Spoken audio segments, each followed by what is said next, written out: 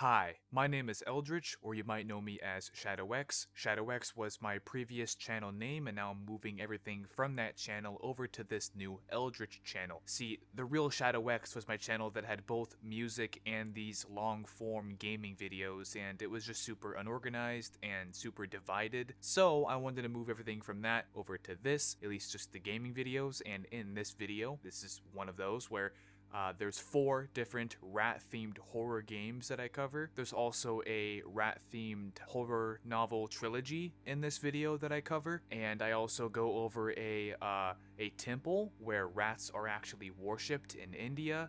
I go over the details of the cryptid of the giant rat, and I even cover a real serial killer in Japan who had an alter ego of a Ratman, a rat humanoid entity within him. So I know that this thing is super duper long. I would not expect anybody to watch all the way through, at least not in one sitting. That's why everything is divided into different segments, and it's kind of intended to where you could watch one segment one day and another segment another day, and if you don't like it by then, leave it be, no worries. But I did put a lot of work in this video, and yet it's still not perfect. See, I didn't have my files to just re-upload this video. I had to screen record the entire fucking thing over again, and so the quality is a little less than it should be. But not just that, but when I had my original video, there was a major copyright issue with some of the background footage that I was using, primarily in the segment where I'm talking about the 3rd book in the rat-themed horror novel trilogy, where everything was blurred and you couldn't see anything, and it became more like a podcast than a video. But then it was such a big issue because those blurs also covered over my gameplay footage for the 4th and final horror game. So in this video, I actually re-recorded that part of the 4th horror game called Bonbon, but I couldn't get rid of the rest of the blurs. So there's a big chunk of this video that is completely broken. It's blurred beyond repair. I cannot fix it. And instead of just not doing this video, I wanted to kind of apply a band-aid to a gunshot, as I would like to say. Anyways, I'm not gonna keep yapping. The first thing that I'll be covering in this video is a horror game called Ratman. And yeah, I'm not gonna keep you for any longer. Let's just jump into Ratman.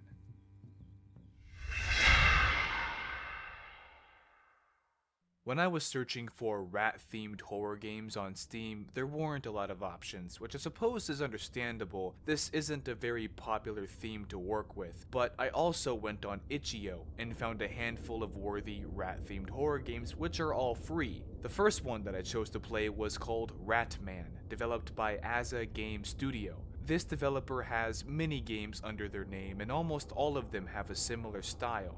That is, found footage VHS horror. I only played the one called Ratman, but I can see from the screenshots that other games such as Crawlerphobia, Cavephobia, and Cloakophobia all are found footage VHS horror games. It's not easy to make a great found footage horror movie, but with a game, there's a handful of elements that can easily be manipulated to form a decent, albeit a little half-assed horror game. Some of those elements are distortion and low visibility. Technically, if you slap a VHS recording HUD over the camera and then add some glitch effects, it can look a lot like an authentic found footage experience. But with this particular style, I do find it a little lazy, but that doesn't mean it isn't a successful style. Basically, it's not dumb if it works, and it definitely works. In this Ratman footage, I was constantly wondering if an enemy was right around the corner. This low visibility effect really stirs up the darkness. I mean, don't get me wrong, people usually aren't afraid of the dark, rather they're afraid of what is in the dark. Thus, the stronger and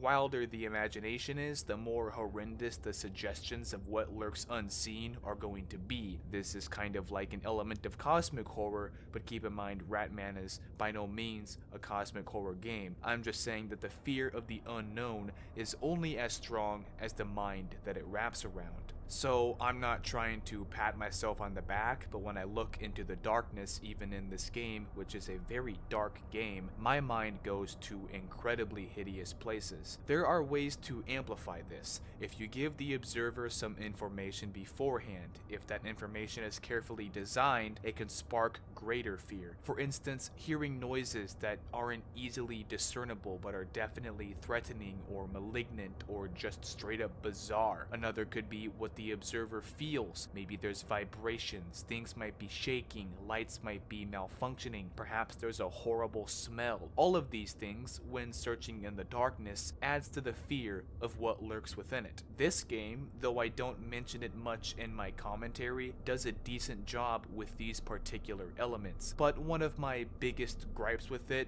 was that the level design looked fairly bland. What I mean by that is, it takes place in a sewer, which would be like the 4th or 5th game by this developer within a sewer, but anyways, everything kind of looks the same. The structure is also very maze-like, so it is super easy to get lost. Winding corridors interconnect with one another, but other passageways lead to dead ends, and I found myself going in circles quite a lot. Let me be clear, this is only a negative thing for the game if it was unintended, which unfortunately I have no idea whether or not this was intentional, but there's some very artistic value in this type of structuring that provides a very particular type of horror for the player. When everything looks the same, when the darkness is dreadfully thick, and there's all kinds of other elements that force you to pay attention, it's easy for the player to start questioning themselves. If this game were a 10-hour game, I can see players literally going insane trying to complete it. This game, however, took me about 36 minutes to complete, and my edited footage is about 22 minutes, so no, I didn't go crazy playing, but I was already kind of crazy to begin with anyways. And my issue with that style is simply that it's easy.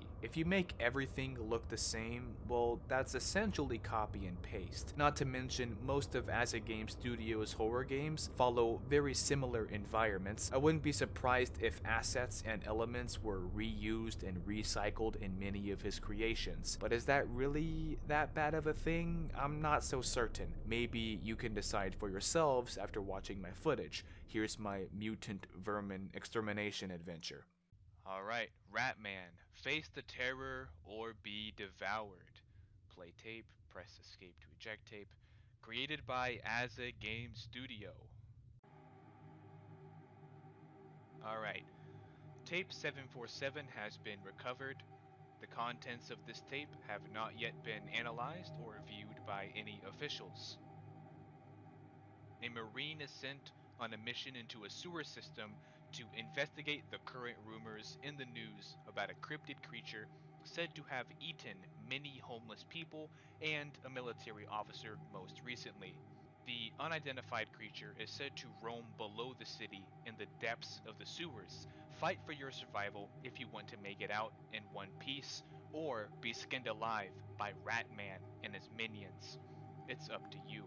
What if I have a being skinned alive kink? Do I win in this situation? Is this a win-win situation? Like, what if I secretly want to be torn apart and ripped into pieces by giant rats? Then what? Don't listen to me, I'm stupid. Shit, I dropped all my gear when I fell down. Gotta collect it and move on. I fell down the sewer hole thing. Alright. Knife, a wrench, a pistol, grenade, and a flashlight. How come, look, if I'm a trained, like, Marine, hold on, there's no way I can get back up this tunnel. It's too steep. Why the hell did I accept this mission? You would think that a trained Marine wouldn't just slip down this shit. You know, I imagine if I was a Marine, I could still find a way to climb up this shit. Like, come on. Whatever. It is 1992, May 3rd.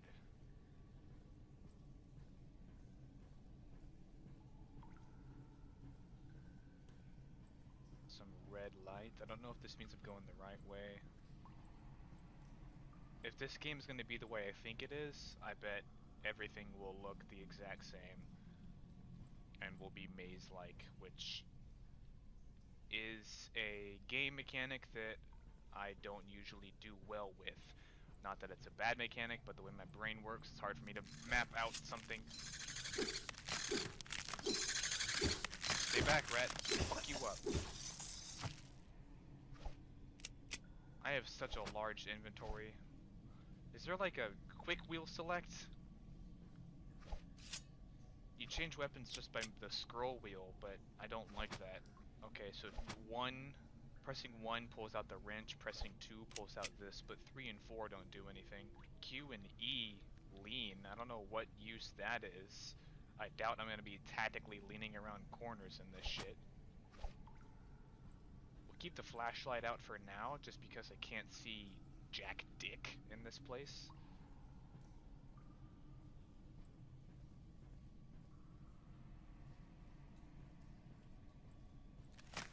Oh shit, time. Not good.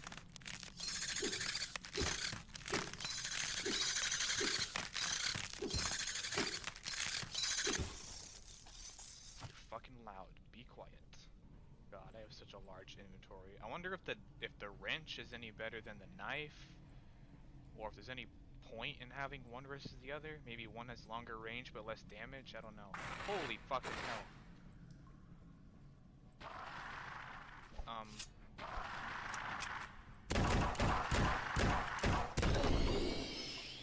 Hickory dickory dock, the mouse contested a Glock. The trigger was pulled, put 6 in his skull. Hickory dickory dock. I shouldn't do that. I shouldn't waste ammo for the sake of creativity, and that's exactly why. I'm stuck on the rat corpse. I can't move. Shit. This is garbage. Run. Holy fucking hell. Don't go that way. Oh no, oh no, oh no. Grenades. Pick them up.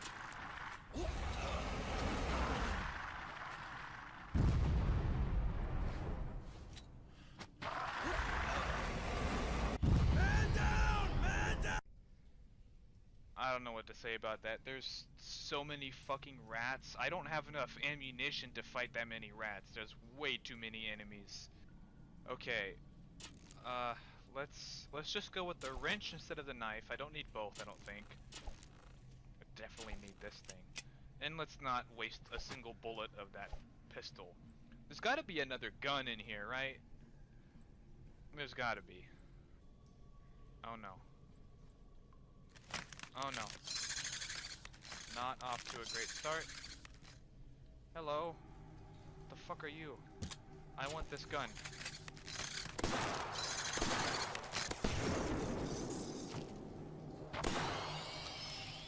You fucking thought. You'll be worshipping him soon, we all will eventually. I kept telling him the Ratman is real, but they never listened to me. Probably because you're an average Joe looking motherfucker wearing plaid in a sewer where there's these things. How are you not dead, by the way? I don't trust you. You should be dead. There, storyline fixed. Oh hey, those little smaller rats probably gnawing on this poor fella.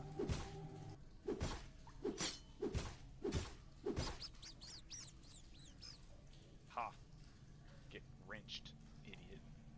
I'm gonna keep the shotgun out because there is a flashlight attached to this motherfucker, and for some reason I can't hold a flashlight and a pistol at the same time, despite being a trained Marine.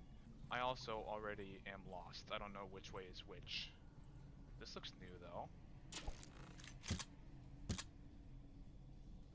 Is this like a fucking SWAT team soldier? SEAL Team 6 looking motherfucker? I guess I could be a Marine. He's wearing all black though. I'd picture a Marine to have camo fatigue. Oh my god, what a horrendous aim. I'm not gonna be using that. Okay, this is very low damage, but at least it's something.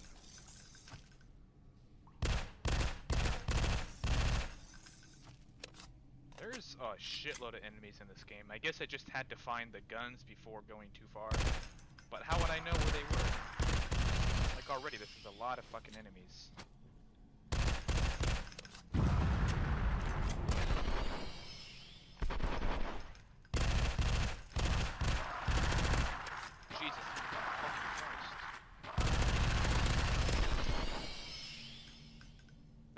so many enemies. When you give the school janitor an arsenal of military-grade weaponry. Am I going back to spawn? This looks like I'm going back to spawn. Whoa! Oh shit, oh shit. Oh, fecal matter. Oh my god, this is not good.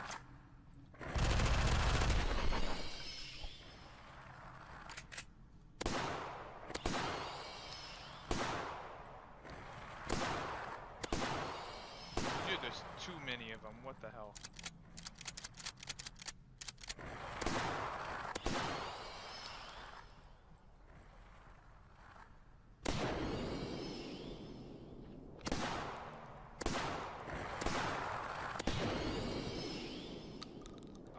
Oh boy, and there's one right there too. Just, oh my fucking god. More grenades, thank god.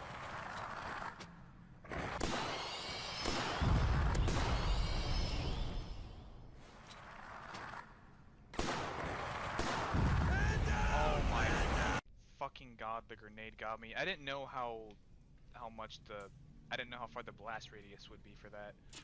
I wonder how much damage the flashlight melee does. Probably barely any. Whoa.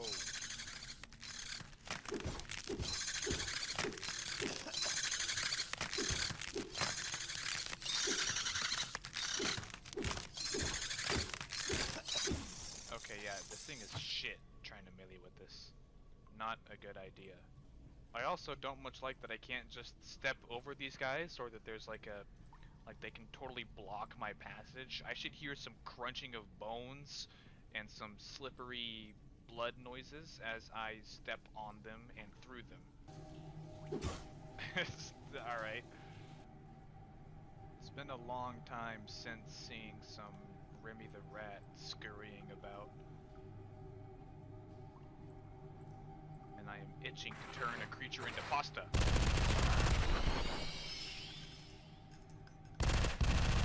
Oh boy.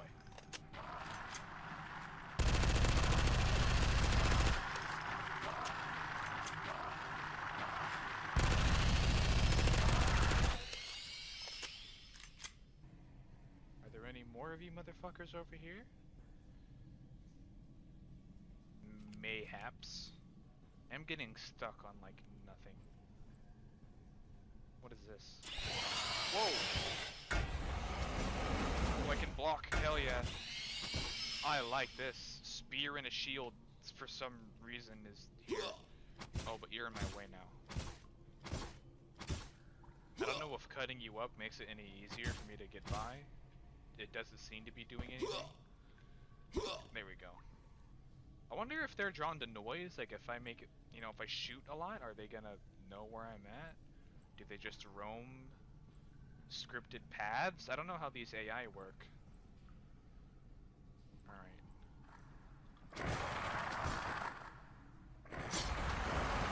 Okay, there's too many of you to use a shield on. There we go. Ow. That fucking hurt.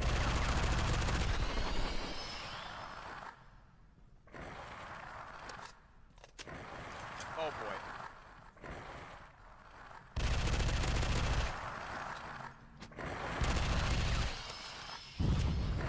I'm stuck on where I'm going. Shit. Oh man. Oh man, how do I heal? There we go. Oh man, oh man, oh man. Change weapons. Ah. Smaller rat in the way. I can just kind of squeeze by him though, that's cool. Oh no. I'm running out of here. Fuck that shit, I'm not getting stuck here.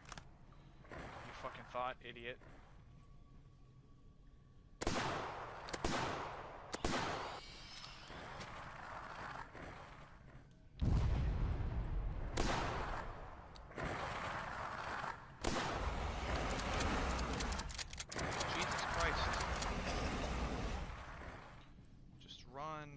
Fucker.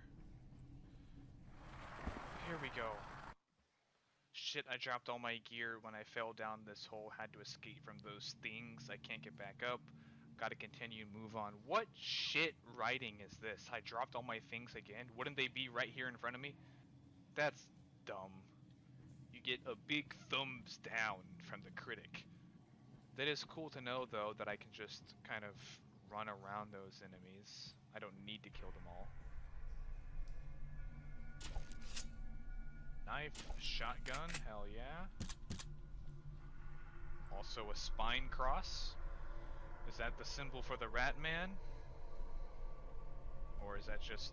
is there any purpose to that? Is it a plus sign? Oh god, I hope I have a lot of oxygen. Yo, what? There's a shark in the sewer? Oh my god, there's another one. Oh, bro, this is not cool. Go, climb up, climb up. Get the fuck out of that water. Whose sewer is this? Are we in Aquaman's toilet? What the hell's going on? Is there gonna be more rats up here? I hear a baby crying. I will punt that baby. I will kick it so hard you don't even want to know.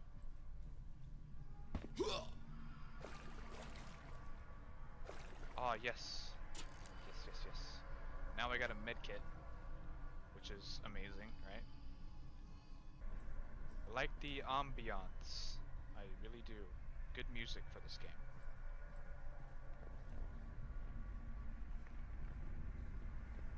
Hello.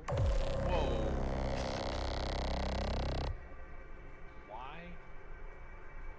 Is there any explanation for what I just saw? Am I just hallucinating? Am I going crazy? What the fuck was that about? Do I need to go back down? I need to go back down. Fuck! I don't like sharks, man.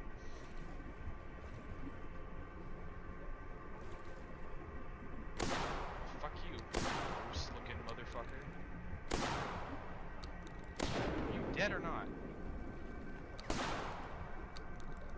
There's another one. I can't seem to hit him though. I'm gonna get some air. Okay. I love the jumping noise. Okay, see, I see his tail, but I can't do anything about it. I'm afraid to get too close to him.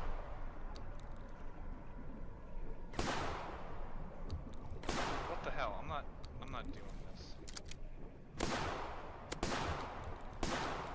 No, it's not just a corpse. Holy shit! And then, ow! Oh my god! I do not like that. Fuck this. Let me take a big gulp of air. I don't have a meter for lungs, do I? I don't have a lung meter. This is actually really fucking spooky, being cramped in these tunnels with sharks that are obviously way too large for these tunnels. I need an air pocket soon. I don't know how much air I have, but I imagine it's not a lot.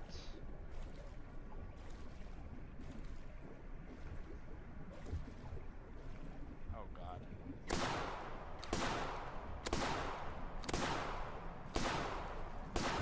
Fuck you. Move so I can get air. Move. Ah, yes. I really hope they can't swim up and bite me in the nuts. That's how most sharks attack you. They attack you from below. Man. You know what? That's so... What kind of shark would be in a sewer? That's never been a thing, ever. There's no way. Nice little torso. Yum yum. I'll be honest, I don't know where I'm going. Can the sharks smell these bloody torsos? Is it, like, bad to be near them? Let's go this way. Man, I don't know where to go. Everything looks the fucking same. Dude, I've been swimming down here for ages. I cannot find the exit. What the fuck? I guess that's one of the problems with making it such low visibility and having everything look the exact same. This looks kinda new. Is this the exit, hopefully? I think I found the exit. It's got this greenish tint. Oh boy, I did. God damn, this place is falling apart. Not again, lost my gear when it should collapse. Who the hell am I talking to? Who the hell am I talking to anyway? Should I be running? I don't know what the fuck's going on. It was super loud, I could barely read. Have you guys ever been in a car and you turn the volume down to read better? Do I win yet? What the fuck? How many more rats do I have to obliterate? Whoa. What the fuck?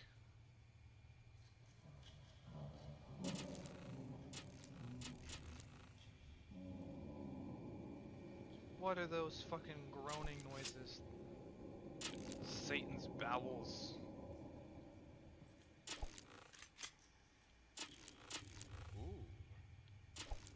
Ooh, I like the smell of this one. Wait, they're giving me a lot of bullets. Is this where I see Ratman? I've always preferred Mice Dude. He's a little bit nicer. Alright. This looks very boss fight-ish.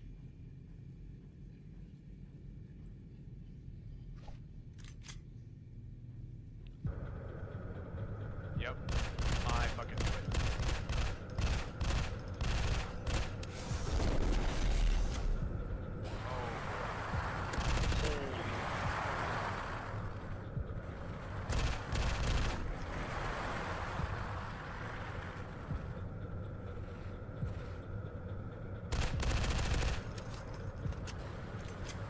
Looks like I gotta use these explosive barrels to my advantage.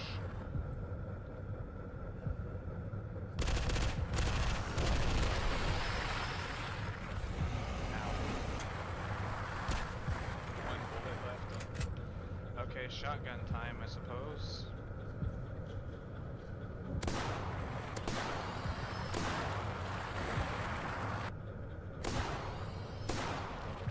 Let's go, Master Splinter. You really think you can contest a 12-gauge shotgun? With your fucking kung fu? I wish I knew how much health this guy had left. Let's try this thing.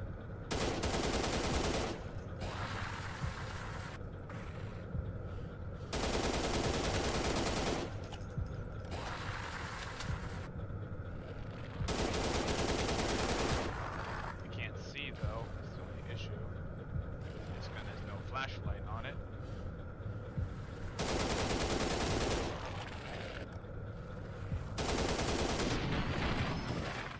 Fuck yeah.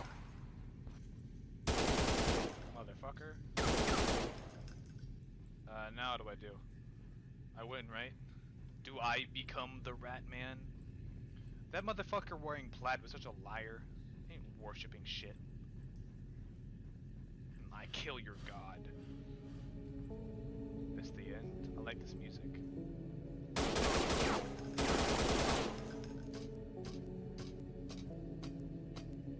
Oh. Uh-oh. Here we go. Cool. Tape 561. A tape was recovered showing a Marine escaping a complex underground sewer system. A unidentified species of mutated rats and a urban legend cryptid known as Ratman were found to live beneath the city of Oakville. Man, this guy's gotta work on his writing. I hate to be that guy, but come on. The creature appeared to be almost impossible to kill. Yeah, almost. I saved the day. Big hero badge on my chest. The Marine Corps have been notified of the casualties within the premise, as well as FBI and forensics have been called. Further investigation awaits as the sewer system is planned to be demolished. You know what, now that I think about it, I may be a very good writer, but I probably couldn't make this game. You know what I mean? I should chill out on my grammatical criticism. I need to stop being such a grammar Nazi. Alright, so I really enjoyed this game, despite me nitpicking quite a lot. It does have a handful of issues, but overall it was an enjoyable experience for me. Also, remember, this game is completely free on itch.io, so it's more of a piece of art than a product. This game had 3 levels, the first being infested with 2 forms of giant rats, the second being completely underwater with obnoxiously sized sharks roaming the tunnels, and the third essentially being an open arena for the boss fight. Let's start with the first area. The layout is nothing too crazy, typical sewer interior. Everything looks like slimy concrete. In this first section, there are black rats that are about the size of a dog or a cat, and there are also even larger albino rats with more health and more of an upright posture. In this area, you start with a knife, a pistol, a wrench, a grenade, a flashlight, and a medkit. Personally, I kind of think that having both a knife and a wrench as melee weapons wasn't a good idea, considering you can change weapons with the scroll wheel. I don't really know for sure what the difference is between the knife and the wrench, but I think one has more range and less damage. I don't know. Apparently the player is a marine, so perhaps a specialist or a military engineer, hence the wrench. But what I would have rather seen is some sort of valve or gate within the map that required the wrench to loosen and open, instead of just being another completely unnecessary melee weapon. The grenade is also very dangerous to use since the first level is so cramped and claustrophobic. I killed myself with grenades more than once while playing, which I know is partly because I was making poor decisions, but at the same time I felt it was partly faulty map design. There's a particular dead end with 2 extra grenades there. I usually ran into this area whilst being chased by the mutant rats. At this point, the measly little 10 bullets in the pistol are surely emptied, so of course I tried to use the grenades. This never really ended well, which brings me to the next problem. This game has quite a lot of enemies. Not that the amount itself will universally determine the scariness of a game, but rather this felt unbalanced. There's also a P90, a shotgun, and a spear and shield combo placed throughout this area, so while there technically is enough ammunition to kill all the rats, if not most of them, there's no guarantee you'll stumble upon them unless you have already died many times and have started to learn the layout of the level. This isn't a terrible thing, it just makes things a bit difficult. And difficult doesn't mean bad, however, not all of this feels logical, which has nothing to do with difficulty. The shotgun, which is a Spaz 12, is found in this area next to this NPC. This guy babbles on about the Ratman, how he worships this monster, and how eventually everyone does. I killed this dude every chance I got. It doesn't make a whole lot of sense why he'd be alive down there, surrounded by man-eating rodents, at least not in this calm and tranquil state. I'd expect to see such an NPC locked behind a sealed door or gate, possibly insane, or perhaps just starving and in need. That'd make much better writing than just your average friendly neighbor standing in the middle of a room surrounded by fucking skeletons. At the P90, there's a dead soldier, but this is actually explained in the description. It says, a marine is sent on a mission into a sewer system to investigate the current rumors in the news about a cryptid creature said to have eaten many homeless people and a military officer most recently. The unidentified creature is said to roam below the city in the depths of the sewers. Fight for your survival if you want to make it out in one piece, or be skinned alive by Ratman and his minions. It's up to you. So this dude was a military officer who was reportedly eaten. Turns out he's just dead. I suppose this insinuates that the NPC by the shotgun might be a homeless man, but it still doesn't make the character's demeanor believable in any way. As for spear and shield, this combo is very fun to use because you can block incoming attacks. However, it isn't practical when there's a whole assembly line of mutant rats crawling toward you. It's more for one-on-one. Yet, once you pick this up, a white rat immediately spawns behind you, and this acts like a jump scare. I thought this was decently placed, as I definitely didn't expect it to happen. It also provides a way to test out the weapon instantaneously, which I felt was pretty clever, because this item can be very useful, and you get shown just how useful it can be right off the bat. Despite having grabbed all of these weapons, though, there were still too many enemies. Perhaps the game intended for the player to slip by the creatures as I did instead of killing them all. I'm not sure. But it is a little strange that the player can so easily maneuver around these gigantic rodents to escape. I found it easier to evade them when they were alive than trying to get by a corpse that was blocking my way. That's kind of a problem. This game also uses the word cryptids in the description. Cryptids are essentially fantastical or extraordinary creatures, usually animalistic and typically more modern. Cryptids aren't ancient myths, but I've read about some that dated back to the 1800s. Technically, giant rats are cryptids, not simply an overgrown brown rat, but a separate and mythological species. Not all cryptids are folklore though, or rather they kind of are, but sometimes there's a bit of legitimacy and truth intertwined with the fantastical elements. Giant rats as a cryptid have a handful of interesting sightings, one of which was World War I in the waterlogged trenches. You can imagine that rats who fed upon countless soldiers in war grew quite large, and if that war raged on for quite a while, those rats might even temporarily adapt and evolve into a larger subspecies that would only be around for as long as the war.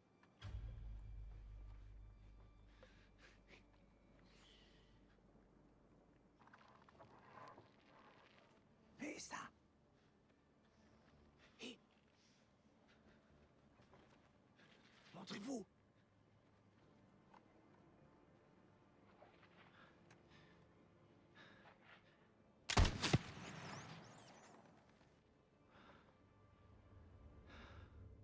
Cryptids are a fascinating topic, and you'll definitely hear more about it later in this video. Unfortunately for the next enemy though, there is no reasonable connection. Let me explain. When you find the exit to the first area, you drop down to a level below. During this transition, you somehow drop your whole inventory.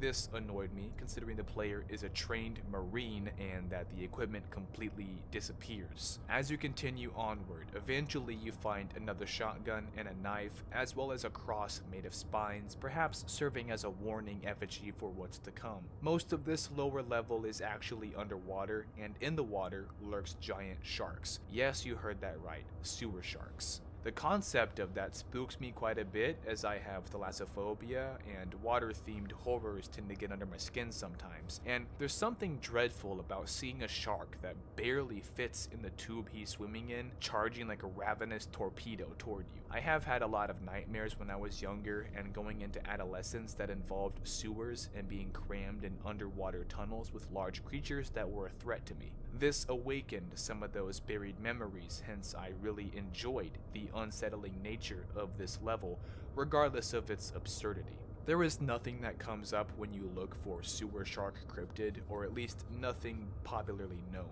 There are plenty of shark cryptids and plenty of sewer cryptids, but no sewer sharks. The size of these sharks is also off-putting, if such a creature may exist. Sharks adjust their size to their environment. If you have a shark in a small enclosure of water from birth, it will only grow to a certain size. Put it in the vast open, and it will grow to its maximum genetic ability. My point is, these sharks wouldn't be this large if they were living in the sewers. Even if you say it was a special kind of cryptid, it basically defies biology, which is tough to argue. I'm all for questioning science, but this one feels a bit pointless to argue, if you know what I mean. I also looked into real cases of people who might have found sharks in the sewer, and there was absolutely nothing. At least nothing documented, but again, despite this being absurd and very unrealistic, this sequence was still disturbing in its own way. Additionally, maybe I shouldn't judge this game on realism, considering the use of cryptids is clearly exaggerated, but still, the sharks thing bugged me a little because apparently these aren't cryptids either, they're just an addition to the game that didn't need to exist. Also, in the second area, in the one sequence of rooms that is above water, there is another jump scare. I felt that this one was nicely placed considering the waving figure behind the bars being a false lure. However, I'm not sure why it exists. Maybe a hallucination, maybe it's some other weird sewer cryptid that is completely irrelevant, I don't really know. So the way the scare was implemented was nice, but the purpose and essence of it is completely lackluster. When you exit this underwater segment, you get to the third area, which is essentially a giant room for the boss fight. The boss fight itself is the Ratman. but he also has his minions with him, and this fight takes up most of your ammo. The trick is to use the explosive barrels on minion rats that are clumped together, thus saving ammo in the process. I took out the minions first, then the boss after. This fight isn't too hard, but if you didn't know to use the barrels, you might run out of ammo. Also, as you saw in my commentary, I get annoyed when the writing is poorly executed, whether that be purely grammatical or simply illogical. As a writer, I can't help it, but rest assured this game was very fun despite the many problems that I have pointed out. Let's circle back to cryptids for a sec though. Some of the most popular are Bigfoot, the Loch Ness Monster, and the Mothman, but there's plenty of fascinating lesser known cryptids as well, such as the Brosno Dragon and the Ninjin. The Ratman is also a cryptid, but I didn't know that until playing this game. That guy's creepy. Yeah, let's get out of his eye line. This is the remarkable story of the Ratman, Westerville's very own Loch Ness Monster. It's a mystery that can only be told inside the cavernous tunnels beneath our feet. I'm Holly Marciano, Channel 6 News.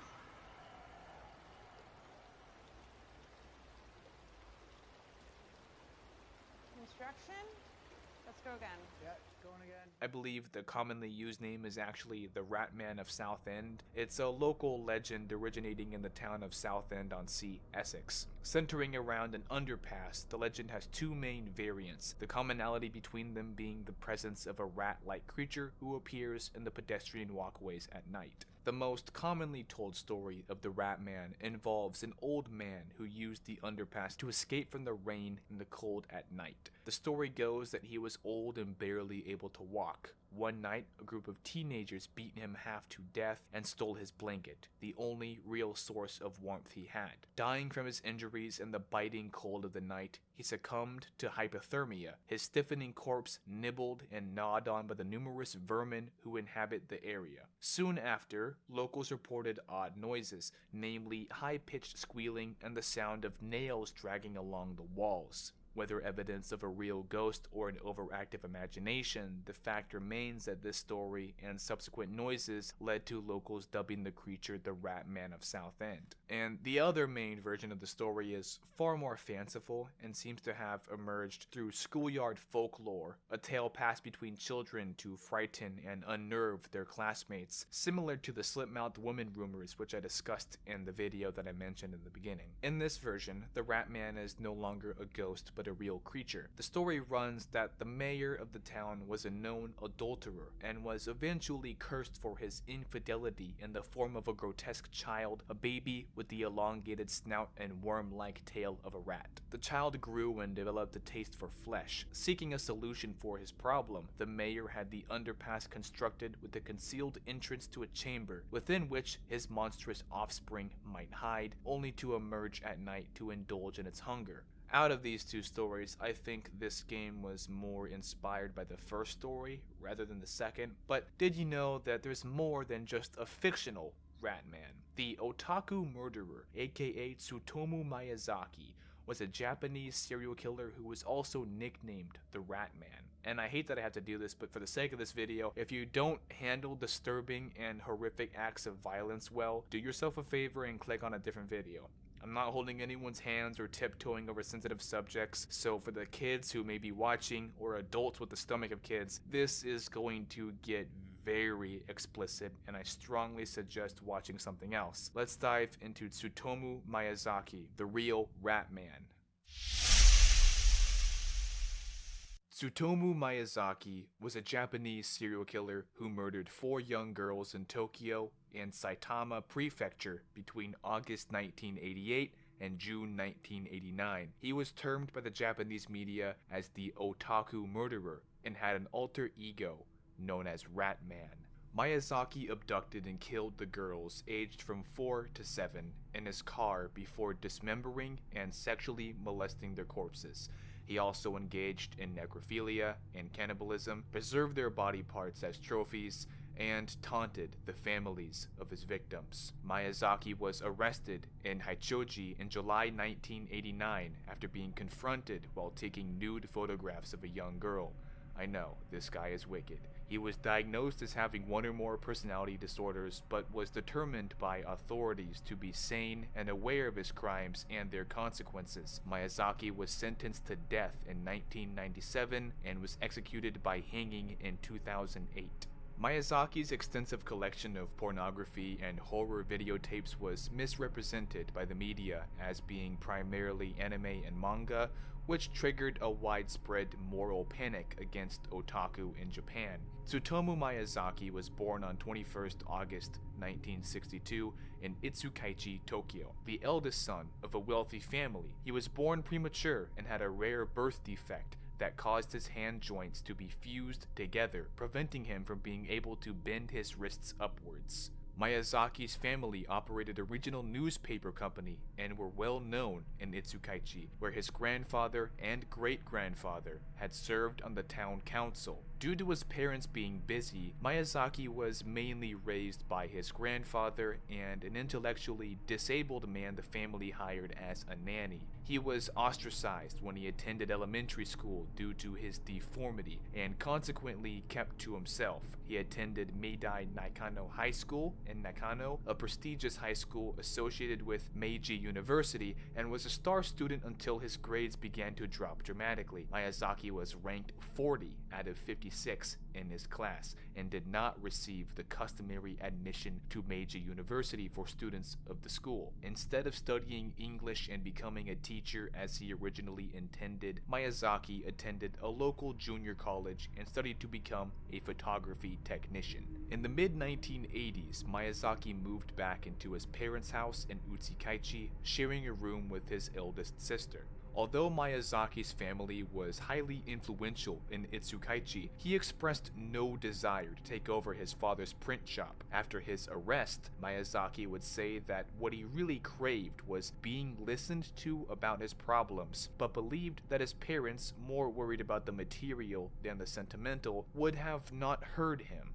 He would have been ignored. In the same confession, he said that by this period in his life he had begun to consider suicide. Miyazaki felt he only received support from his grandfather, to whom he was close, and was rejected by his two younger sisters. In May 1988, Miyazaki's grandfather died, which served to deepen his depression and isolate him even further. In an attempt to retain something from him, Miyazaki ate part of his grandfather's ashes. A few weeks later, one of Miyazaki's sisters caught him watching her while she was taking a shower. He then attacked her when she told him to leave. When his mother learned of the incident and demanded that he spend more time working and less time with his videotapes, he attacked her as well. Between August 1988 and June 1989, Miyazaki mutilated and killed 4 girls between the ages of 4 and 7 and sexually molested their corpses. He drank the blood of one victim and ate a part of her hand. These crimes, which prior to Miyazaki's apprehension were named the Little Girl Murders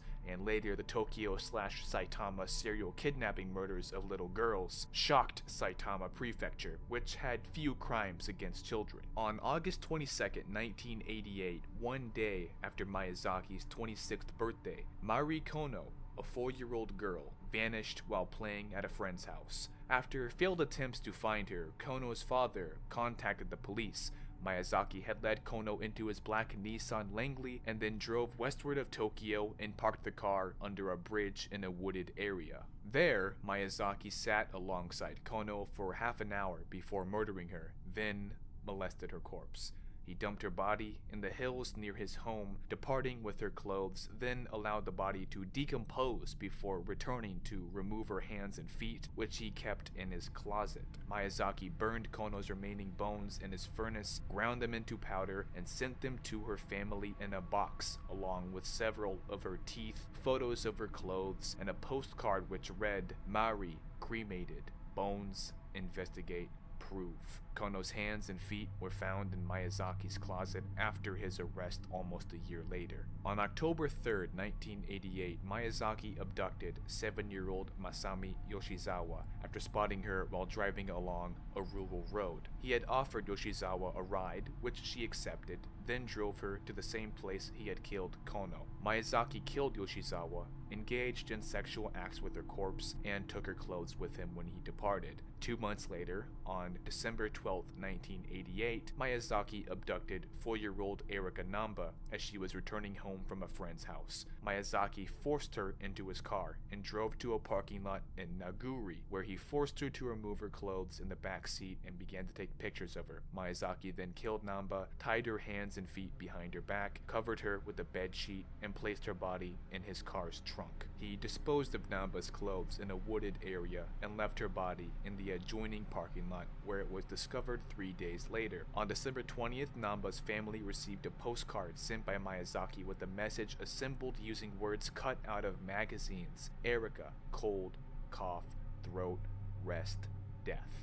On June 6, 1989, Miyazaki convinced 5-year-old Ayako Nomoto to allow him to take pictures of her. He then led Nomoto into his car and murdered her, covered her corpse with a bed sheet, and placed her in his trunk. Miyazaki took the corpse into his apartment and spent the next 2 days engaging in sexual acts with it, taking photos and video of it in various positions. Again, this dude was really malicious. When Nomoto's corpse began to decompose, Miyazaki dismembered it, abandoning her torso in a cemetery and her head in the nearby hills. Miyazaki kept her hands, drinking blood from and cannibalizing them. Fearing that the police would find Nomoto's body parts, Miyazaki returned to the cemetery in the hills 2 weeks later and carried the remains back to his apartment, where he hid them in his closet. On July 23, 1989, Miyazaki saw 2 sisters playing in a park in Haichoji and managed to separate the younger of the sisters from the older one, who stayed behind. He was taking photographs of the younger daughter,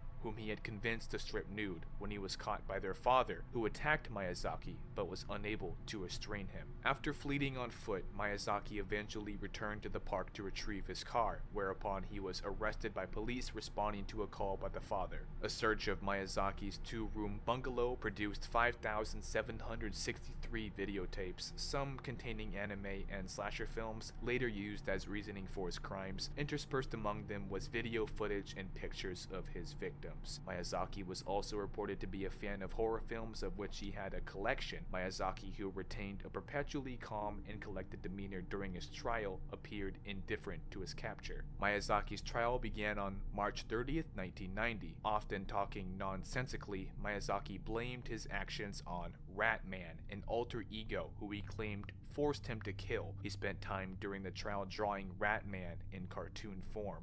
Miyazaki's father refused to pay for his son's legal defense and committed suicide in 1994. The 7-year trial focused on Miyazaki's mental state at the time of the murders. Under Japanese law, people of unsound minds are not subject to punishment, and the feeble-minded are entitled to reduced sentences. 3 teams of court-appointed expert psychiatrists came to differing conclusions about Miyazaki's ability to tell right from wrong. 2 teams determined him to be feeble-minded. 1 team concluded that he was schizophrenic, the other that he had multiple personality disorder. A 3rd team found that although Miyazaki had a personality disorder, he was still capable of taking responsibility for his actions. The Tokyo District Court judged Miyazaki aware of the magnitude and consequences of his crimes and therefore accountable. He was sentenced to death on April 14, 1997. His death sentence was upheld by both the Tokyo High Court on June 28, 2001 and the Supreme Court of Justice on January 17, 2006.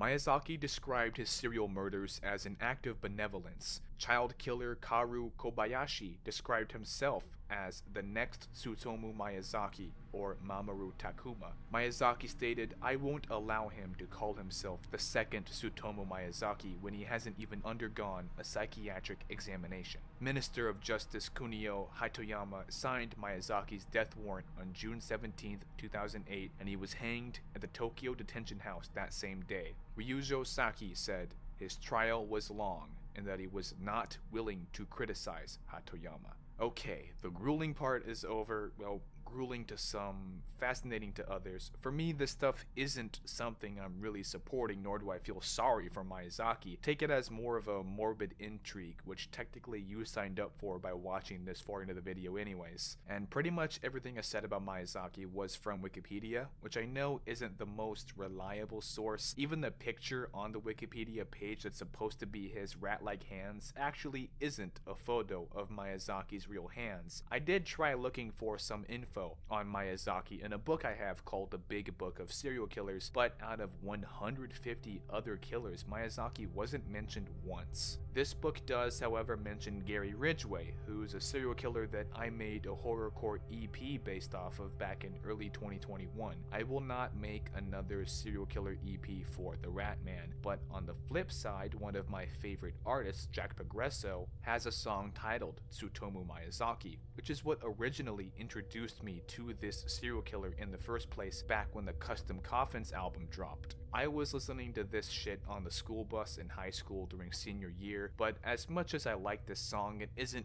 really a topical song based on the killer. There's just a couple of different bars that mention him. Homicides is sloppy. Up in rehab with fans, I had to sign some copies. These conveyor belt rappers just get in line and copy. I'ma eat these kids like Ratman Miyazaki. Also, I'd like to say regarding Tsutomu Miyazaki, it seems that people really wanted to blame his horrific actions on anime, manga, and horror movies and just dark forms of media that he was interested in. But in reality, it seems clear to me that since he was neglected by his whole family pretty much, that was probably what originally sparked him to lash out. As far as humanoid rats go with mythology and folklore, it's actually quite a rare idea. One of the most famous human transformation stories is of the werewolf. Technically, a were-rat exists as a concept, but clearly isn't as big of an idea as the werewolf, for example. But I imagine it would be the same idea, under some circumstance, probably a type of lunar phase a man would perhaps transform into a half-rat, half-man. I know that this is a thing within Dungeons and Dragons, and also the Dungeons and Dragons Forgotten Realms ordeal. I never played D&D, but it doesn't surprise me that this exists there. With things like medieval fantasy, you can find almost any form of human-animal hybrid. There's also some badass humanoid rat creatures within the world of Magic the Gathering, which is a card game. I personally always gravitated to this rather than D&D. There's also some Warhammer stuff that involves humanoid rats, which I haven't played yet, but this is entirely fantasy. What about actual mythology? I think the reason such a thing is hardly ever seen is because of mankind's feud with rats as a species. Man and rat have practically been at war in many cases. The Black Death is evidence enough. When we call someone a rat, it has negative connotations. Rats are hardly thought of in a respectable or holy sense. I mean, compare that to the Egyptian gods who are part man, part jackal, or part man, part bird, or the Indian god Ganesha, part man, part elephant. In India, actually, there is one case of rats that are considered holy, but I'll get to that later. But speaking strictly in a deified sense, there is one entity that I found called Ninkelim. This is the ancient Sumerian goddess of field mice. Ninkelim is considered the lord of teeming creatures and features in much of the incantation texts against field pests. But still, while this is close, this is a mouse god, not a rat god, and rats are different from mice.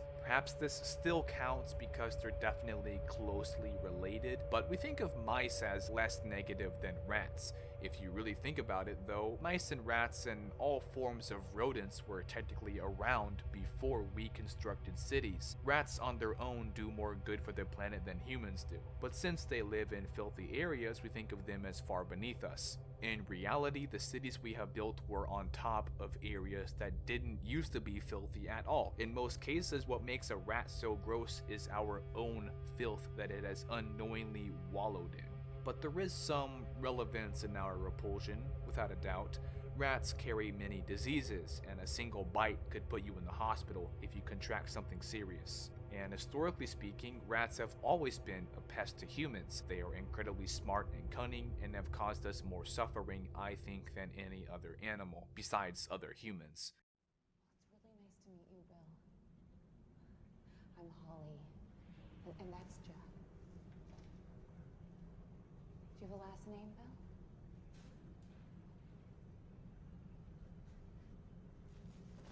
Are there other people that live down here with you?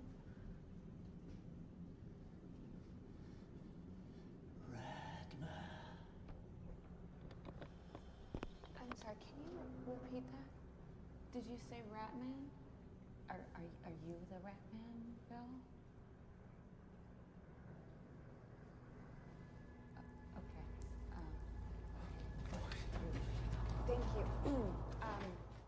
It's no wonder that it's so rare to see old stories that involve humanoid rats. Nowadays, with creativity everywhere, it's a bit more common, but my point remains. The reason rat-human hybrids are rare in literature and media is because there's hardly any aesthetic appeal, aside maybe for the horror genre, which is a relatively new thing. Horror was not a form of societal entertainment in ancient times. Tsutomu Miyazaki isn't exactly ancient either, of course, but this monster of a human, or perhaps I should say human of a monster, is infamous for his crimes, but also his alter ego, the Ratman. When you hear Ratman as a literal nickname for a person, that's going to draw some attention.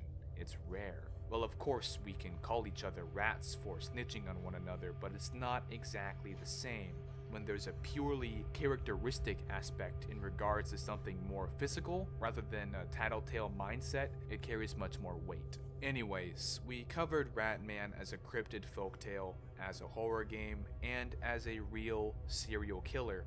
Now, I'd like to get into a horror novel by James Herbert that involves lots and lots of rats. Giant rats, mind you. The rats in this story are actually described to be about the size of the black rats in the Ratman game, and it's basically written like an old 80s slasher where the killer is an unstoppable horde of flesh-eating rats that just rip people apart. Don't worry, we're pretty much past all the sexual darkness in this video from Tsutomu, but this James Herbert novel does get very gory, brutal, and sometimes quite gross. And since it didn't actually happen, unlike the Ratman serial killer, I can actually go into some real detail about what I love about this book and what I hate about it without getting shit from cancel culture. So moving from Tsutomu Miyazaki, let's dive into The Rats.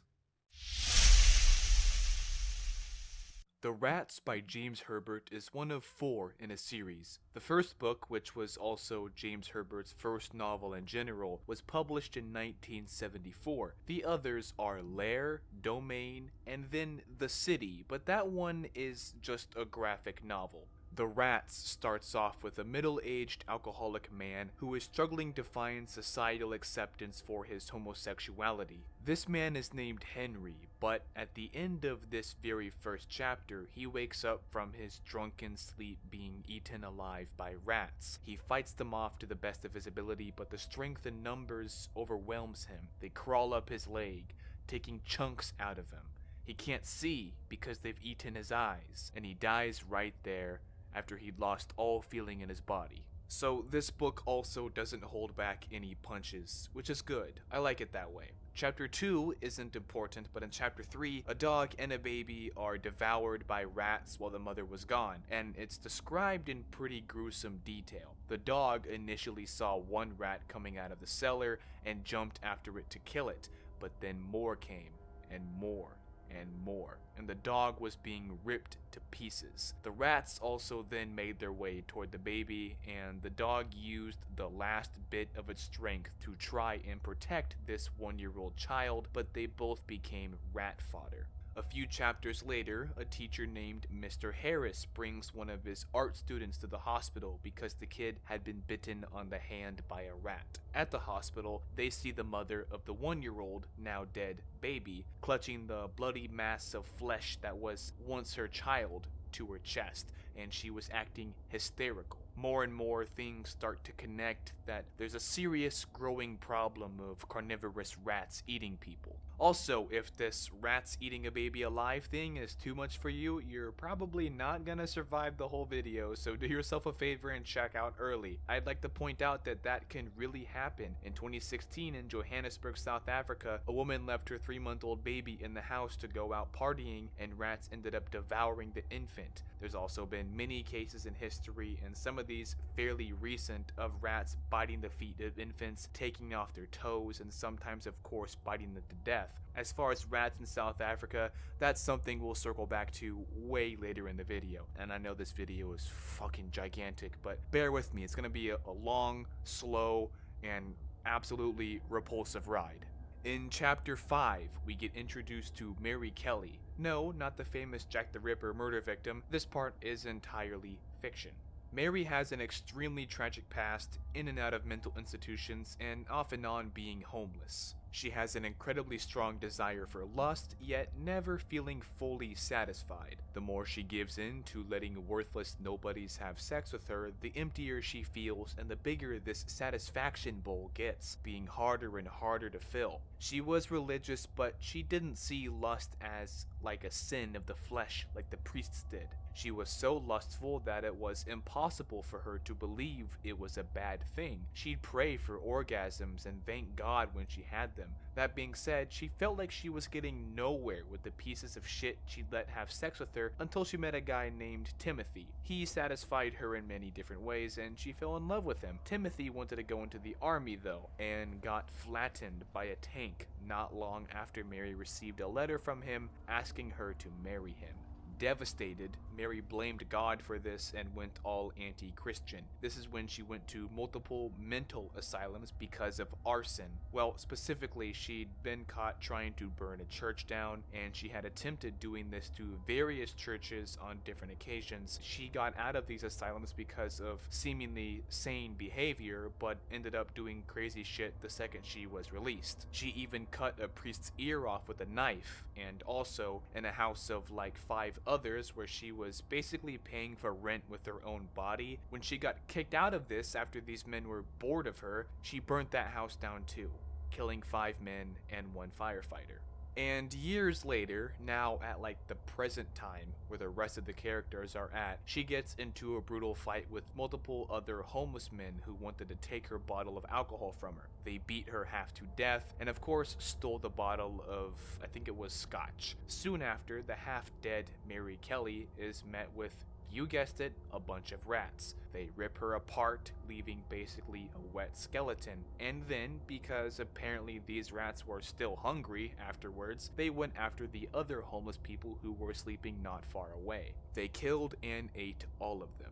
It says that some of the townspeople heard horrific screams of agony but didn't want any trouble because that area where people like those homeless people stay at was nothing but trouble. It's like, I used to work at Safeway, a grocery supermarket, and on the night shifts, if you heard a weird old guy screaming in the parking lot or by the back of the store, you mind your business. It's not a diss on homeless people for the sake of being homeless, it's just because, yeah, maybe he's hurt, but more than likely his veins are full of drugs and he's screaming at a wall about bugs in his teeth. So the people in this town, in my opinion, had the right idea, and if they were to go investigate, they'd likely be eaten by the rats anyways. Cops did show up to this post-rat feast scene soon after, and it was detailed that they came back out of the churchyard where the corpses were extremely pale and vomiting from disturbance and disgust. Usually it takes a pretty gruesome event to make police officers puke because they're used to seeing crazy shit unless they're recruits, but the book said nothing of the sort. And now I want to mention again that this book is tragic. It is dark and it does not care if it is stepping over the line for like a marketable or easily profitable, politically stable novel. James Herbert went way out of his way to make this chapter extra long, talking about how sad and gloomy this character's life is just to end her life and like 12 other people in the very chapter she was fucking introduced in. And that's kind of a pattern with people dying in the same chapter we're introduced to them in, which in my opinion makes the plot itself just a tad unstable and kind of unorganized, but that's just me. I wish there were more things to connect these characters to each other within the town they live in or something, you know, something to make me care more about them, something of importance other than the constant swarming symbol of death, which is the rats, the only thing uniting these characters' mini stories, but they're already dead before any cooperation or connectivity can happen. At least that's the impression for the first 5 chapters. In chapter 6, we return to the teacher, Mr. Harris, and we find out that his student who had been bitten by a rat has died barely 24 hours later. Harris learns this at the hospital and has a talk with some of the doctors who are researching the events. And so they call a rat killer company like vermin exterminator stuff. Harris and this exterminator named Ferris, yeah, I didn't like how similar their names were either. They do some investigating of their own, following a couple of rats down a canal. These rats end up heading toward a section of apartments, and Harris ends up going the opposite direction to call for help, like the rat killer company and the police, and Ferris, the exterminator, gets a little too close to a rat hole. He gets killed, swarmed, devoured, picked clean. Other residents of the flats watched in terror from their windows. They bolted their doors shut, and most hid in fear. And there's one lady who attacks the swarm of giant rats that were eating Ferris. She swung, I think it was a broom or something, at these rats, but they eventually got her too. Also, I should say that the rat killer Ferris claimed they were the largest rats he'd ever seen, like the size of a small dog. Yet he was still dumb enough to lower himself to the ground and peer into a hole of which rats came leaping out of. It is what it is. Chapter 7 and 8 kinda just involve some background information on Harris and his significant other, Judy. They go to Judy's aunt's house, Aunt Hazel, and spend a few days trying to relax far away from all the trouble. Nothing crazy really happens here, except one thing that is told about Harris that I think is worth mentioning, which is that he doesn't like crowds. It's not that he has some sort of hatred for every single individual, but if he's in public and there's too many people, he's repulsed. James Herbert writes that Harris's repulsion is only when people are gathered en masse, and this is compared to the repulsion one might feel towards a swarm of rats. It's not an incredibly significant detail, but I felt like it was a good piece of information. I don't really know why. Maybe it sounded better in my head because I hate people en masse too. I don't know. Humans, for the most part, don't have a clue. They don't want one or need one either. They're happy. They think they have a good bead on things. Well, why the big secret? People are smart. They can handle it. A person is smart. People are dumb, panicky, dangerous animals, and you know it. In chapter 9, we get introduced to a young man named Dave Moody, who survives in this book for like 2 pages. It isn't said specifically how old he is, but given some of the details, I imagine he's in his late 20s at the most. He dies in a very graphical fashion, which I love. Once more, James Herbert doesn't hold back any punches. It is vividly described, the horror and the gore and the filth of this black river of vermin that yanks Dave Moody down a flight of stairs at a train station. His screaming for his mother echoing in the station, the swarm of squelchy, round, damnable creatures engulfing him alive. It's a true horror scene. It's a little exaggerated, but it doesn't fluff things up to make it less offensive. One of the people who work at the station named Errol heard Dave's screams and found squirming masses of rats everywhere. He panicked and started running in fear, and it is mentioned that this station was super dark and dimly lit. In fact, when Errol heard Dave's screams, he thought that someone had slipped down the stairs from poor visibility. Unfortunately, it was actually a horde of hungry rodents enjoying their meal. So Errol begins running through this dark train station. Without really paying full attention, he ran straight into an oncoming train that was just starting to press its brakes, and he died instantly. A preferable death compared to being rat fodder. Then, as the train had stopped into a now rat-infested station, these rats started jumping at the windows and they tried to break in. One rat made it through, bit a man, who then stomped the rat's skull, not knowing he now only had 24 hours to live. The driver of the train almost stopped, but then continued on, knowing that if he had fully stopped, they'd all die. The station master also comes out of his booth around this time and is like a distant spectator of the situation until they get to him as well. In fact, I'll just read the last page or so here so you can understand the scene, because it's fucking beautifully written. When he'd recovered his composure, he slipped his jacket on and stepped out from the ticket office. Without rushing, he ambled towards the top of the stairs to platform 1. "What's going on down there?" he bellowed, squinting as he tried to see through the dim lights. He heard one cry of what sounded like mum and saw one black, thrashing shape. He moved cautiously down a few steps and stopped again. "Come on, who is it?" The black shape seemed to break up into little shapes that began mounting the stairs towards him. He heard a train grinding to a halt downstairs, and then suddenly, for some unknown reason, the whine of it picking up speed again and carrying on through the station without stopping. Then he heard the squeaks that sounded like hundreds of mice. He realized that the creatures were coming up the stairs towards him. Not mice, but rats. Horrible big rats. Black. Ugly. He moved surprisingly fast for a man of his bulk. He cleared the few stairs he descended in 2 bounds and headed for the ticket office, slamming the door behind him. He leaned back against it for a couple of seconds, fighting for breath and giving his heartbeats a chance to slow down. He made for the phone and with trembling fingers dialed emergency. Police! Hurry! Police!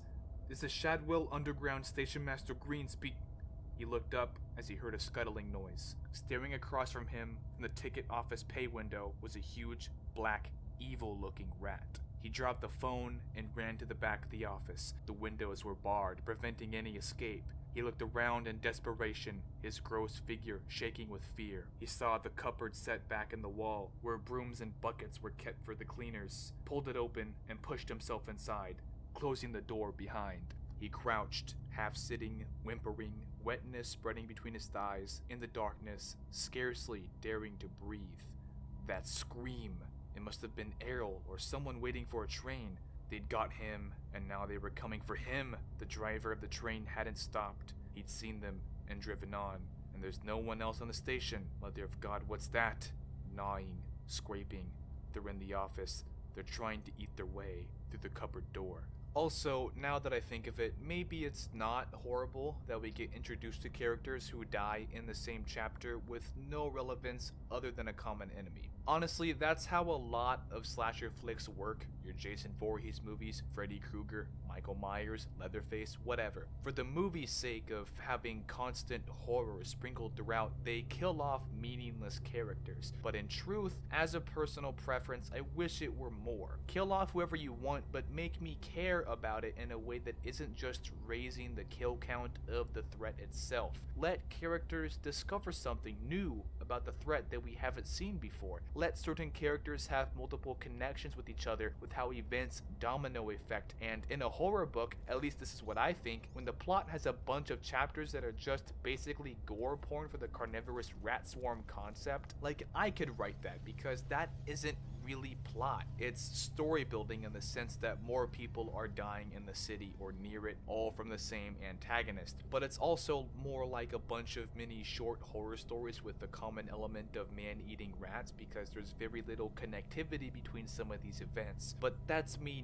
nitpicking because please understand that I do like this story, and also plenty of people don't mind that kind of writing at all. That's partly why slashers work. And this book was published in 1974, so this method of horror was pretty normal at the time. Chapter 10 introduces us to yet another group of new people, which was starting to annoy me, but they actually survived the chapter, so that's different. This chapter follows a man named Henry, who doesn't seem like he's all that at first, a rather average guy who you'd normally never even look twice at. He's on a train. It isn't clear if it's the same train from the previous chapter, but it is safe to say that at the least it's a train of the same station. One thing leads to another, and there's a fire on the train, caused somehow by the rats. I imagine it had to do with some wires being chewed and spewing hazardous sparks. Eventually the train is stopped and people are panicking. Rats slowly start attacking more and more passengers. And I know I sound kind of monotone, but the descriptions used in this chapter, the depictions of horror were astounding. I think with the right movie director, this book could become an incredible horror film. No, not Deadly Eyes. I mean a better, more modern take. And I'm surprised it hasn't yet. I kind of want to read it to you partially, but this video is never going to end if I keep doing that. Anyway, Henry manages to successfully get out of this burning rat-infested train and even escorted 2 girls, Violet and Jenny, to the exit with him. They almost didn't make it out, but the police had arrived at the station, and the large rats that were waiting for Henry and the others scurried away when the officers arrived. Chapter 11 circles back to Harris, our main character, who is back at the school teaching on a seemingly normal Monday. However, one of the kids had left to go to the restroom and came back into the classroom in a panic, stating that there were strange animals at the playground. Upon hearing this, Harris starts closing all the windows and asking some students to help with sealing off some areas. Eventually, the school manages to quietly barricade themselves into safety. However, in the building Harris was in, along with various other students, teachers, and the principal, rats managed to make their way in through the basement where the boiler room was. Luckily, the basement door was shut before too many rats came out, but a handful still managed to bite the principal, dooming him to a painful next 24 hours left of his life. And Harris killed each of these rats afterward with a fire poker, his boots, and even drowned a rat in an aquarium tank. The police and fire department arrived not long after this, and a few of the police dogs broke loose of their leashes and jumped into the horde of rats, which of course ultimately led to their doom. They then decided to use high-powered water hoses against the rats, flooding them out of certain areas as well as just keeping them away from where the children were, and they even used a toxic gas that was harmless to humans to finish off any rats who hadn't drowned. In chapter 12, we stay with Harris, as well as Foskins, who was like the chief of police in that area of London. I don't think that's his official title, it might be undersecretary, but bottom line, he's important. They gather biologists, chemists, virologists, rat experts, military, all kinds of people and corporations together to come up with a solution for the rats, and they decide that they are going to inject bait with a virus and spread this virus amongst the rats. This virus is harmless to humans but could potentially be harmful to other random animals, in which case they already have a potential vaccine for this and are working on a second one as a safeguard. Also, I think James Herbert must really fucking hate dogs or love the idea of dogs dying in horror, because the foundations of this virus plan rests on using puppies as infected live bait. Harris is directly involved with Foskins and his troops now, and they put on these heavy protective suits that are supposed to be resistant to tears and bites from the rats. Harris goes with a few groups to point out certain areas of Stepney, London, where rats will potentially be gathered, and they go and drop off these poor little dogs into certain death. But in all honesty, I like their brutal approach. It's funny to me how people will watch a horror movie, for example, and laugh when the dumb survivor trips on a branch and gets ripped in half by the killer, but then they whine and cry when the dog gets its neck snapped. I mean, I get it, trust me. I understand why, which is precisely why I think it's good. It is effective horror for those kinds of people. It makes you feel bad for the dogs because, you know, dogs can't be manipulative, evil psychopaths. They just want to survive. But the discussion on the weight of the death of a man versus the death of a seemingly innocent animal is a conversation that can wait for another time, because I'll be talking about it for way too long.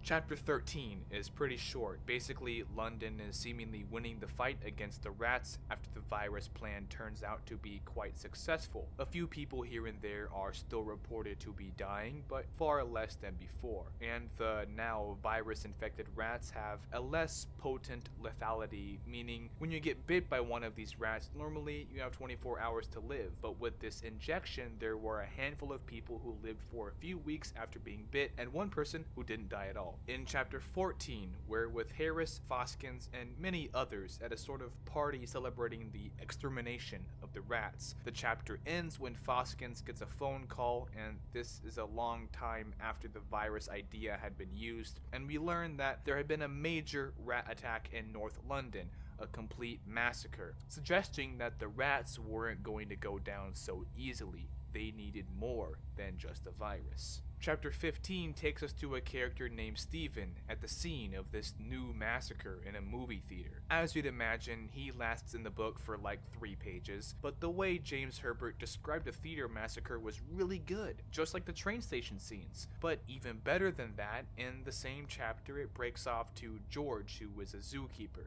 He also doesn't last very long, dying at the end of the chapter, which I was slightly annoyed at, but slightly not. You see, this book is super fast-paced and constantly spoils the reader with blood and death almost every single chapter. The problem with this is that the main character is only the focus of like half of the chapters, and the rest are filled with random other characters who rarely ever make it to the end of the chapter, which, like I said, doesn't do a lot for the plot in my opinion. That being said, chapter 15 was a wild card, the first 4 or so pages being about the theater massacre with Steven and how he dies, and then in the same chapter we get an incredibly described zoo scene. I mentioned that James Herbert likes to kill off dogs. I think he just knows that the reader usually has a soft spot for animals in general, because in this chapter we see giraffes, gorillas, cheetahs, panthers, all kinds of animals tossed into chaos as rats invade the zoo. And at the end of this chapter, George is desperately trying to release these animals that he loves, and a fair amount of them get free, but he ends up at the cage of the cheetah. He pleads for it to come with him to safety, and this fucking cheetah rips him to pieces. Imagine the sounds of being in a zoo where every single animal is in distress from giant rats trying to eat them, and the other zookeepers said screw that the moment they knew it was the rats. George was the only one who tried to free some of the animals, but he didn't take into account how a situation that chaotic would make dangerous predatory animals hard to reason with.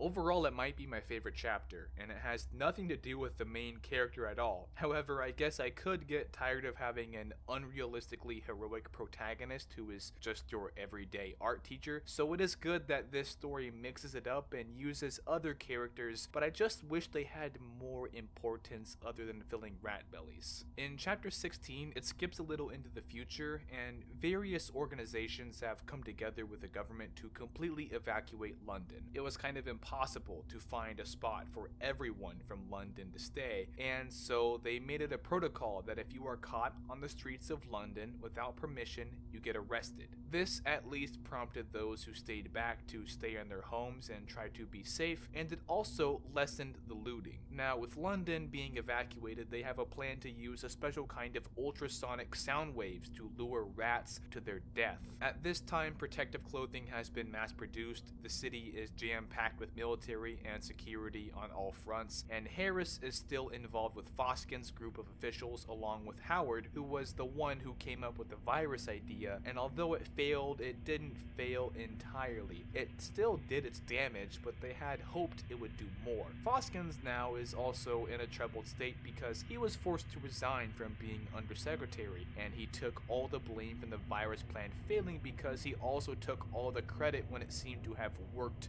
at first. The chapter ends with Foskins going off on his own to a certain house that I guess he thinks the nest is at. It kind of glosses over this, and it's also abrupt and kind of out of place, but regardless, Harris decides to go after him despite Judy begging him not to. The final chapter, chapter 17, shows Harris going down into this house after Foskins, and apparently this was the house of a certain zoologist who bred an off-island rat with others, and this is seemingly the source of this chaos. Harris finds Foskins dead, with a bloody axe in his hand, 2 dead rats nearby, and a couple of them feasting on his body. Harris slowly finds out from more and more evidence that this certainly had been the Lair and the origin of London's suffering, and after he found Foskins, the rats that were eating Foskins attacked Harris. Harris barely survives this attack, and I know I'm keeping it brief, but it's actually a really well written sequence. He gets scratched up and even bitten, but he also decapitates a rat with the axe and goes on an enraged frenzy. He passes out from, be it exhaustion, terror, blood loss, all of the above, it isn't quite clear, but when he wakes up, he finds a horrible abomination. A huge creature, bigger than the already oversized rats, sluggish and pale, covered in thin white fur with its pinkish gray skin mostly showing. Harris approaches this beast while shuddering in fear, and the so-called mutated rat is kinda too obese to attack him. It also had 2 heads, but the smaller head had no eyes or anything, just a mouth and weird lumps. Harris hacks this thing into pieces with the axe until he is basically drenched in blood, and the book ends with him just leaving the house and going back into the street. It doesn't give too much of a cliffhanger or tease for a sequel, but it does leave a lot of questions that the sequel answers, of course. The main question I had was, what the hell was the giant pale rat? But as the book Rats More Cunning Than Man described to me, there have been historical accounts that mostly chalk up to folklore about a king rat that was bigger than the rest, nastier, uglier, and white. This James Herbert novel even says once when describing this creature that it was like the king of the vermin. So personally, that was the way I took it, the killing of the king of the rats. Also similar to the Ratman game, there are 2 variants, the oversized black rats and the even larger white ones. But aside from the king of rats, there's also a gnarly phenomenon called rat kings, which is when a group of rats gets tangled in a knot of their own tails.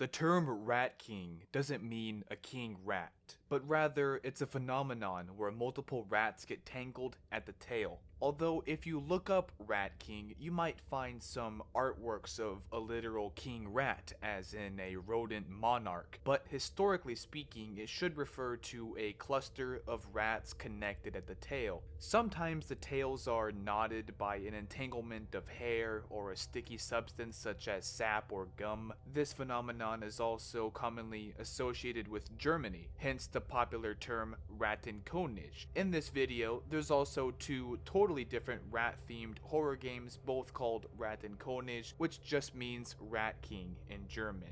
I'll get to that later on though. The earliest report of Rat Kings comes from 1564, and most examples are formed from black rats, aka the scientific term Rattus rattus. Specimens of purported Rat Kings are kept in some museums. The Museum Mauritianum in Altenburg, Thuringia shows the largest well-known mummified Rat King, which was found in 1828 in a miller's fireplace at Buchheim.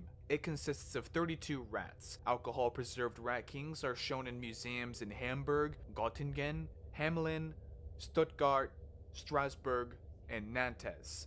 I apologize if I butchered most of those names. I probably did. I don't know how to pronounce German cities. Anyway, a Rat King found in 1930 in New Zealand, displayed in the Otago Museum in Dunedin, was composed of immature black rats whose tails were entangled by horsehair. A Rat King discovered in 1963 by a farmer at Rookven, Netherlands, as published by cryptozoologist M. Schneider, consists of 7 rats. All of them were killed by the time they were examined. X-ray images show formations of callus at the fractures of their tails, which suggests that the animals survived for an extended period of time with their tails tangled. Sightings of the phenomenon in modern times, especially where the specimens are alive, are very rare. One 2005 sighting comes from an Estonian farmer in Saaru of the Voroma region. Many of the rats in the specimen, now part of the collection at the University of Tartu Museum of Zoology in Estonia, were alive. In 2021, a living Rat King of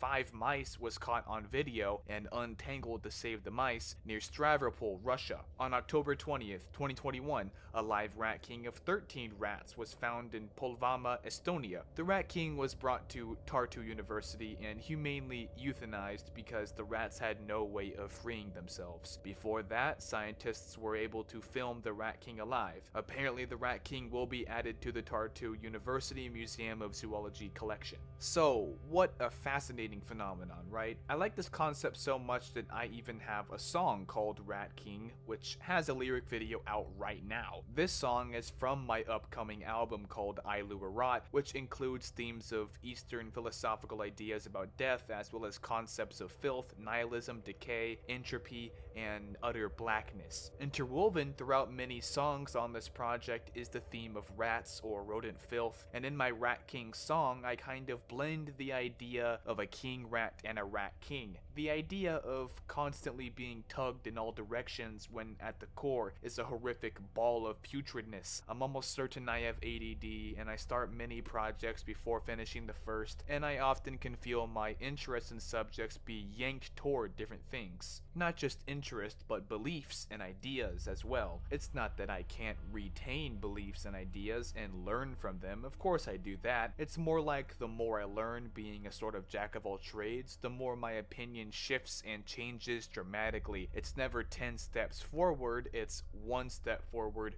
2 steps back, 3 steps right, 4 steps left. This idea of a Rat King, though, is not exclusive to rats. Apparently, there is such a thing as a Squirrel King, too. There have been instances where they were found alive, and veterinarians have had to separate them as the squirrels could potentially starve or be eaten by a predator. A Squirrel King of 6 squirrels stuck together with pine sap was also found in Regina, Saskatchewan, Canada, in June 2013. In 2018, 5 juvenile gray squirrels were found in Wisconsin, US. Some survived surrounding nest material, grass, and plastic got further entangled with them, and the knot caused some tissue damage to their tails. So it isn't exclusive, but I imagine it's only rats, squirrels, and maybe some other rodent that has nests and easily tangleable tails. But what I like about this concept is the metaphorical aspect. Imagine if you and a handful of other strangers were forced to live life tied to one another by a rope that you couldn't cut without killing yourself. As an art experiment, Linda Montano and Teching Tse decided to spend an entire year with an 8-foot rope connecting them to each other. This was a type of art experiment, and they actually made a rule never to touch each other during the entire year. This is called the rope piece. Teching Tse himself has done many crazy art pieces that are similar in the sense that they're like performance art. He has another one where he punched in a clock every single hour for a whole year. I think he was off by a few minutes here and there, but succeeded for the most part, and this is all documented. And you thought you were interesting with your aesthetics and style. Anyway, the rope piece is similar to, but not exactly fully grasping the concept of rat kings, but being physically connected in this sense is a very thought-provoking concept. If they wanted to do anything, go anywhere, they had to mutually respect, understand, and agree with one another. I suppose you could say that conjoined twins have something similar. Perhaps a two-headed person might feel similar. I don't know the full science on such deformities, but imagine if one head only was a head that could think, eat, talk, whatever, and the other brain controlled the whole body. Imagine that. I think in most cases, though any case is rare, a conjoined twin with two heads but one body would have a neurological connection regardless. Perhaps one controls the left side, the other the right side, and they're just instantaneously coordinated because their brains are somewhat linked. There are many different types of these extreme deformities, whether two people are conjoined from the top of their skull, or if they have no legs and are just connected at the waist. There's a lot of crazy possibilities. Imagine how one of them feels when their conjoined other is not cooperating. An American Horror Story in the season of Freak Show, there is a conjoined twin named Bet and Dot Tattler. One ends up killing the other with a pair of scissors, but this causes a major problem.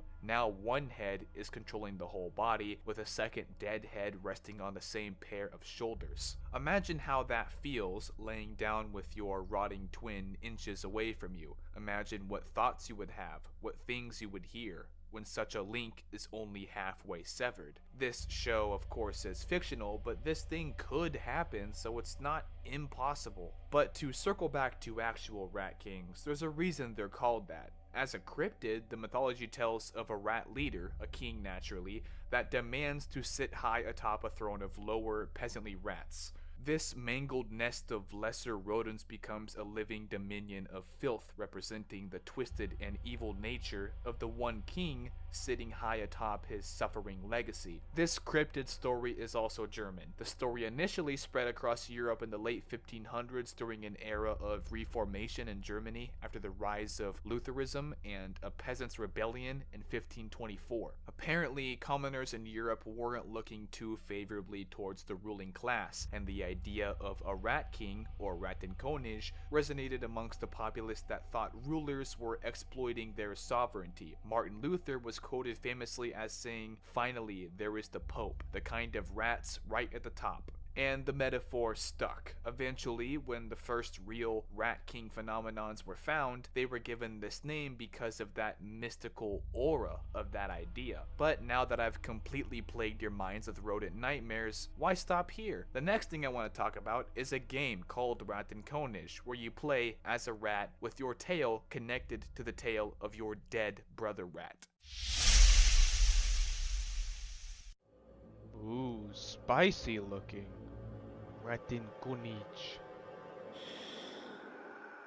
Let's get it.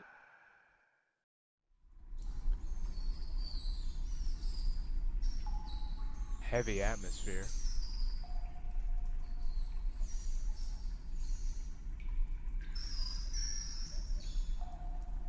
Mama rat eating her babies. Ah, they're tangled.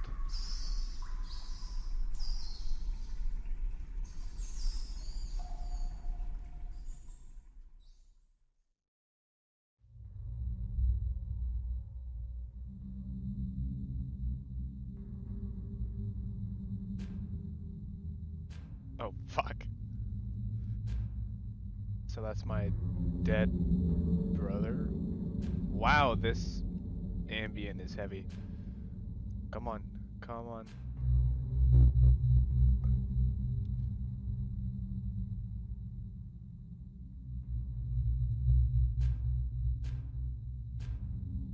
How do I,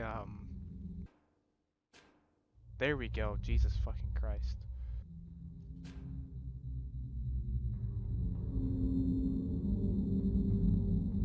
Are we in some kind of sewer system? Can't get up there. Ow.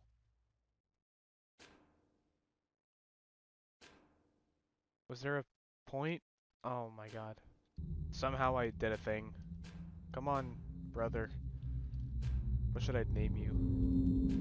Orlando. Come on, Orlando.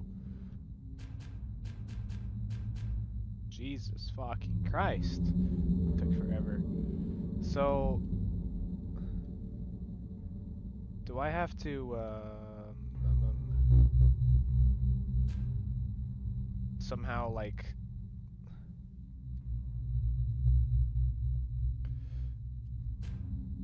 oh my god. This is gonna get on my nerves if this is how this game's gonna be. Yes. I'm the best ever, obviously.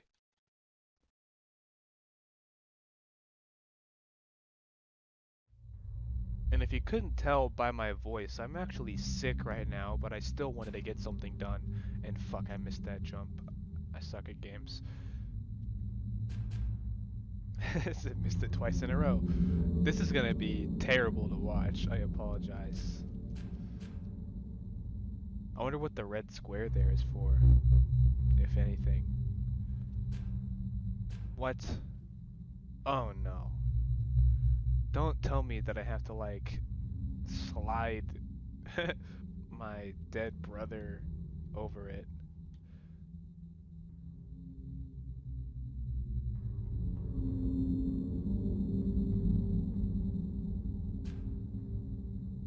Come on. Okay, I think this is what you do. I think. Yeah, but now how the fuck am I gonna... How the fuck am I gonna get him back? Okay, good. It's not like he'll still stay. I swing him over? No, I don't think I can. Come on. Holy shit, that lunged me back all the way. No. Okay, good, good, good, good, good. Come on. You can see the maggots on his face and shit. They're moving. That's not just bones. But yeah, I am sick. I don't have the bubonic plague. Although right now I kind of wish I did. No, I have fucking COVID actually. Or I had.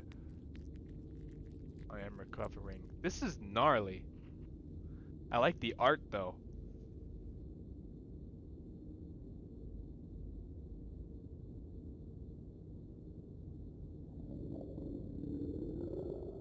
Is that the stomach growls of a hungry brother?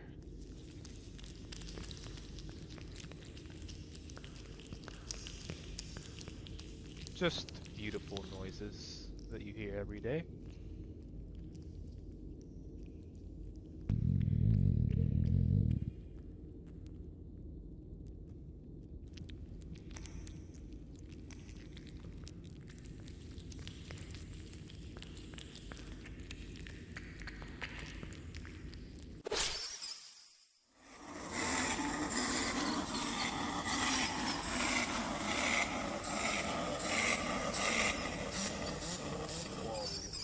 What in the funkus?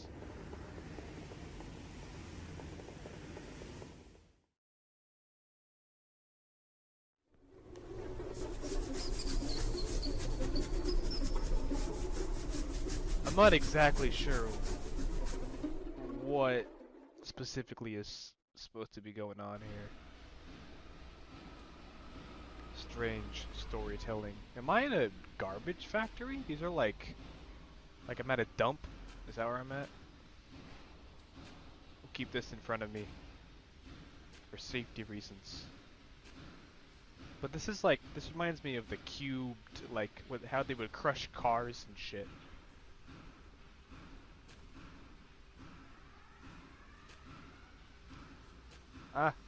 No, come on, brother, come on. We're okay. Don't go down that way. There might be fire down there, it's bright.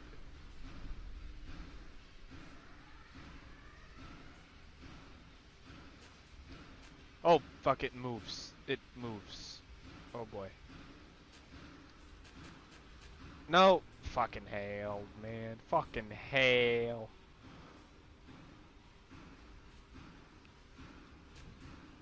Okay. Come on. Jesus. Fucking... Oh no. That's not what I wanted.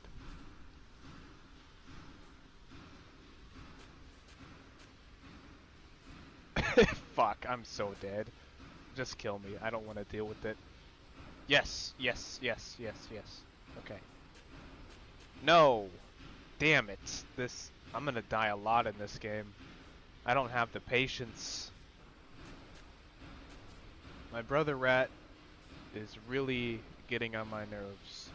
I wonder, would they ever chew the knot out? Like, could rats live without the end of their tail? Or is it vital for, like, balance? I will say, I know that it's a platforming puzzle game, but the controls are not great.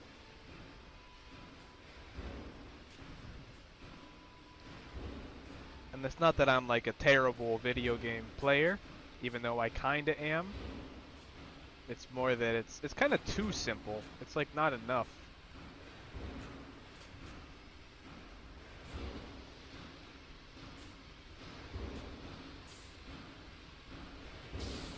Whoa.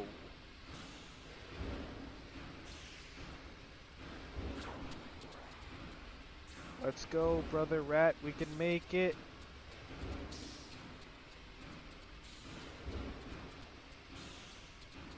All of our bones just breaking instantly. We got this. We got this.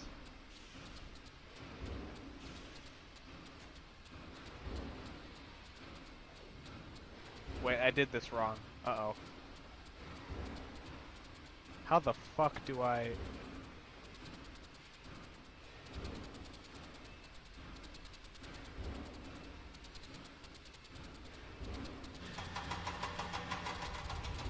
Did I do it right?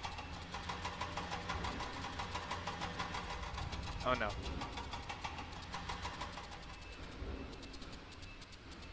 Go left! Holy shit, my tail is long.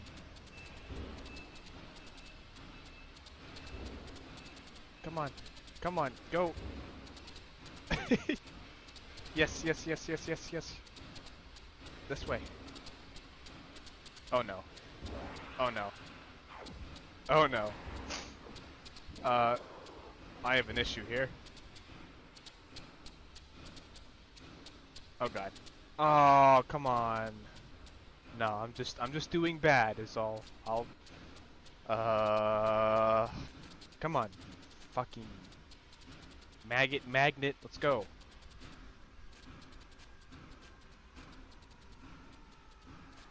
What is that noise?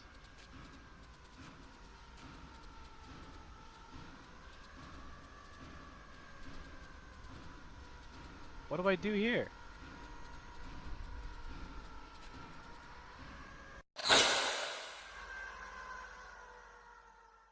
I saw buzzsaws. Is that the end of it?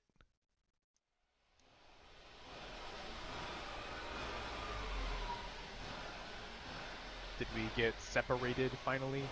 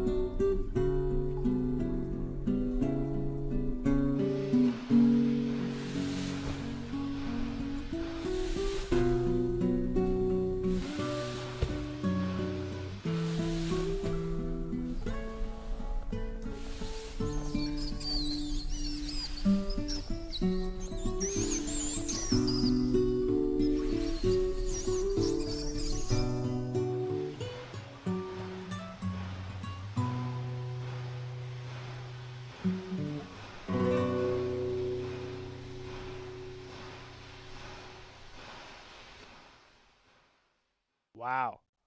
So this game was developed by Organzola, and I believe this is the first horror game they've done. With that said, I must say this was an enjoyable experience for me, and it was also free. So similar to Ratman, this was more of an artwork than a product. However, if anyone wants to, you can technically pitch in some money when you download the game to help the developers out. The horror elements of this game are kinda strange. It's not your average type of horror. In fact, the heaviest part of the game was the storytelling, which was done through its beautiful cutscenes, but gameplay wise, it's more emotional than scary. I mean, it's a puzzle platformer where you carry your dead rat brother, who I named Orlando, with the end of your tail. You two are connected, thus you form a Rat King or Rattenkonig. The controls were a little wonky, but I did get used to them fairly quickly. I suppose it would be nice, however, if the game was a little bit longer, because right when I was getting a hang of the controls, it was pretty much over. But also keep in mind that's not entirely the game's fault. I was sick and tired while playing, so it's possible my brain just didn't allow things to click properly. This game is super simple, but it does what it needs to. In many ways, sometimes less is more, and this is one example of how that might work. If this game had no cutscenes at all though, it wouldn't hit as hard, and it definitely wouldn't be as popular, so that's a very strong element in this game. The 2D platforming itself is okay,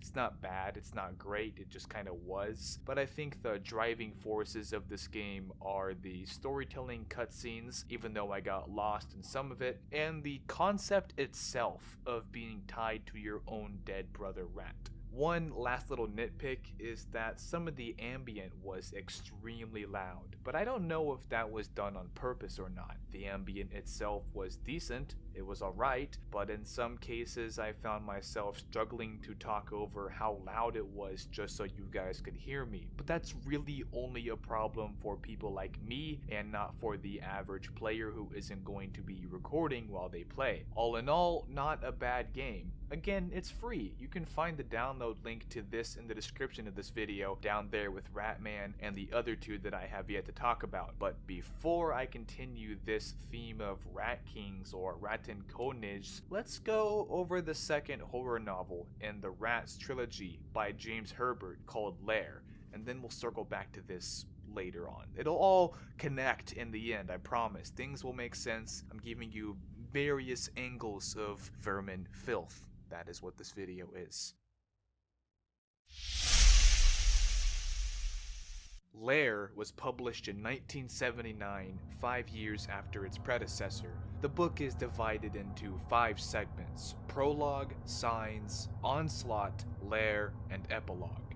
Prologue is about half a page long and basically describes the birth of the giant white rat that was at the end of the first book. Then in chapter 1 of Signs, we are introduced to a farmer named Ken Woolard who lives in the countryside away from the city. He has cats, not as pets per se, but more as working animals that he fed to keep rats and mice away. Of course, these were regular rodents and not the giant ones. However, Ken soon finds the dismembered paw of one of his cats, and he initially thinks that a fox or a dog had done it, but the idea that the rats from the first book had done it whispers to him from the back of his mind. He then follows a gory trail of bloody scratch marks, suggesting the cat got dragged away while still alive, and it leads him to the corpse of his cat. Then, in the same chapter, we move on to a character named Terry who was playing with his children. They were playing with a soccer ball and it got kicked into a bushy undergrowth. Terry's youngest child crawled in after it, and it's described that she saw a furry creature and thought it was a dog, but it clearly was a rat given, you know, what this trilogy is about. She even reached her hand out to it, felt the hot breath of this giant rat, thinking it was just an innocent little puppy, and then Terry calls to her and she retreats her hand, and this is kind of the end of this segment. We then move on to Charles Dennison, the third character, switch in the same fucking chapter, which kind of annoyed me a little bit, but when you think about it, Stephen King does the same thing where he'll have a chapter that is 2 pages long with one character in it, and then have multiple chapters like this back to back to back. back, all with new characters. James Herbert isn't doing it much differently, it's just all in one chapter with obvious breakaways. I realize that now. So Charles Dennison is with his horse in the woods, and he says something interesting. He says that the gray squirrel population has gotten noticeably smaller and no one knows why. As the reader, you can only assume that it's because of the rats. So he's just on his horse,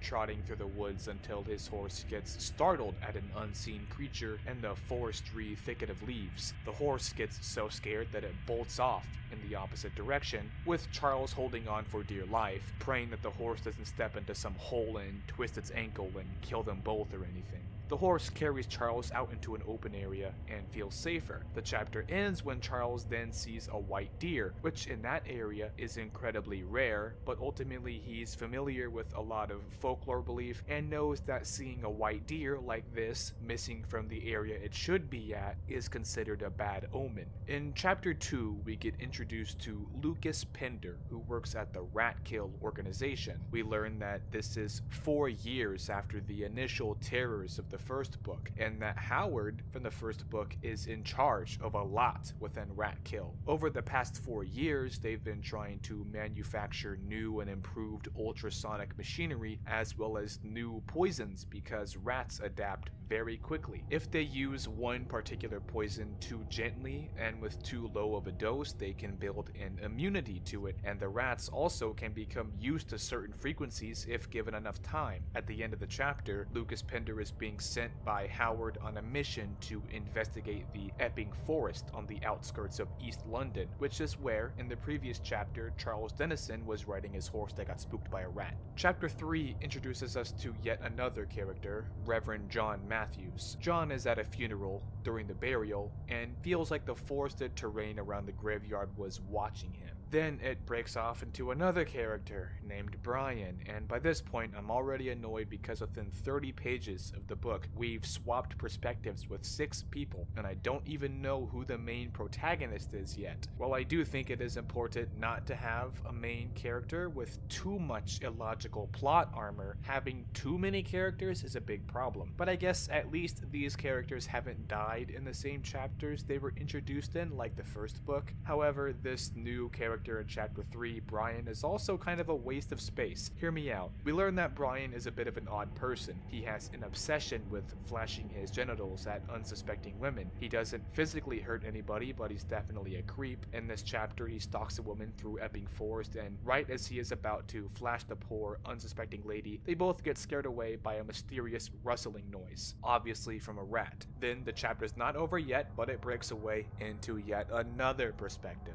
My biggest problem with the first book was that the main character was only the focus for like half the book, and the rest was full of meaningless deaths. You can't go into detail about a person's backstory in a chapter just to kill them off without any important connections other than the antagonist. But I don't know if this is better or worse, but now we're jumping new person to new person and they aren't dying, so really I honestly feel bored reading this because there's no reason for me to care still. There's no finite direction, and so far less horror than the first book. But I remember that since I was patient with the first one, it did pay off, so as of me reading the third chapter, I can say it has a very sloppy beginning plot-wise, but I need to read more before any solid opinions can form because I'm kind of writing this script as the chapters go. After the segment about the character Brian in chapter 3, staying in the same chapter, we move on to Jenny Hanmer, who is a tutor for the students of a school that had organized a day out at Epping's Forest Conservation Center. Jenny accompanies the class of children and their teacher in the outdoors and is showing the kids the various life forms in a specific pool, such as various types of beetles, worms, other insects and algae, and what have you. Eventually, they notice 3 strange-looking rodents swimming across the pool, and they don't really recognize how large they actually are until the rats get out of the water. The sight was so disturbing that several students had begun to cry, and yet the rats just scurried away into the woods while Jenny and the teacher tried to comfort the kids, which is the end of chapter 3. Chapter 4 brings us back to Lucas Pender, the rat kill worker who is being sent to investigate the same area, which I actually really like because finally we have 2 different characters that connect from different chapters that give me a reason to give a shit. Pender is in a meeting with a man named Milton, who is rather ominously considered the warden of the Epping Forest Conservation Center. Milton is the one who called Howard for the investigation, hence Pender's reason to be there. Milton tells Pender that some of the animal cages there had been broken into and their food was all eaten, but strangely the animals were left unharmed. These animals were also so scared at whatever they had seen that they were too traumatized to move from their cages, when they could have easily escaped out of the holes that something had bored into the cage wires. They also had found droppings, presumably from rats, and even a hole at the bottom of a door that was reinforced with metal, suggesting something very powerful had to have done it. And before Milton can explain much further, the door opens and Jenny interrupts this meeting, saying that she had seen the rats. Milton doesn't believe her entirely at first because apparently there had been so many false alarms of rat sightings out of fear and paranoia, optical illusions, and misinterpreted shadows. Nevertheless, Lucas Pender goes with Jenny back to where she had seen the rats to make sure. When they get there, they don't find any rats, but they find a dead stoat hanging in a tree.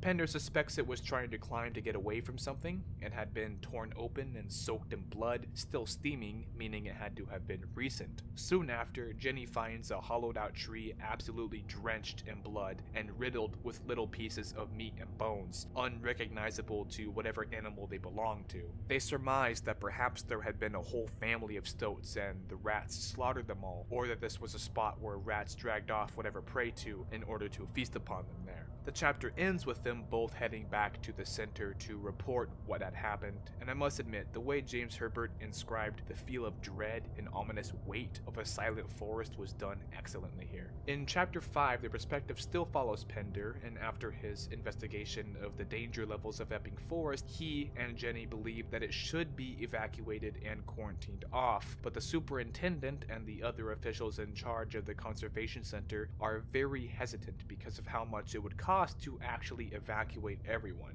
The whole chapter gets a little complicated to explain, but it's not totally unreasonable for them to be hesitant. So it tosses the characters into a dilemma of what may be an incredibly expensive false alarm or saving the lives of possibly soon-to-be victims living in the Epping Forest. This is the last chapter of Signs, so now we're moving on to the Onslaught segment for chapter 6. Chapter 6 brings us to Alan and Babs. Babs is a middle-aged mother who's been married for 15 years, and Alan is slightly younger, also married. Despite the families these two have, they're drawn to each other via lust and have countless affairs. And when I read through a sex scene, I usually expect it to be over quickly, unless the characters are super important, but this chapter had like 3 whole pages of a single sex scene that was stretched way too far, because as you probably could have guessed, Babs and Alan both die after a few pages. However, the way they die, out in the woods having sex, is described in such a brutal nature that I love it for the barbaric and gruesome gore, but it feels like James Herbert is horrible at character development. He puts a lot of elbow grease into describing the backstories of characters who are about to die in the same chapter, but puts shamefully low effort into making the main characters interesting. Nevertheless, the gore is fun. Babs gets some of her toes chomped off and then cowers into a corner while Alan gets devoured. Rats raked his chest away, digging into the bone, ripping him to pieces with blood jetting out of vital arteries. Babs even spent her last moments thinking about her worried kids and husband would be saying, "Mom's late again." It's cold, but I'll be honest, it takes a lot of patience to read through some unnecessary bullshit to be rewarded with bloodlust. But I'm reading these for the sake of the video and so that you don't have to. After the part with Babs and Alan, it breaks away into a character named Gordon. Gordon's a supervisor for an orphanage watching over a group of boys that had been spending a week surviving in the woods, although the word surviving is used loosely because presumably this area of the woods had been pretty desolate of any potential threats, but as you probably could have guessed, that wasn't entirely true. Gordon had been resting in a tent with some of the other kids and had been awakened by a faint scratching noise. He tries to quietly scramble for the flashlight to investigate and even hits at the creature's bulging shape in the tent, causing it to temporarily flee. It comes back and claws a hole into the side of the tent before lunging onto Gordon, and there's a whole scene of pure chaos in the tent that I really love. Not necessarily the gory fun of how the rat clung to Gordon's jawbone and stripped his chest of its flesh, but more so the blind panic of the other boys in the tent struggling to get out of their sleeping bags, the flashlights never really aiming directly at the writhing bodies, and even when they caught a glimpse they didn't know what to make of it. It's all nicely executed. But again, the author went into way too much trouble giving backstory for Gordon because he's dead now and I knew him for like 5 pages. Where's the in-depth details on the main character Pender, or even in the first book for Harris? As I keep saying, it's incredibly lacking in that regard. After this bit for Gordon, we return to another character who was introduced early on in the book, that being Reverend John Matthews. By now, the plot formula of James Herbert is super predictable, so it's obvious that in this chapter, John was going to die. However, putting that aside, the way he dies is, as always, really well done. John was walking outside of the church, which I guess has a graveyard either nearby or connected to it. He'd heard some scratching noises near a grave and even heard the sound of something gnawing on wood. In fact, I like the scene so much, let me just quote this for you. "The hole was wide and deep, a pit with acute sloping sides. At the bottom was a mass of squirming, black furry bodies. He could not recognize the animals at first, for the pit was darkly shadowed, the sun still hidden behind the trees. But as he watched, he began to establish individual shapes. Even then, he wasn't sure what the creatures were. One emerged from the writhing mass, its mouth full of dried meat, and scrambled over the backs of the others towards the side of the pit. Just before the gap it had left behind was closed by other eager bodies, the vicar saw directly into the damaged coffin. The sight of white broken bones stripped of all flesh made him sink to his knees, bile clogging his throat to be expelled onto the undulating mass below. He wanted to run from the terrible scene, but the convulsions racked his body painfully, causing him to sway precariously, his fingers digging into the soft earth. He knew these creatures now. They were the harpies of his own conscience, come to torment him, letting him know death was not sacrosanct. The body could be further defiled. The Reverend Matthews hadn't noticed the other rats in the graveyard, hidden in the grass, behind the trees, crouching beneath gravestones. Those that had silently watched him enter the church grounds, followed his progress along the path with black, evil eyes, creeping forward, their bodies close to the earth. He wasn't aware that they were all around him, moving closer, haunches quivering in anticipation. It took long seconds for him to realize what was happening when the first one bit into his ankle, calmly eating into his flesh without haste or aggression.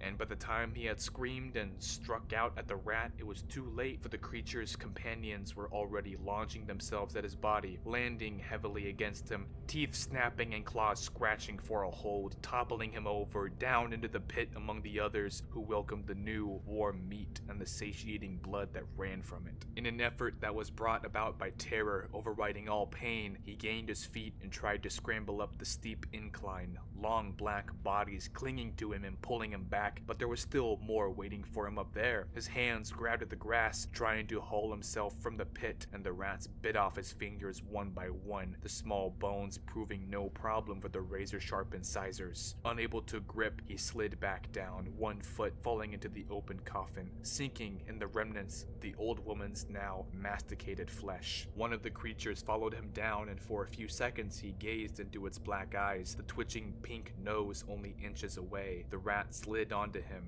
its jaws opening wide. The vicar's body was smothered by other giant vermin, the pit filling and brimming over with their agitated, struggling bodies, and his screams were muffled. He wondered why it took so long to die, for he could feel a rat inside him, one that had eaten its way beneath his ribcage and was now gorging itself on his heart. Surely he should be dead by now. The pain had stopped moments before, or had its intensity become subliminal? Why did he still wonder? Why did the questions, the doubts persist? Surely now there would be an answer, but no revelations came. There was only the awareness that he was being eaten, and then he realized his body was dead, that only his thoughts remained, and the rat fed on his brain, its pointed head buried deep into the open skull, swallowing cells and tissue that no longer functioned, the impulses finding no receptors and fading to nothing. Sunlight pushed its way over the treetops and bathed the church and its grounds in a fresh, vibrant glow, but no birds greeted its arrival. The only sound to be heard was a faint scuffling noise from somewhere behind the ancient building. Soon, even that was gone. In Chapter 7, Pender and Charles Dennison, who's a character from earlier on in the book, he works for the Conservation Center, they team up and ask various people who live in Epping Forest if they've seen or heard any unusual activity, because Howard and other business officials want yet even more evidence before they evacuate the forest. And in this chapter, Pender spots the overweight pink obese monster that is the two-headed giant king rat of sorts from a distance. But he doesn't quite know what it is. He tells Charles and he just laughs at him, saying that there's plenty of giant pink pigs from several farmlands in the area, and even seeing a pig is a good sign because it would suggest that the rats in the area, if any, would be low in number due to pigs not taking kindly to rats. However, Pender is still uncertain in his mind because he didn't get a clear look at it, and the overall stillness of the forest has been making him paranoid. Everything is hidden behind a curtain of pines, and I really like this. I like when horror has ambiguity in regards to the psyche because, in my opinion, that is true psychological horror. Pender isn't certain it was a pig, and he isn't certain it was another kind of monster, but the environment is putting him so on edge that the idea that it was in fact a giant pink abomination keeps whispering to him from the back of his mind. The chapter ends when a speeding car pulls up to both of them and Jenny gets out. She looks terrified and exhausted and exclaims that they both need to get back to the center ASAP because they found something horrible in the old church, which we can assume was the remains of Reverend John Matthews. Chapter 8 takes us back to Brian Mollison, the PE instructor with a weird obsession of flashing people. Between both this segment and the previous bit that included Brian, it's just overall super awkward how much detail James Herbert puts into this weird character. It's definitely interesting, but not at all relatable, unless his general audience are perverted flash freaks. I mean, I wouldn't be surprised considering James was the best-selling British horror writer, but am I being too harsh on his writing, or am I one of the very few who thinks his writing cons outweigh his writing pros? Anyway, Brian Mollison goes out again trying to flash an unsuspecting group of people, including children, and a cop patrolling the forest catches him in the act. The cop chases Brian through the woods until Brian slips into a sort of ditch hidden in shrubbery, and the cop ends up running past, never finding Brian. After the cop disappears, Brian realizes the horror of what exactly he was sitting in. Blood-covered clothing was scattered around with bones nearly picked dry of meat. This causes Brian to break down and cry into his hands, but he doesn't get out of the pit, and honestly, at this point, I was kind of hoping for the rats to find and kill him, but he survives and just sits there crying. Then we break away and return all the way back to Farmer Ken Woolard, who was in Chapter 1, the guy who found his dead cat. Ken exclaims that two men approached him and were asking questions, one of whom noticeably worked for Ratkill, meaning that Ken was one of the people that Lucas Pender and Charles Dennison questioned during their grid search of Epping Forest inhabitants. Even though Ken had a slight suspicion that some things were definitely off, he exclaims that farmers always have had to deal with rats here and there, and he'd been taking precautions for this by setting traps of rat poison around. He also chalked up the deaths of his cats who were less than pets as fortunate results of attacks by a fox or maybe a badger. Not too long after Pender and Charles had left, Ken hears strange scurrying noises from inside his home. At first he thinks it must be one of the cats that had disappeared and now possibly returned, but when he opens the door, he sees a hellish mass of vermin devouring his dead wife. And again, James Herbert knows how to do gore without a doubt. I mean, from the way the rats ate his wife's wrist tendons, causing her lifeless fingers to open and close, to the way her blank eyes stared directly at Ken with her head being held up only by rats eating under her jaw, Ken becomes furious with a mix of both fear and hatred, and plunges into the writhing mass, kicking and stomping at the rats. But of course, as you probably could have guessed, he also sinks into the pool of black bodies. Chapter 9 can be summed up pretty quickly. Pender, Charles, Jenny, and others go back to investigate the churchyard where Reverend John Matthews had died. At this point, Pender is certain that the rats are back, and the police get involved but are told to tell no one that it had actually been the rats. Many people already know about John Matthews' death, but they still want to keep panic levels at a minimum. Pender also exclaims that it's quite strange for rats to dig like this, literally digging up the grave to get to human meat before John even fell in. Pender wants to ask even more farmers if they have seen anything, and he wants to try to triangulate from where there's been evidence of rats to find their lair. In chapter 10, Pender and a bunch of other important people between the higher-ups of the conservation center, police officers, members of Ratkill, forest inspectors, biologists working for Ratkill, a lot of people, all gather for an important meeting to decide what exactly they're going to do for the rat problem. They come to the agreement that the lair of the rats could possibly be in the sewers. If the rats are there, then they want to basically use toxic gas throughout the sewers and plug the exits. They also plan to completely evacuate Epping Forest, and they organize different groups with different jobs to cover as much ground in a coordinated fashion as possible. However, the chapter ends when Mr. Whitney Evans, who is like one of the main people in charge of the conservation center, abruptly gets told by one of his assistants that they've just found 2 more bodies. It turns out that those 2 bodies were farmer Ken Woolard and his wife, though there wasn't much of them left. In chapter 11, Pender and Jenny get a bit closer to each other. I'm personally not a fan of how their intimacy is written. It feels very low effort and uninteresting, but nonetheless it's a thing. It's not the important part of the chapter though. The important part is a very well constructed sequence of horror as the rats break into the conservation center. One of the characters, Jan, gets attacked first and almost dies. Pender saves her, but she is still really messed up. Initially, she was looking out of a closed window into the black of the night toward the forest, and the window exploded in her face as a rat lunged through. After the top of her spine was exposed, her face mangled and she was choking on her own blood. Rats were breaking in through the windows, and while Pender attended to Jan, another character, Will, was blocking a broken window with a table, trying to hold back invading rats. Eventually, the rats break out of all the windows in that corridor simultaneously, and Will and Pender have to grab the barely alive Jan and get the hell out of there, and Jenny was waiting for them at the end of the corridor. They shut the hallway door behind them, and Jenny says she called the cops and they can already hear the sirens outside. However, soon after, they realized that the scratching and gnawing sounds from behind the door had stopped, suggesting that the rats, for some reason, had left.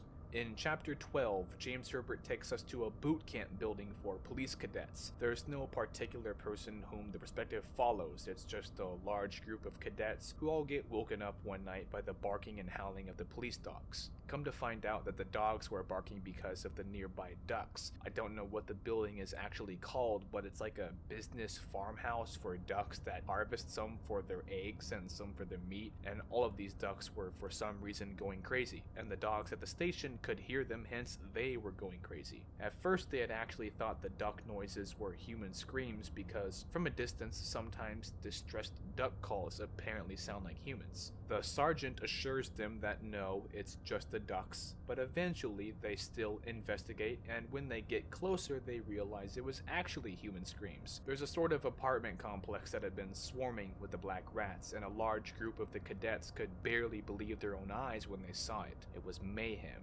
People were being eaten alive, torn to shreds, gnawed away into red skeletons. Some tried to fight back with makeshift melee weapons, but of course eventually they sank into a pool of vermin. One area of the apartment complex was on fire, causing several burning rats to flee in a squeaking turmoil, along with one person who had also been fleeing the scene on fire. Some of the cadets fired into the black warbling mass of rats, and there were so many that it was impossible to miss. A few cadets were also killed by the rats trying to run, but the rats still caught up to them. Many lives were lost until finally the rats had had their fill, their bloodlust satiated, and they left the blood-stained apartments, which is where this chapter ends. Chapter 13 brings us back to Pender and the various workers from Ratkill in protective suits actively plugging sewer holes in the woods after already filling it with toxic gas. They've placed devices around these sewer tunnels to be able to hear the rats as well, and the rats are panicking, scurrying frantically about underground, and the Ratkill organization and the others know they have to finish quick before the rats find a way out. However, Pender finds a new sewer hole that had not been covered and plugged with cement, so they all all quickly try to cover this last new hole. As they're covering this hole, Pender and a few others get the feeling they're being watched. One of them claims they saw movement in the distant trees of the woods, then they all start to see it. The chapter ends with a sort of ambush, rats leaping from overhanging branches onto the group of people who were around that hole. Chapter 14 is one of my favorite chapters in the book because it's just pure relentless chaos. It is full of great ideas and honestly transitions together in a rather cinematic way. Things like Captain Mather, who's in charge of the military squad that was with Ratkill during this operation, making cold but understandable calculations to leave the doomed but still suffering and focus on the suffering but still redeemable. They used this military vehicle as a sort of fortress with multiple soldiers firing out of the back of it and using their bayonets when needed. There's also a really well written scene of a rat up close to Pender's visor, clawing at him and gnashing its foul teeth as Pender struggles to escape. Just overall a really damn good chapter. A lot of people get killed too. I think only Pender and one other person from Ratkill escaped with the soldiers. It is said that they did rescue other men, but it didn't specify if they were Ratkill or other soldiers or police or what. Chapter 15 basically describes the aftermath of those who were wounded from the ambush of the rats. Fortunately, it was only at that one spot that the rats ambushed humanity. The rest of the holes were basically rat-free, so they released the gas into the sewers. They heard them squealing in pain and scrambling for a way out with their microphones they had placed underground. A few of the holes that were left unplugged still had soldiers waiting at the ends of them with flamethrowers. So despite the lives lost from the initial ambush, the operation seems like an overall successful counterattack for humanity. We also learn a bit more about Pender from someone named Lemon. No, not that Lemon,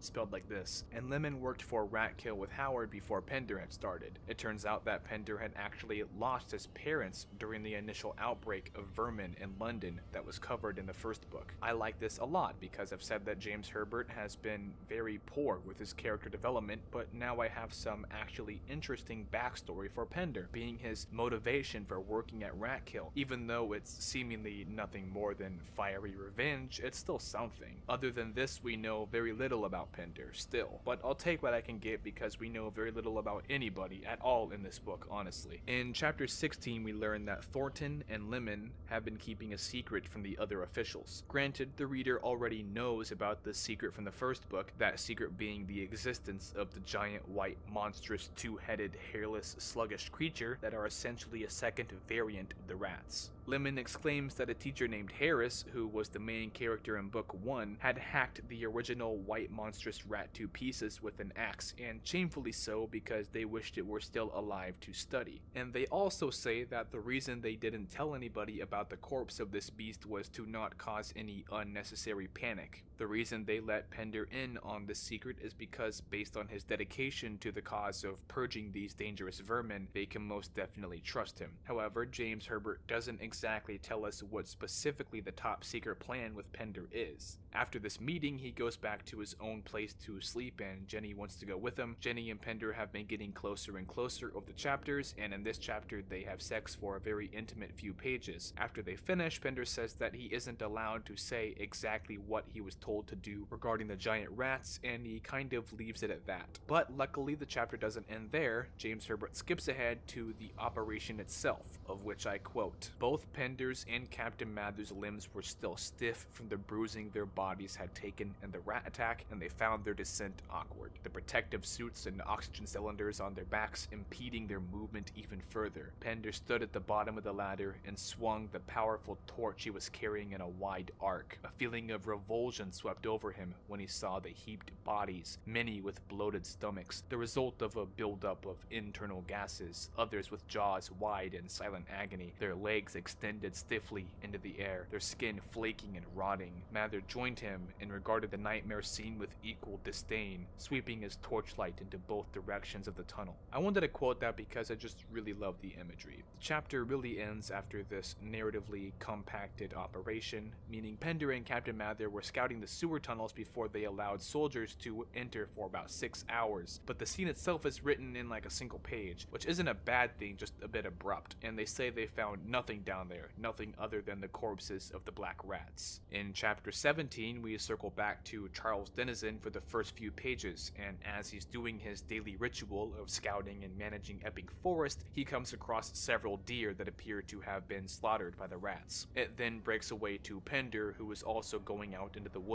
with Vic Whitaker. They stumble upon the same house or mission, or I don't know the right term for it, but it's the same place Pender and Charles Denizen were at before, when Pender saw something weird out of the corner of his eyes and Charles said it was just a pig. When Vic Whitaker and Pender investigate this place once more, they find that all the pigs had been dead and that they'd been dead for a while. They see one of the seemingly dead pigs start to move. Turns out it was a rat burrowing around its insides. When they get too close, it lunges at Vic and nearly kills him, but he manages to keep it away from his face as it squirmed in his hands. After a long struggle, Pender has a hold of it and pins it down while Vic repeatedly smashes it with a brick. After the incident, they basically say fuck this and start leaving, and on their way out of the woods, they notice strange shapes swarming the trees. A horde of rats begins to ambush them the same way they ambushed Pender before he was filling a sewer hole with gas. The chapter pretty much ends with them screaming run. For chapter 18 and 19, I'm gonna blend the two together because they're both of the same sort of scene. So after being cut off by the ambush of rats, they have no choice but to return to the house. Due to the sheer amount of rats scuttling after them, they have to climb halfway dilapidated segments of this abandoned forest manor, which Vic has a very rough time with because in chapter 17, the rat that nearly killed him tore away the tendons in his hand during the scuffle. They climb and climb, but the rats keep finding ways to reach them until they're basically cornered.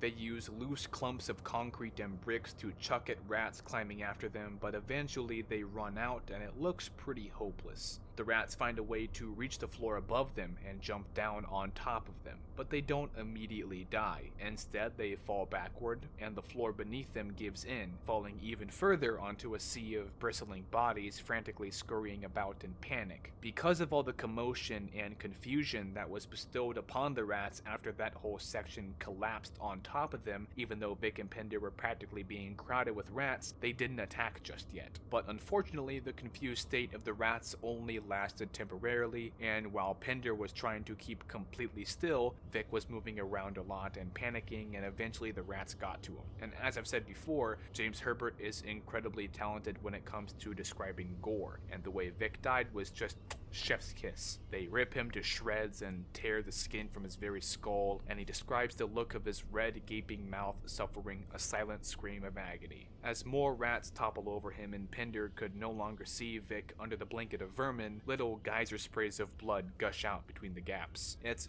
very well written, and these are two of my favorite chapters. After Vic is clearly dead, two of the giant pinkish and grossly obese rats waddle from the shadows, and then they begin feasting on Vic's body, shoving the other rats out of the way. All Pender can really do is sit and watch. Chapter 20, the final chapter, is a pretty decent ending for Lair. Pender manages to escape out of the house, but only barely. Captain Mather, Jenny, and all kinds of other people working for the military and the conservation center of the woods came with full force and with lots of firepower. But I think it's important to mention the pain Pender goes through in trying to escape and the self-discipline, motivation, whatever you want to call it. He turns into a fucking monster, clawing his way just to survive, and it's just well written. The ending itself is pretty simple. Pender lives and the military carpet bombs the house that had been the lair of the rats. But of course, in the epilogue, we get a hint that it is not over. In the perspective of Brian Mollison, who was my least favorite character in the book, he sees a couple of starving rats heading toward the city, and that's kind of it, foreshadowing the third book, Domain. And I will cover Domain in this video, and I know that these book segments are super long, and thus this video will end up huge. I don't really expect anyone to watch this in one sitting, beginning to end. I also wouldn't be surprised if some people only watch the video game segments. That's okay too. Or maybe someone's favorite part are these 3 book breakdowns. I've no idea, but I apologize for the confused people watching because this video is a big Rat King clump in itself. But I like providing variety and a shitload of content packed into one video. I didn't want to do a series series of rat-themed crap because then it's less value per video. So in this journey of repugnant negativity, our next stop is a place where rats are actually deemed holy. We're looking all the way over in India now, at the Karni Mata Temple. Going forward, I apologize for mispronouncing any Indian names. Apparently, I'm not well versed in how German nor Indian locations are correctly pronounced. But anyways, the Karni Mata Temple of Deshnok, also known as Mad Deshnok, is a prominent Hindu temple dedicated to Karni Mata at the town of Deshnok, located 30 kilometers south of Bikaner in Rajasthan. It has become the most important pilgrimage site for devotees of Charani Sagatis after access to Hinglaj was restricted following the partition of India. The temple is also a popular destination for tourists and pilgrims and is renowned both in India and internationally as the Temple of Rats due to the numerous black rats known as Kaba, which are considered holy and treated with utmost care by the devotees. This is sometimes upheld as exemplary of an environmentally conscious Hindu ethos. The temple draws visitors from across the country for blessings as well as curious tourists from around the world. The temple was originally constituted 500 years ago, around 1530 CE, after the Mahaprayan of Karni Mata. It initially began with the inner sanctum covered by the dome and grew in size with constructions being added by the devotees throughout the centuries. So what does all of this mean? What is Karni Mata? What is the legend? Karni Mata was an embodiment of Shakti, which is Hindu for power and is like the goddess responsible for universal creation. And so this embodiment of Shakti remained celibate, therefore she married her younger sister to her husband, Dipaji, for the continuation of his line. From her, Dipaji had 4 sons, the youngest of whom was Lakshman. Karniji cared for them as her own children. One day, Lakshman drowned in a lake nearby Kolayat while bathing. Her younger sister pleaded to Karni Mata to bring Lakshman back to life. Thus, Karni Mata lifted the body with her hands and brought it to where the murti, or inner sanctum, is now, closed the doors and said not to open them. She went to the god of death, Yamraj, and demanded for Lakshman to be returned to life. The god of death queried, if so, how will the cycle of rebirth work? By what law will it move? Karni Mata thus declared that her family will not come to Yamraj anymore. Wherever I live, they will live. When they die, they will stay with me.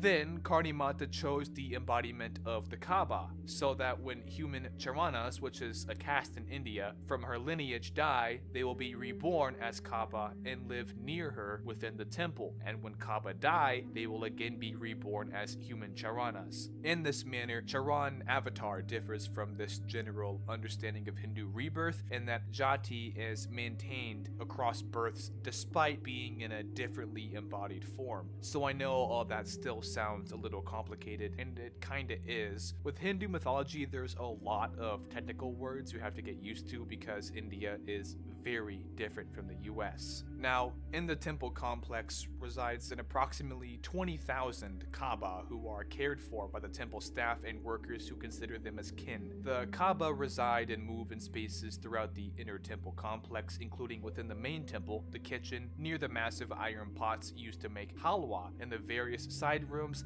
and on the rooftop. In each space, there are different food items available for the Kaaba. Those nearest to the murti of Karni Mata feed on the various forms of prasad, offered to the goddess such as ladu, nuts, coconut, and sugar crystals, as well as milk, grain, fruits, vegetables, and even liquor. For the Kaaba on the rooftop and near the iron pots, their diet consists mainly of grains, fruits, vegetables, roti, and water. Therefore, Kaaba of Deshnok Temple have access to a rich variety of resources and are provided protection from predators like cats by their human Charan kinsmen. It is observed that Kaaba have become habituated to human interaction and touch. They scurry across and lie in the devotee's lap or perch on their shoulders while they are sitting in the temple. They eat from the hands of visitors and from the same thali or plate as the Charan workers in the kitchen. Eating food that has been nibbled nibbled on by the Kaaba is considered to be a high honor. Temple rules state that if you accidentally step on one of the rats and kill it, you must replace it with a rat made of solid silver or gold. So again, very different types of beliefs than what my average audience is probably used to,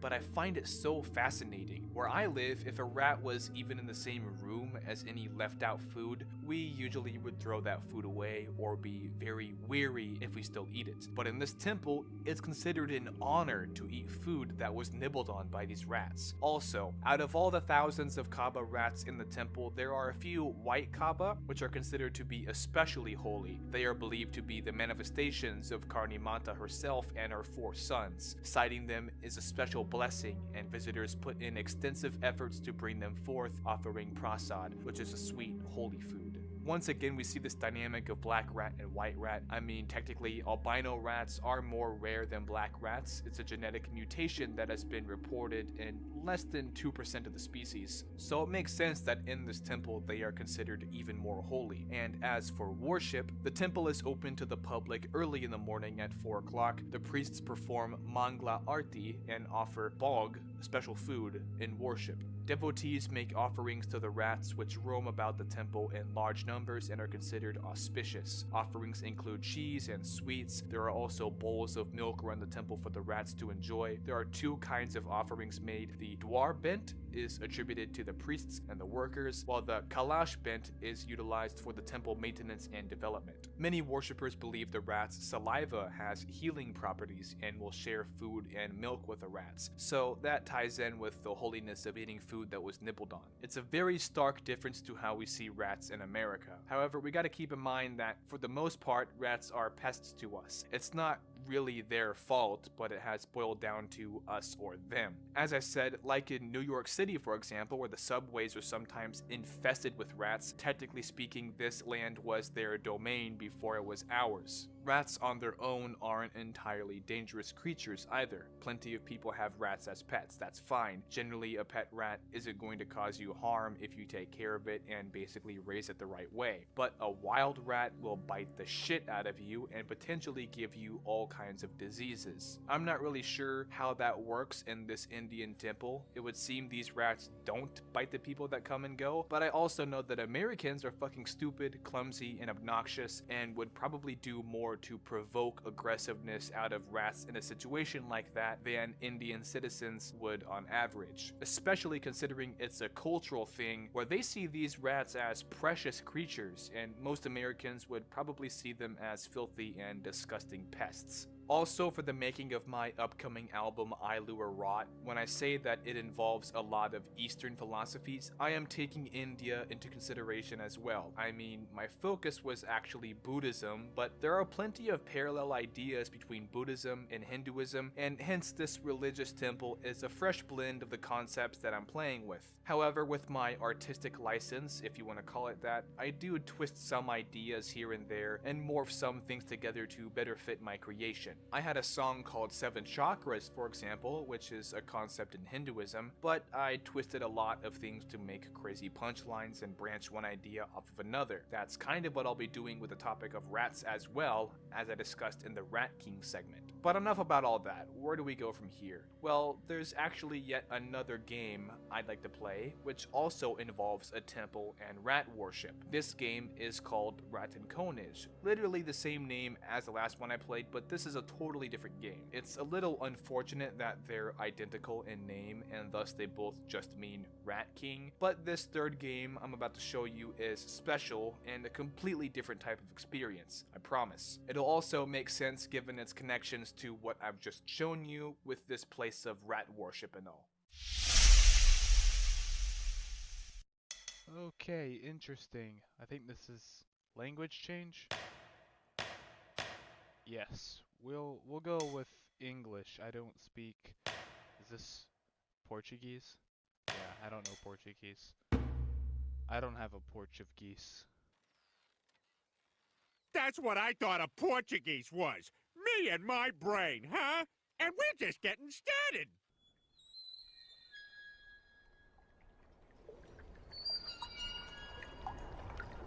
Shiny. Press any key to start.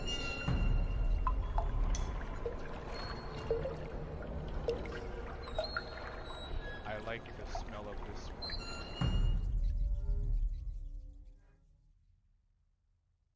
Nice little loading screen too. 2 years ago. Whoa. I want that like as a plaque in my room. That thing is fucking awesome. I'm getting closer. Press the right mouse button to zoom in. Okay. Oh my god, hello. To interact with an object, press the left mouse button. Compass? You took too long? What? Sun has already risen? There's still a chance. Pick up the recorder. I was wondering about that, if it would fall into the water. If I could just throw my compass over the edge. What about this? Plate tape. Yes, let's do that. It's been 10 years since I first got my hands on the artifact. My grandfather always said that such a piece would lead me to glory.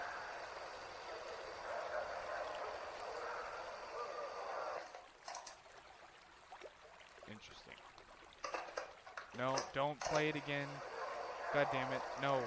Ah, fuck. I can't stop it.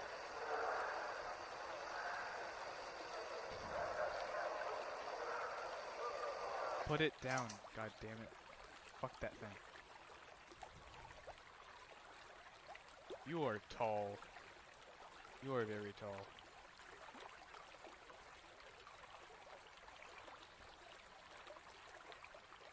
I'm having very intrusive thoughts of setting you on fire.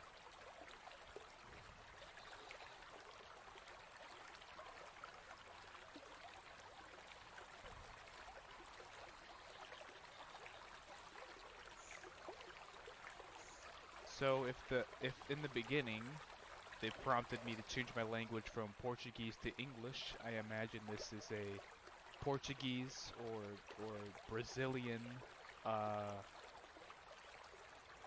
culture or something of the sort.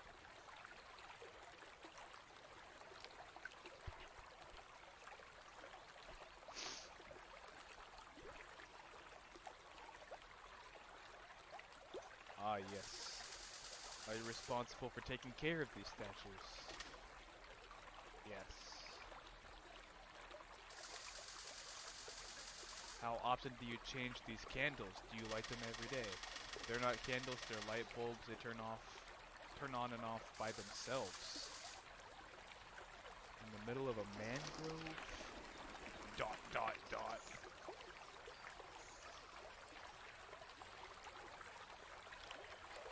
Interesting. By the way, he's controlling this boat entirely. All I'm doing is looking left and right and zooming in and out.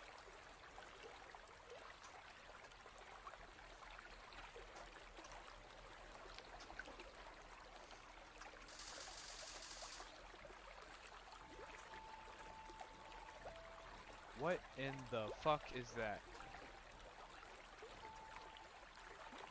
Is it rotating? Or is that just my eyes deceiving me as we get closer?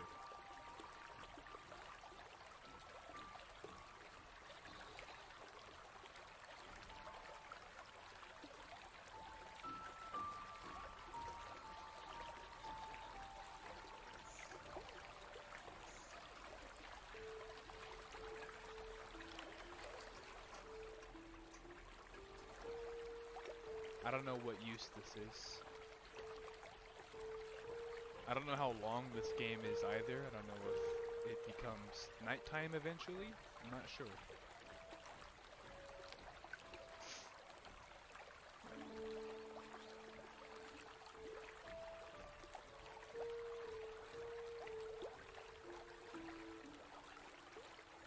I will say it is a little slow for the lack of information we've been given as to what this story is about. Why are some of these statues covered? To protect them from what? In the sun. From the moon.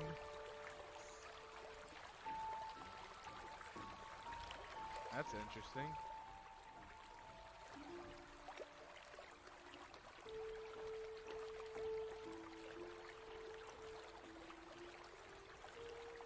So yeah, definitely not a very gameplay rich game. I'm kind of here as a passenger. It's like I'm just along for the ride. So it's not your typical game. Not even really a horror game, I don't think. At least it's not so far. I thought I saw that fucking thing move though. I mean, unless I get like sacrificed or some crazy shit. I think this is just a bizarre game more so than horror. I can't see any kind of entrance because they're already gone. What does that mean? Are you sure? I think ... You missed your chance. If you had rode faster, maybe. No use, it's your fault.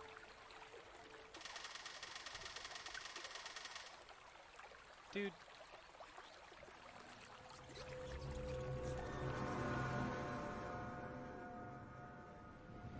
What the fuck? Fuck that dude. Honey, are you still there? Whoa. You haven't eaten in days. You know how important this is to me. More important than me? Honey, you've hardly touched your rat king. I'm tired. I'm so confused. Don't ask me for anything. All I ask is fucking clarity. If I can't count on you, there's no reason for me to stay here. Do not say that, please. I'm talking to a statue. That is not a human. Holy Bible. I need some time. Okay, then.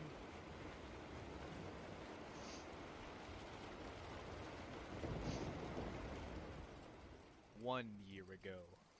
I apologize if I am sniffling or if there's a random cut somewhere where I cut out my sniffling. I'm still kind of sick. I was sick when I recorded the last one. I'm still sick now. Are you sure this is the right way? Okay, now it's darker, so it makes more sense to use the lamp. I don't know what the fuck I would be doing though. Let's try this thing again. Second visit, I'm exhausted and completely lost. If it doesn't work out, I don't know how I'll carry on with my life. Also, that compass is tweaking. At least I have nothing left to lose because I've already lost everything. I'm assuming he means his wife. I think my wife is no longer with me. Yeah, that's useless. I don't need that. Catch, idiot.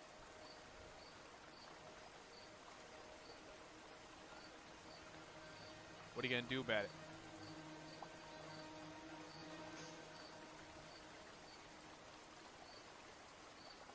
I would love for this to be a real place or modeled after a real place. This would be a really cool boat ride, going through these gigantic rat statues holding up lamps. But I swear I saw one that didn't have a lamp. Maybe I have to you know, put my lamp in its hands. I'm not sure if I could even do that. You never told me your name. Bartholomew. Actually, now I don't see the rat with the lampless rat. Maybe that's what he meant when he said you missed your chance. I don't know. Because these all have lamps in their hands. I'm not sure what the fuck I'm supposed to do though.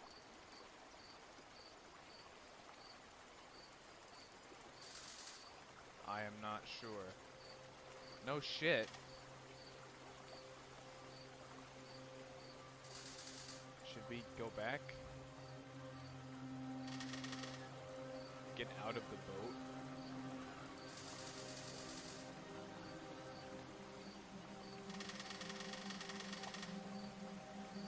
No, I don't understand shit, bro. I don't feel well. He drugged me. He date raped me. Asshole.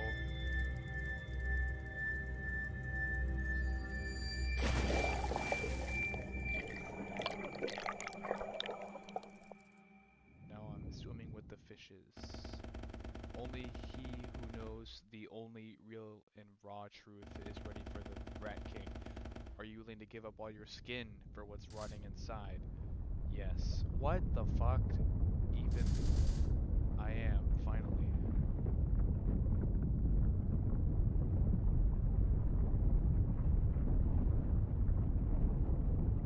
Strange.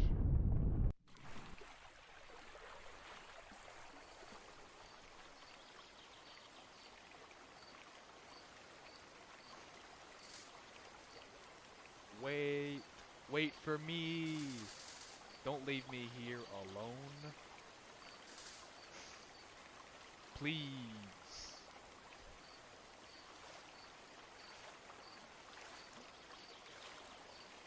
Do I get to actually control the game now? With WASD.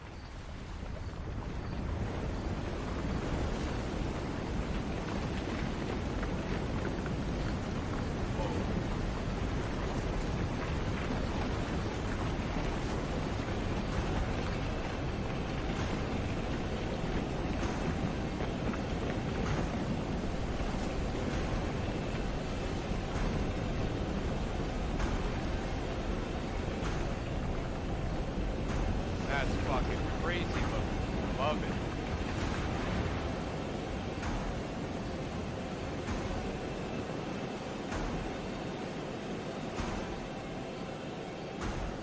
Fuck yeah.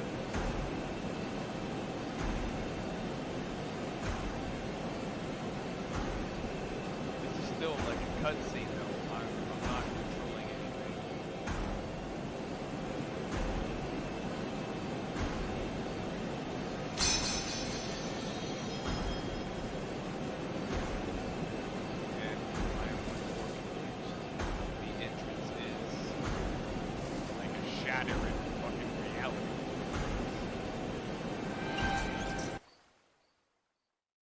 Well, that was a thing.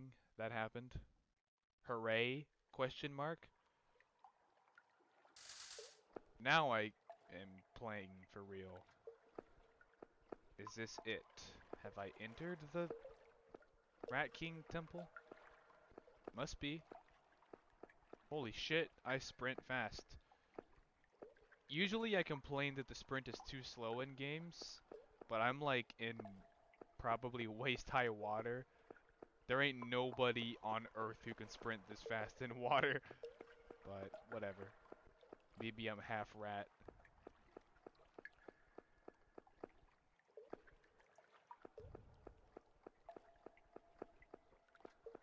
What the fuck is this? Very fucking ominous looking plant. Alright. Whoa. Yeah, wow, indeed.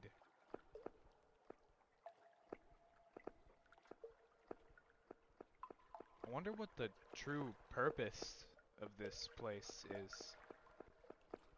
They haven't explained much. It's kind of cryptic and vague, the details.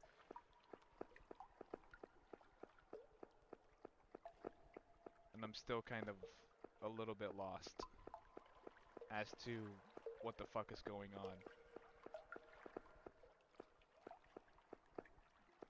I don't know if that means I'm slow and retarded or if the story isn't good. I really don't know. It could be either or. Bear with me. The red lantern. Should I go in this water? This looks dangerous. Oh, I can't. It's a barrier. I can't even if I wanted to. Alright.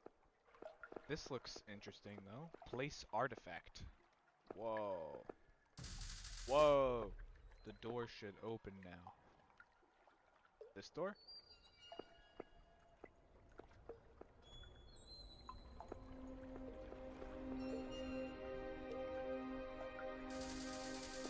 What the fuck?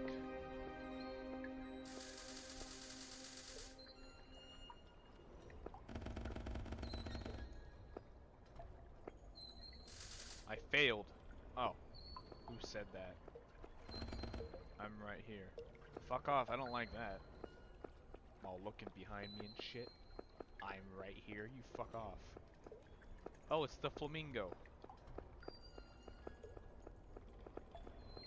Where's my BB gun? Fucker. Talk. How do I do that? Why did it pop up for a fucking second? There we go. Who are you? That's cool up there. Me? I'm just passing by.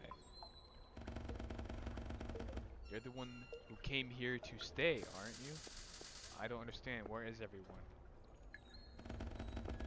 The well in the middle of this room will take you to everyone. Send them my regards. Can I grab your fucking flamingo foot and take you with me?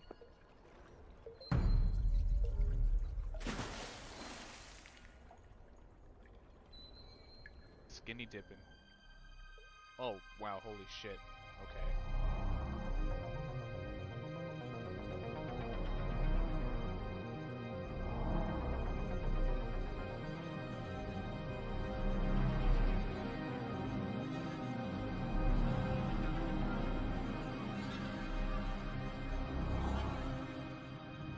Very bright. What now? Legend has it that one day the rats fled to the mangrove. In the middle of this mangrove, a colony was born and they called it the Rattenkonig. There, they left all diseases behind and dedicated themselves to just being what they really are, rats. Every day, they gathered at the highest point of the Rattenkonig to watch the night. The poor things were in love with the biggest traitor of them all. They fell in love with the moon. How romantic.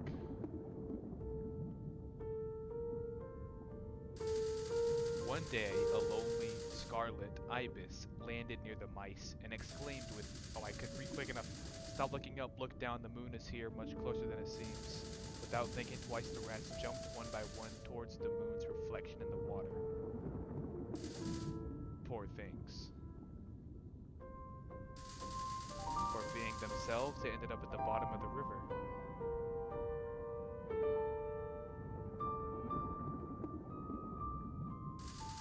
According to the legend, the moon, seeing such a sacrifice, turned the mice into beautiful flowers that only open their petals at night.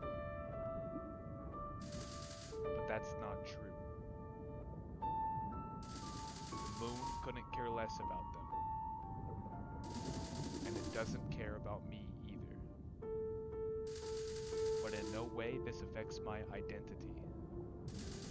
Connected by our tails on the surface or at the bottom of the river, we are the Rattenkonig. A game by Dionen, inspired by a Brazilian folktale. Thank you for playing. That was something. Not horror, really, at all, but that was interesting. I won't talk about it here, because the more I talk, the more I have to subtitle, so I'll talk about it in post.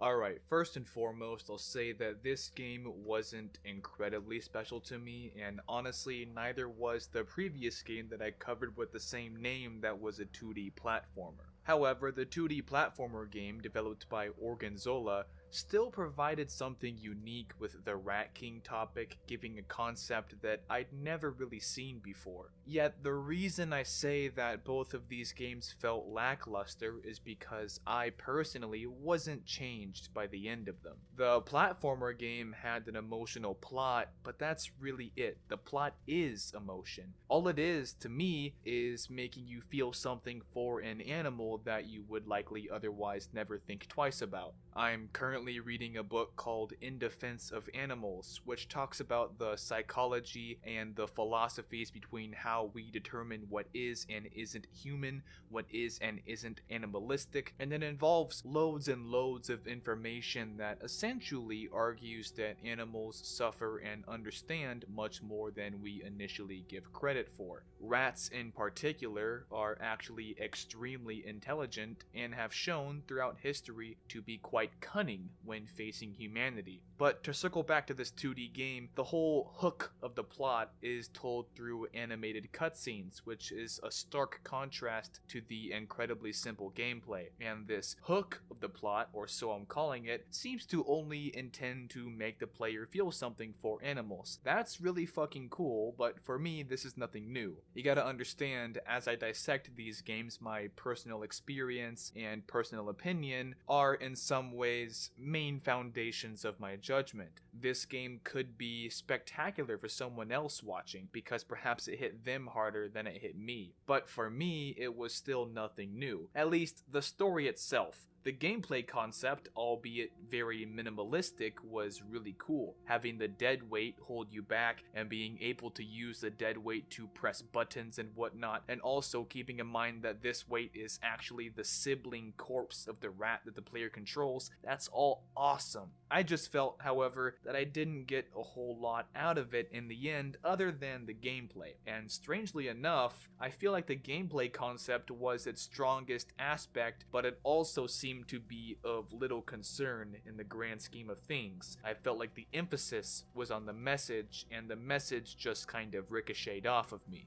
Also, the name of the game is obviously problematic because we have two different games with the same exact name. On itch.io, I even found a third game with the same name, but I won't be covering that one. I'm just saying, if I were to develop a game like this about a rather niche topic, I'd make sure that I was making something completely original. For example, if I were to make a game about malevolent spirits in East Asia and it took place in Tibet, I would research other games, books, and films, and all kinds of media that involved the same topics. That way, I could have content that was different and also name my game whatever it ends up being, something that is original. Even if one of these Rat King games was just called Rat King instead of Rattenkonig, technically that'd be more original because there's 3 Rattenkonig and I see 0 games simply called Rat King. But anyway, as for this most recent game I just played called Rattenkonig, this one is apparently based off of a Brazilian folktale. Unfortunately, when I try to search for Brazilian folklore that has anything to do with rats, I find nothing. However, one element of the story in this game is how the Scarlet Ibis said to the rats that the moon was down below, hence there's no need to gaze upward into the night sky. So the rats dove into the water where the moon's reflection had been, and obviously there was no real moon in the water, and these rats drowned.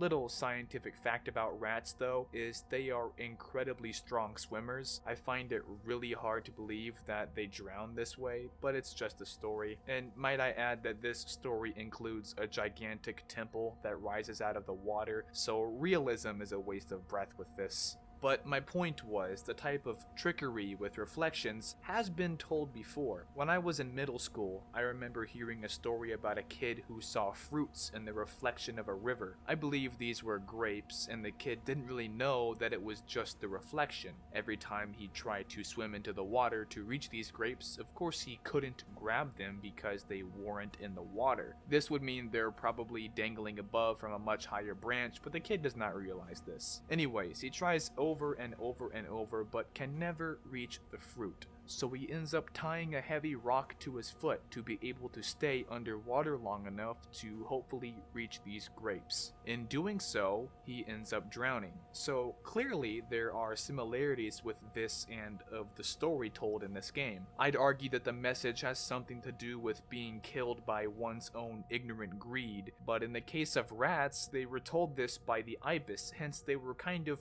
further provoked than a kid's simple ignorance. But though I should shouldn't incorporate realism, I can't help myself. Animals recognize reflections pretty easily. There's no fucking way that this could ever happen for this many rats, and I'd argue that it is nearly impossible for a single rat to fall for this. Hence, the storyline of this game isn't great. One of the main issues with it is also that it's very slow up until about 70% of the way through, where the pace picks up quite a bit. But in that first more than half of the game, so much information is withheld from you. It requires a lot of patience. But to add to this, you only play the game for about a fifth of the time. Most of the game consists of you being the passenger in this dude's boat. Then Dionen, the developer, decided to try to put some tragic backstory in about the main character and his wife. If you ask me, the ideas for the story of this game would work better with a much longer game that would have more opportunities to properly explain itself to the player, or to simply let the player put the pieces together themselves. But with this game being the length that it is, there's hardly any pieces to work with. Some games I wish were shorter, some I wish were longer. This is one that I think could have been better if the plot had the same basics, but if it were stretched in length, essentially to add filler and some other experiences that just make the player give a shit. Because as I said, with both Rattenkonig games, I hardly gave a shit about what was going on. Sure, maybe I'm a little hard to hook, but a well-developed and well-thought-out game would be able to hook even the most careful and stubborn players. Neither of those really had that captivation for me, but that doesn't mean they are bad games. They each have their own pros and cons, as do all things. It's just that my personal experience wasn't as fantastic as it appears to have been for other people.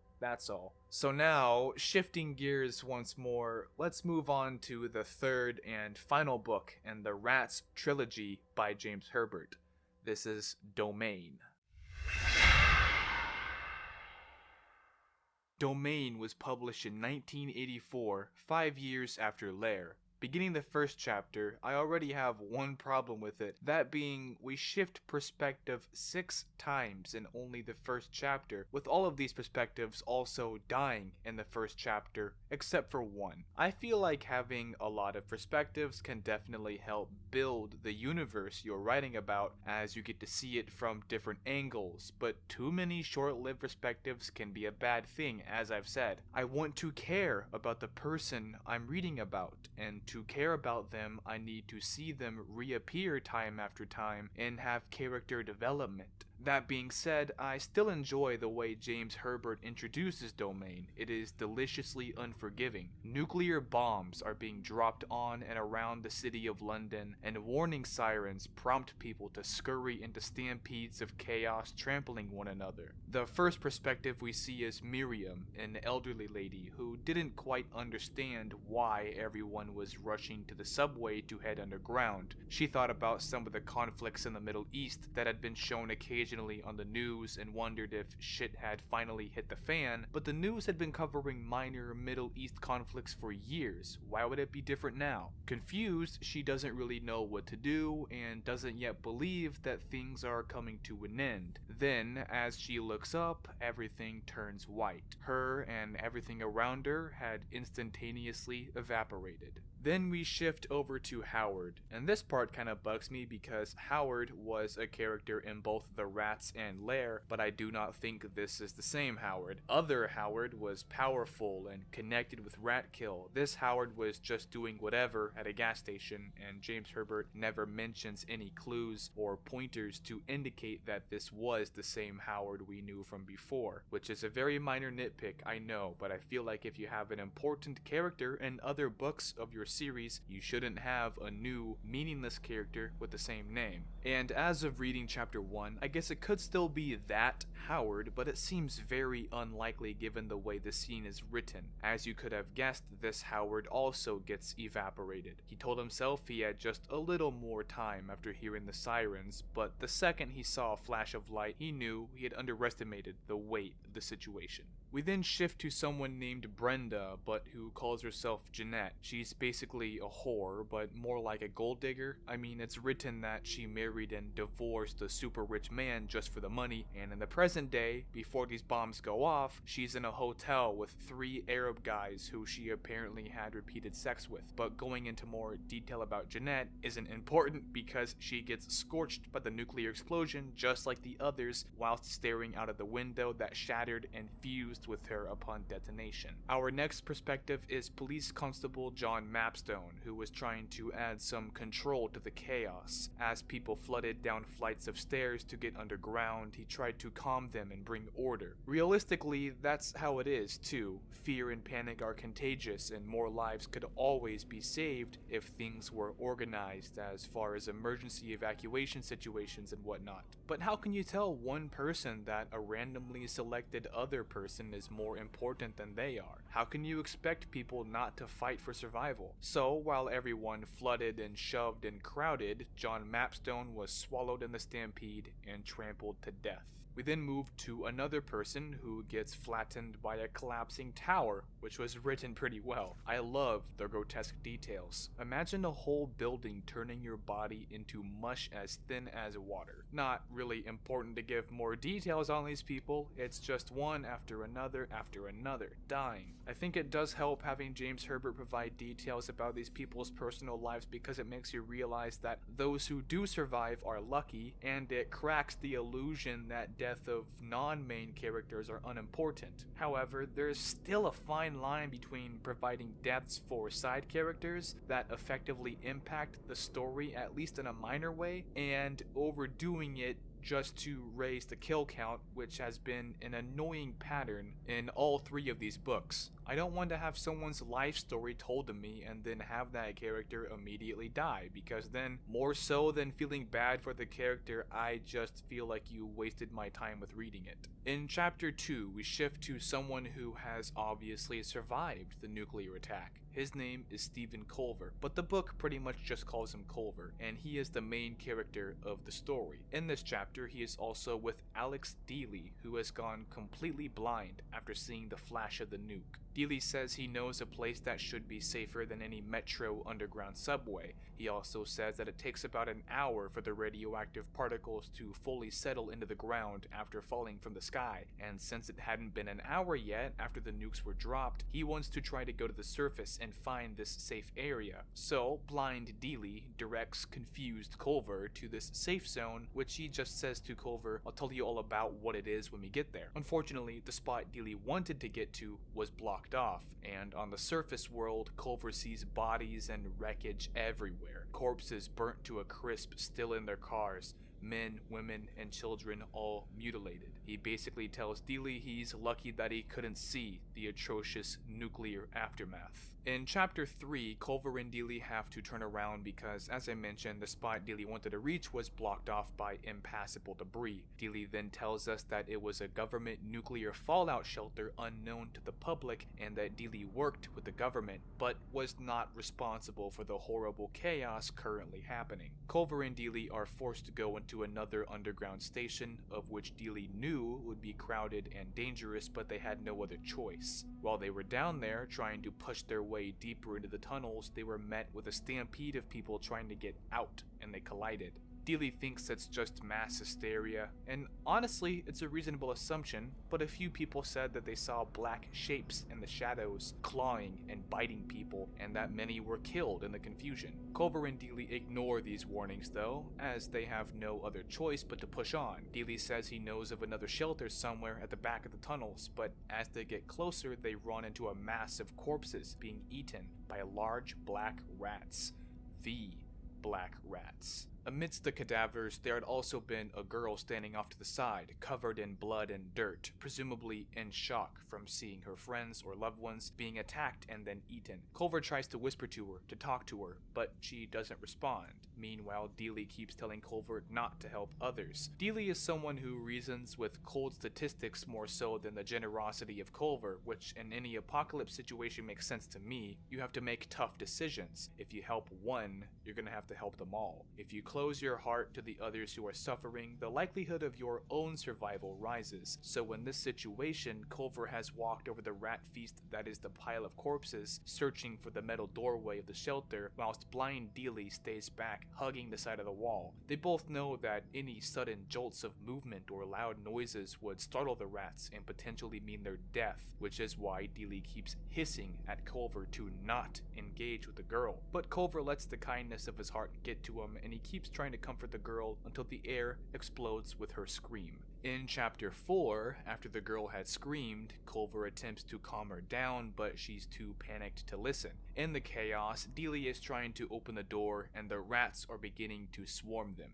Culver gets bitten in the thigh and clawed at, and both Culver and the girl sink under the weight of oncoming vermin. Culver tries with all his might to fight back the rats, but he is quickly getting exhausted. To add to the mix, the tunnels then start to shake and rumble as dust falls from the ceiling that is now slowly collapsing. This explosive rumbling scared the rats, and they scurried away from Culver, Dealey, and the girl. Another bomb had been dropped, and a whirling fireball was scorching its way towards them through the tunnel. Each of them pressed themselves up against the door, and yet Culver realizes it's basically hopeless, and that the provided cover won't be enough to protect them from the flames. Yet when everything looks like the end is near, the door opens inward, and they tumble over each other into the bunker. In chapter 5, Culver wakes up after being out of it for days, and we learn that the government nuclear bunker actually has quite a few people taking shelter there. One of the more important people there in the shelter is Dr. Claire Reynolds, who helped take care of Culver during his time unconscious. She had helped nurture Culver and his bite wound from the rat, of which fortunately no crazy illnesses had spread from it. We also learned that the girl who had been screaming before, the girl that Culver pretty much saved, is named Kate, and she'd recovered physically into better shape than Culver, though Culver, Kate, and Dealey, having seen what it looks like on the surface, were in mental anguish. The images of families, of children, being charred to a black by the nuclear blast, scattered around in mangled debris, had been haunting them.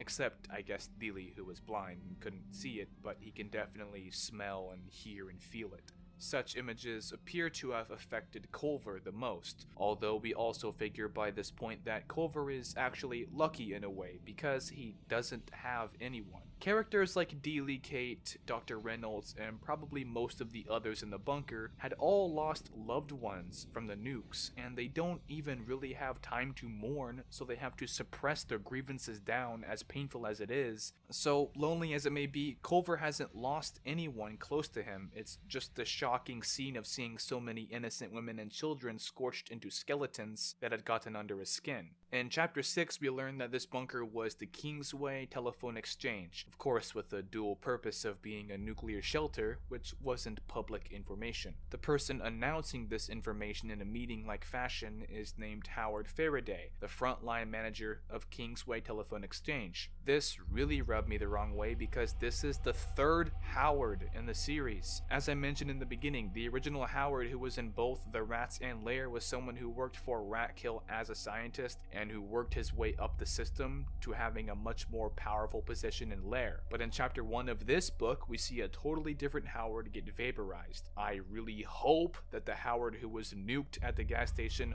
was the original Ratkill Howard, but James Herbert put zero effort into making it clear whether or not he was the same Howard or a new Howard. All we have to go off of is, well, the name, Howard, which obviously is not reliable information because here we are being introduced in chapter 6 to another Howard character. Christ, think of some new names, James Herbert. Anyway, his name's Howard Faraday, so I'm just going to refer to him by the last name as Faraday. So Faraday begins talking about how no one suspected a catastrophe like this to happen, despite the rising tension in places like Russia and the Middle East. Some countries had invaded other countries and riots and protests had happened, but there's no clear origin of chaos. I actually like the horror that this insinuates because it's realistic. I mean, this book was also written in the 80s, so 40 years later we have even scarier military tech. I believe it was Albert Einstein who said, "I do not know what World War III will be fought with, but World War IV will be fought with sticks and stones." To add to this, Faraday says that one of the many puzzle pieces to the disaster was Russia invading Iran. Look at today's day and age, and Russia just invaded Ukraine.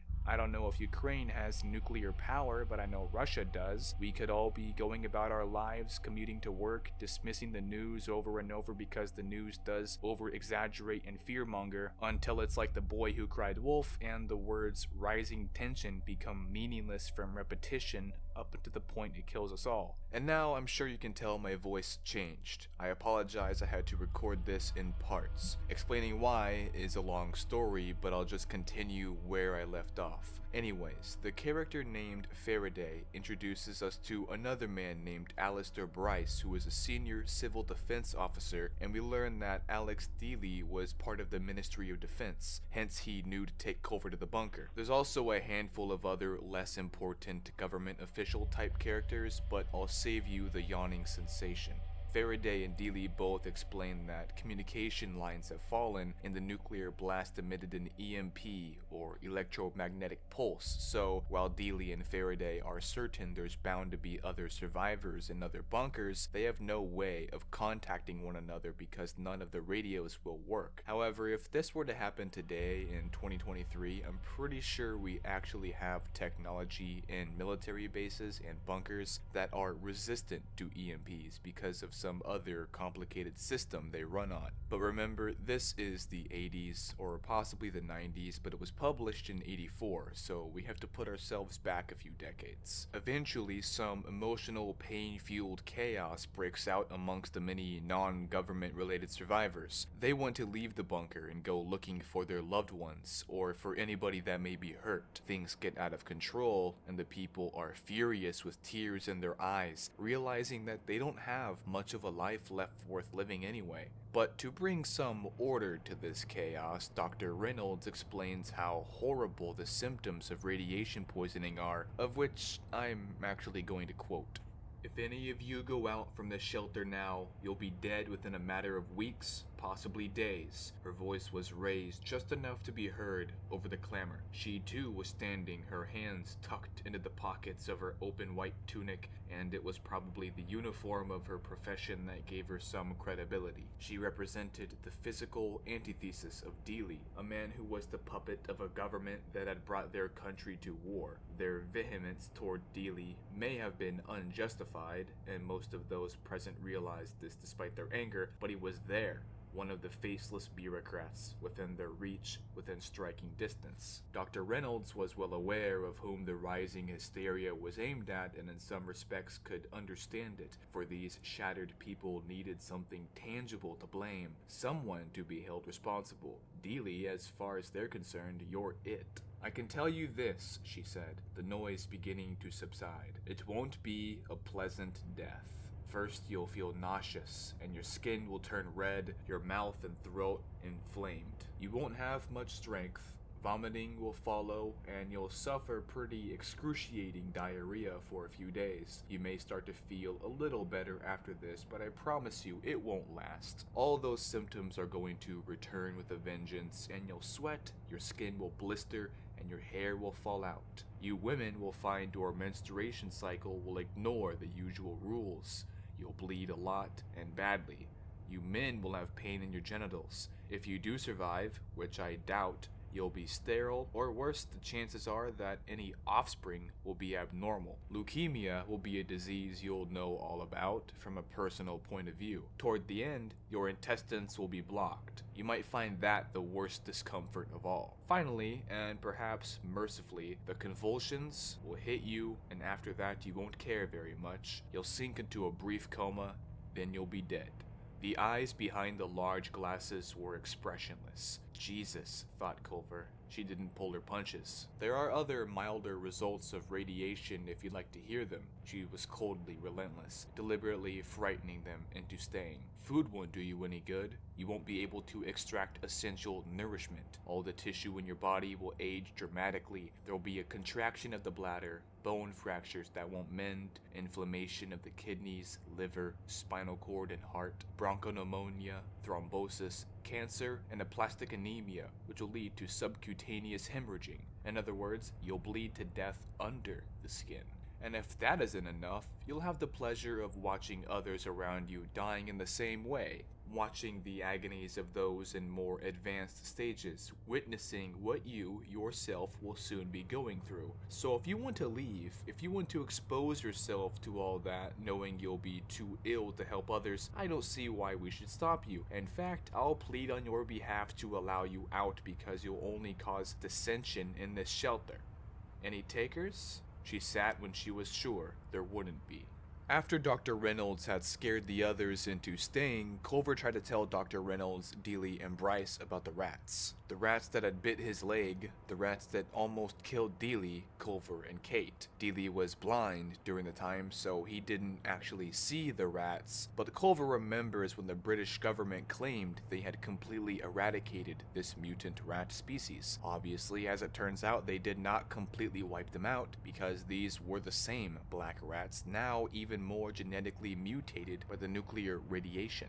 In Chapter 7, we shift perspective to a new group of survivors, most notably a man named Klimpton, who are all staying in the basement cellar of their home. This family keeps hearing a scratching noise, but they think it's the sound of their dog, Cassie. I guess for some reason they have to keep Cassie locked behind a door, and Klimpton won't let her stay with the family. I suppose having a dog could pose some trouble, maybe an extra mouth to feed, maybe diseases, not to mention that the family already has to shit in a bucket because they can't go outside into the nuclear fallout. I'd imagine taking care of a dog's remains would be a disgusting cherry on top, but the dog's scratching and yelping were growing more and more aggressive, despite Klimpton trying to calm her from the other side of the door. Unbeknownst to Klimpton, the rats were actually slowly crawling out of holes and crevices below, where the rest of his family were trying to sleep. Cassie began to howl and literally throw herself against the wooden door over and over, trying to get through to save her master and her family. That is when Klimpton heard screams from downstairs, and when he turned back, looking downward, he saw the entire cellar was swarming with black rats consuming his entire family. And before he could even really react, rats were scurrying up his leg and onto his body as well. Amidst the screams and the horror, the dog, Cassie, kept throwing herself at the door over and over in hopeless attempts to reach the others. She scratched, howled, and yelped louder and louder as she heard the screams of her family, until eventually those screams stopped, and after a while she knew it was over and gave up, lying there beside the door.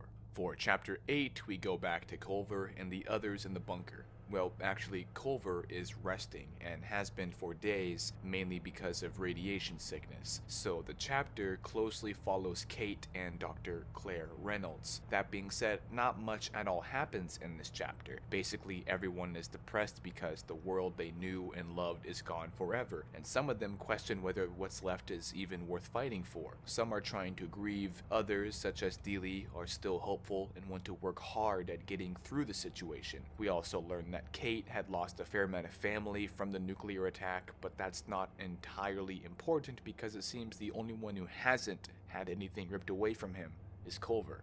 In Chapter 9, we learn that the depressing mood of the survivors has basically just gotten worse. As Culver was resting and recovering from the rat bite and the radiation sickness, he'd been woken up by the gurgling and yakking sounds of someone who had tried to overdose on pills. He heard painful groans as doctors and leading members of the bunker had shoved a rubber tube down the person's throat. Another had effectively killed themselves by slitting their wrists with a razor blade. Culver hasn't really had any crushing suicidal thoughts because his mind has been focused on recovering. As Kate practically nursed him, she mentioned that he had many horrible nightmares. However, perhaps sometimes it's easier on the mind to adjust to a brutal change unconsciously rather than consciously, though I'm not sure how harmful the psychological after effects of that may be. When Culver fully rejuvenates, he attends a meeting with Dealey, Bryce, Faraday, and the others whose names aren't really given, but it's hinted that they're shelter staff or government officials like Dealey. And it's at this point that we know Dealey no longer has the bandage over his eyes and he can actually see, and Dealey is very thankful that the damage was only temporary. In this meeting, Dealey explains that there's another secret tunnel that in itself is like a bunker, and that since they have no way of communicating with the other nuclear shelters scattered around London, they should eventually try to go there themselves. But firstly, he wants to send a reconnaissance group to just sort of scout the area and see how safe it is, especially considering the existence of the now thriving giant black rat. They can never be too careful. He hopes Culver will join this reconnaissance group whenever they set out. And at this point, I want to say that I very much like the structure of this book and the tone.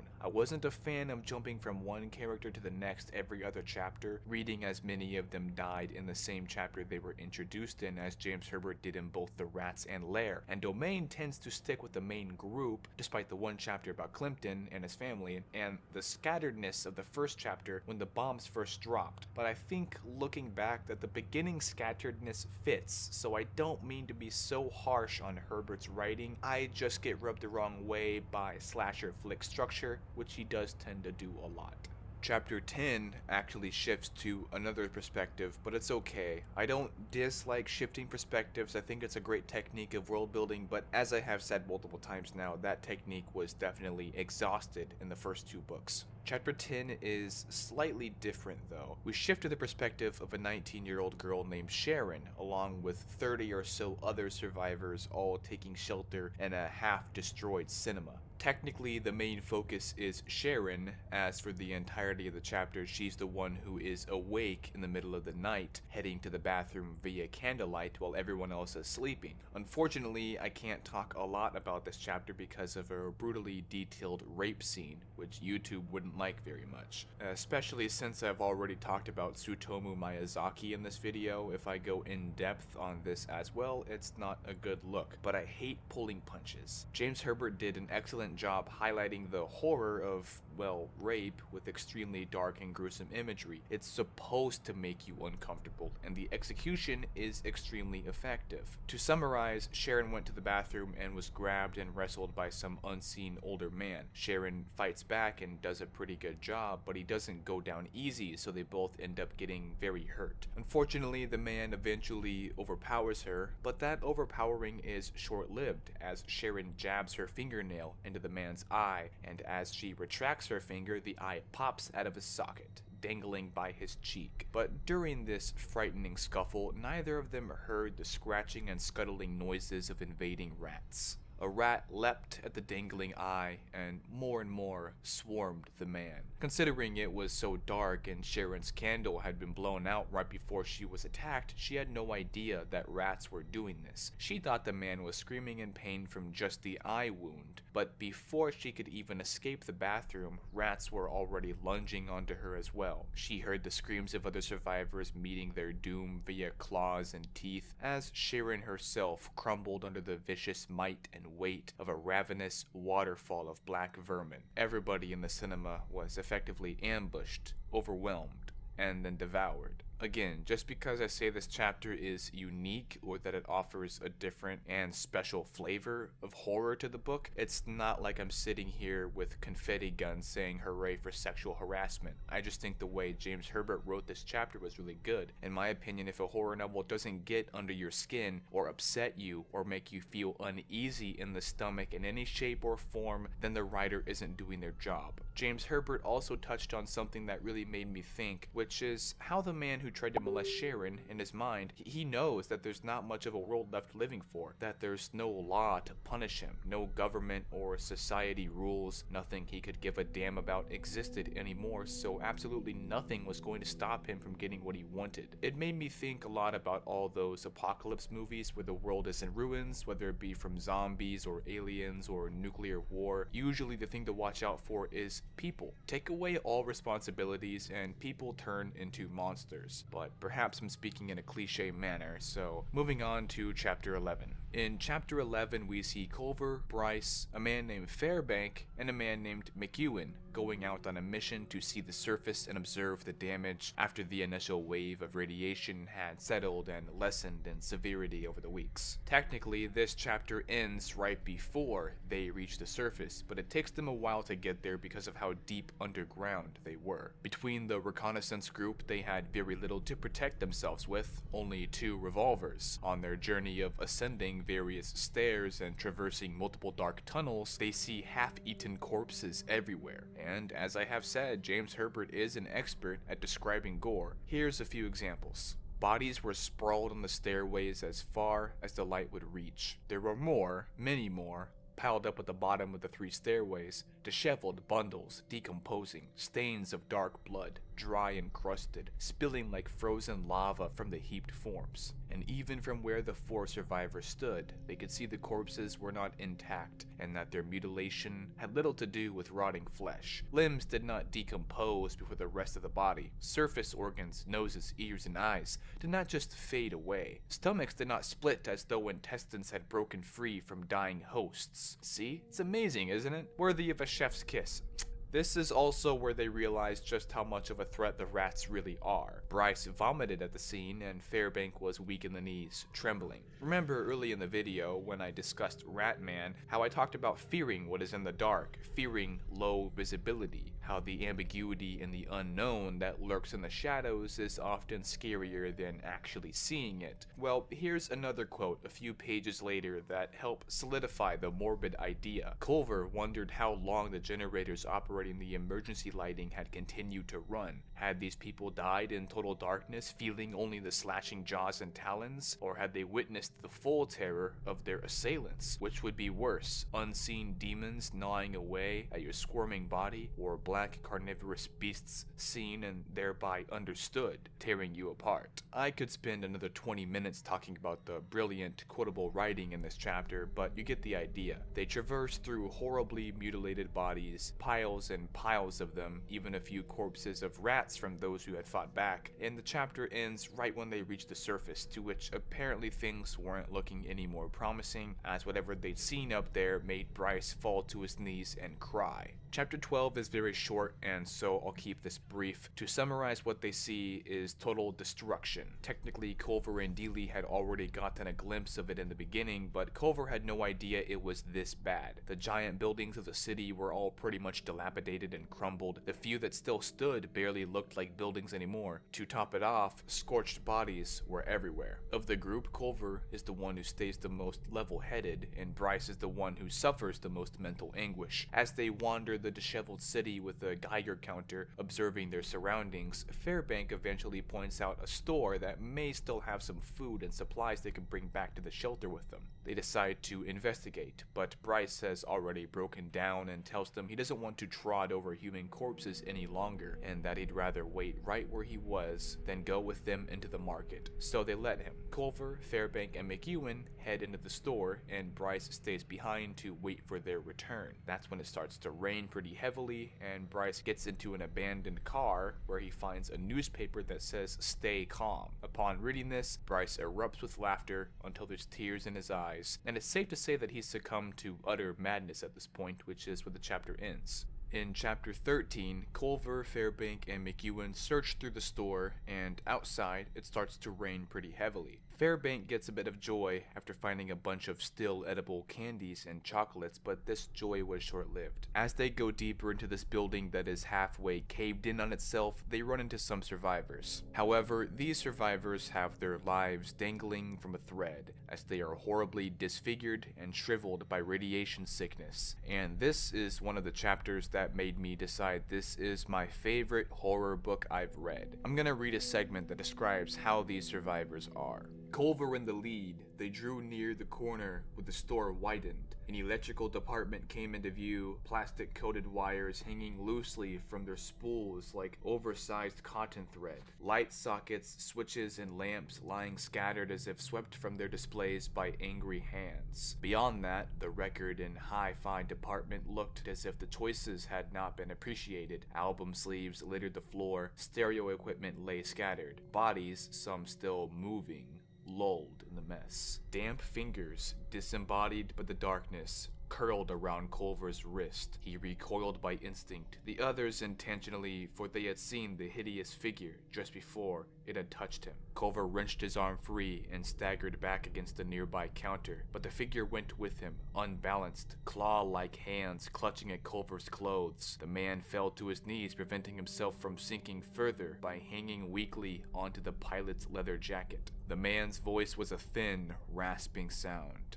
"Help us." Culver stared down at the emaciated face with its wide, staring death camp eyes, the torn lips, cracks filled with dry blood, gums exposed and teeth decayed brown. A few sparse tufts of hair clung to the man's scalp. His skin was puckered with fresh sores, and there was a thin line of dried blood trickling from both ears. Fright gave little room for pity in Culver. The man groaned, although it was more of a throat-singed croak. He seemed to shrivel before them. Overcoming his revulsion, Culver caught the collapsing figure and gently lowered him to the floor. The man's clothes were torn and bedraggled.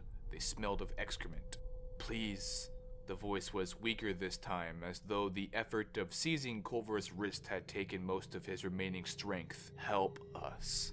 They followed Fairbank's gaze and saw the shuffling shapes emerging from the shadows, most of them crawling, some stooped and bent, stumbling as if with age, a whining coming from them that was more frightening than piteous. In that moment of abject fear, it was hard to think of these unsteady, shambling figures as fellow humans, wretches who had no time to shelter properly from the disaster and its disease-carrying aftermath, for they came at the three survivors like lepers escaping their colony, like hunched demons rising from unhallowed earth, like the undead reaching out to embrace and initiate the living. It was too much for Fairbank and McEwen, one trauma too many in that day of traumas.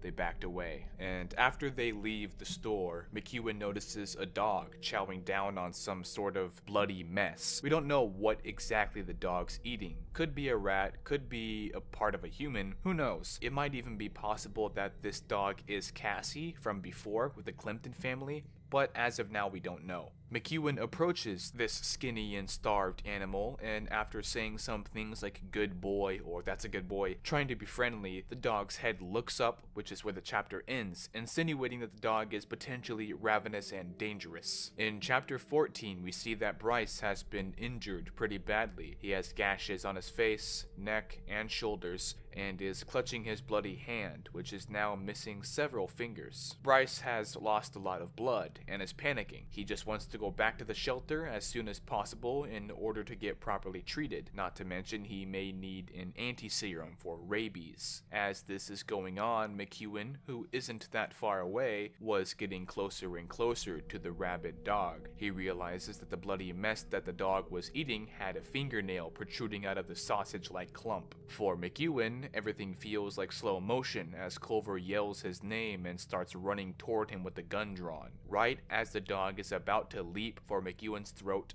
its yellow teeth showing in a bloody and foaming mouth, Culver fires his revolver and the force knocks the dog to the side. He fires again at the dog's head, then again a third time. Luckily, McEwen was unharmed. After this, they make haste to the shelter, but are met with yet another problem. The rain had been pouring for quite some time, and given how destroyed the cityscape was, and given the state of the tunnels, the water had nowhere else to run, so it was becoming flooded. They had to hold on to various metal protrusions and wiring to haul themselves against the vicious current, with Bryce in the middle. Culver and Fairbank did their best to keep Bryce up, considering he only had one hand to maneuver with, but the weight of the oncoming water made the task overwhelming. Just when they were almost there, a corpse that had been flushed out of the tunnels slammed right into McEwen and Bryce. Culver also had a tight interlocked grip on Bryce, so he went underwater with him. The only one who stayed intact, clinging to a wall, was Fairbank. Miraculously, Culver is able to keep both him and Bryce above water, just enough to be able to breathe, but McEwen is gone.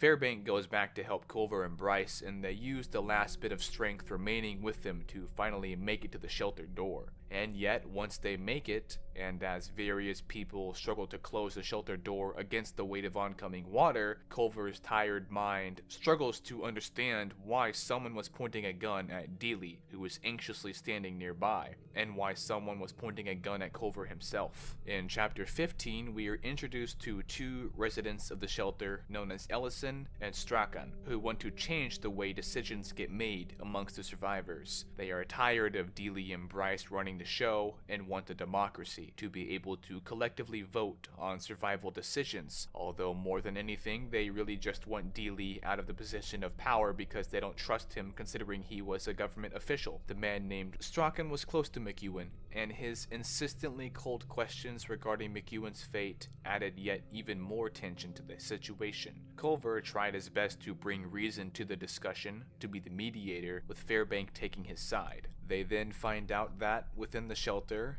there's a storage cabinet with a particular type of rat poison that was commonly used against the mutant rats when they were running rampant through London and Epping Forest. They even found ultrasonic equipment that was also used to deter the rats in the first two books. So more people start pointing their fingers at Dealey, pretty much interrogating him and bombarding him with questions because they have many reasons to believe that Dealey was and still is withholding secrets from them regarding the nature of the rats. Ellison and Strachan want to leave the shelter for good, but Culver reassures them that there is practically nothing left on the surface. Dealey is struggling to maintain power and tries to win over Culver by letting him know that, with a gun to his head, the others actually took a vote on whether or not to even let them back into the shelter when they were pounding on the door. So, as you can see, there's a lot of division going on and shifts of power, and everyone is tense, scared, and panicking. Culver, on the other hand, pretty much blows everyone off and says that he's beat. He just wants to get some rest and he doesn't give a damn what the others decide to do. He also says that he noticed something odd about many of the corpses in the tunnels, that being most of them were headless. He doesn't know what this means or if the others have any answers for it, but he just throws it out there as he walks away, and that's where this chapter ends. I apologize, voice change once again, but I really had to divide this in parts in order to get it done because I can't sit here and talk for like an hour and a half. I will go crazy.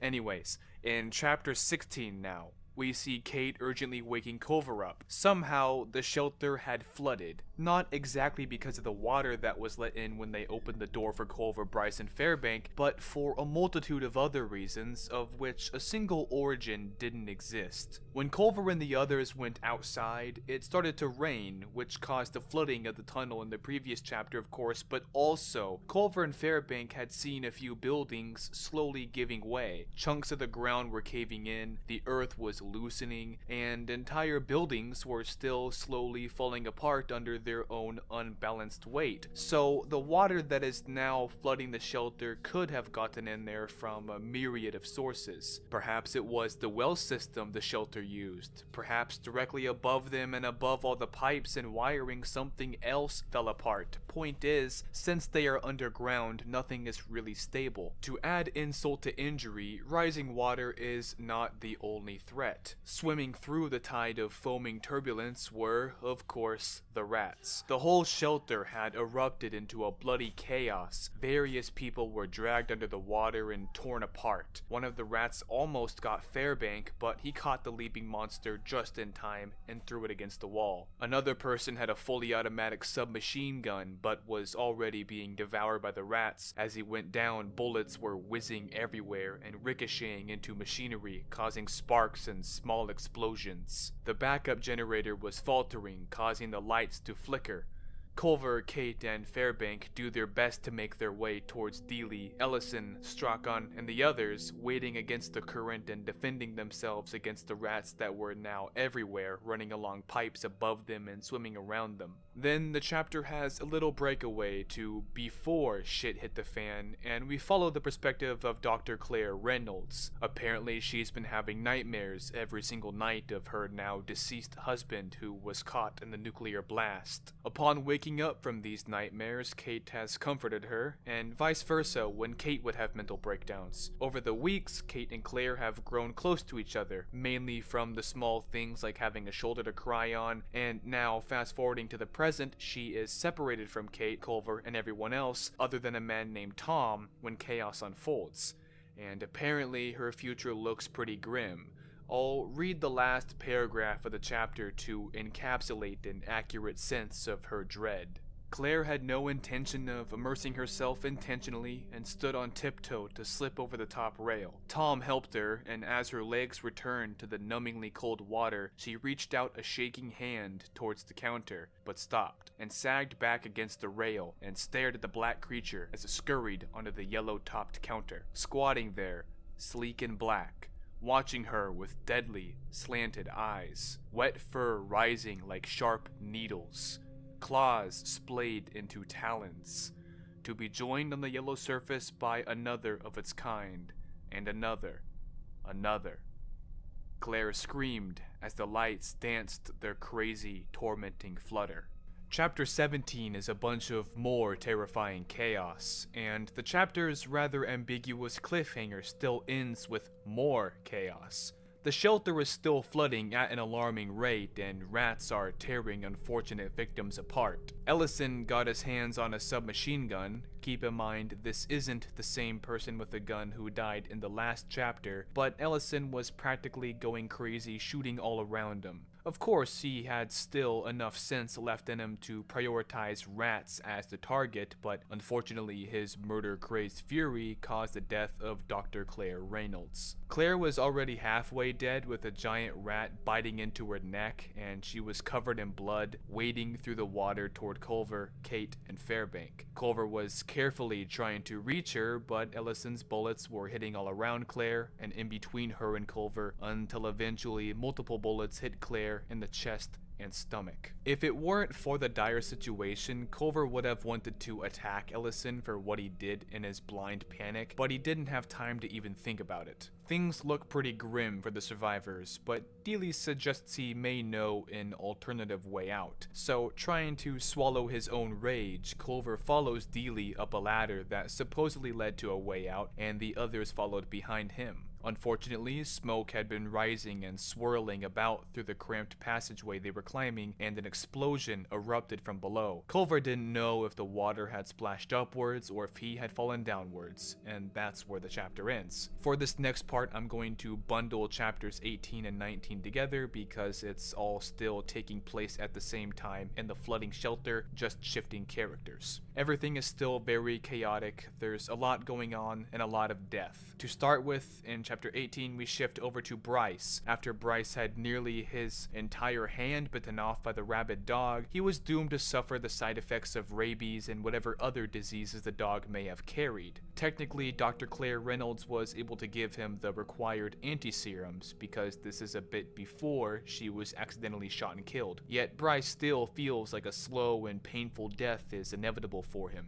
He feels it deep in his core, and he's already experiencing the early and mild side effects of what will eventually be an absolutely agonizing way to go. If he were to survive for the next couple of days, his body would undergo muscle spasms, extreme pain, an inability to swallow to the point where he'd be foaming at the mouth, fearing any liquid, even his own saliva, delirium, and eventually a horrible coma leading up to his death. Realizing this, Bryce pretty much becomes suicidal, in the sense that as alarms are going off and the water is rising and he hears gunshots and screams, he realizes that dying here would be preferable to the horrible fate that awaits him. He gives in, sinking below the water, accepting death. For the act of drowning is much easier for him than what his future may entail, and he almost succeeds. He was inches away from death, sinking blissfully into a black oblivion, when Faraday and another man pulled him out of the water. He was furious with them and actually wanted to die, as Faraday and the other man, whom I don't think the name was given, it might have been Tom, put much effort into reviving Bryce, trying to get him to cough up the water he had purposely swallowed. As they're struggling to keep Bryce up, the same chaos from the rats that has been happening in the past few chapters is still obviously going on. Screams, gunshots, people drowning, people fighting for their lives against the rats, and so on.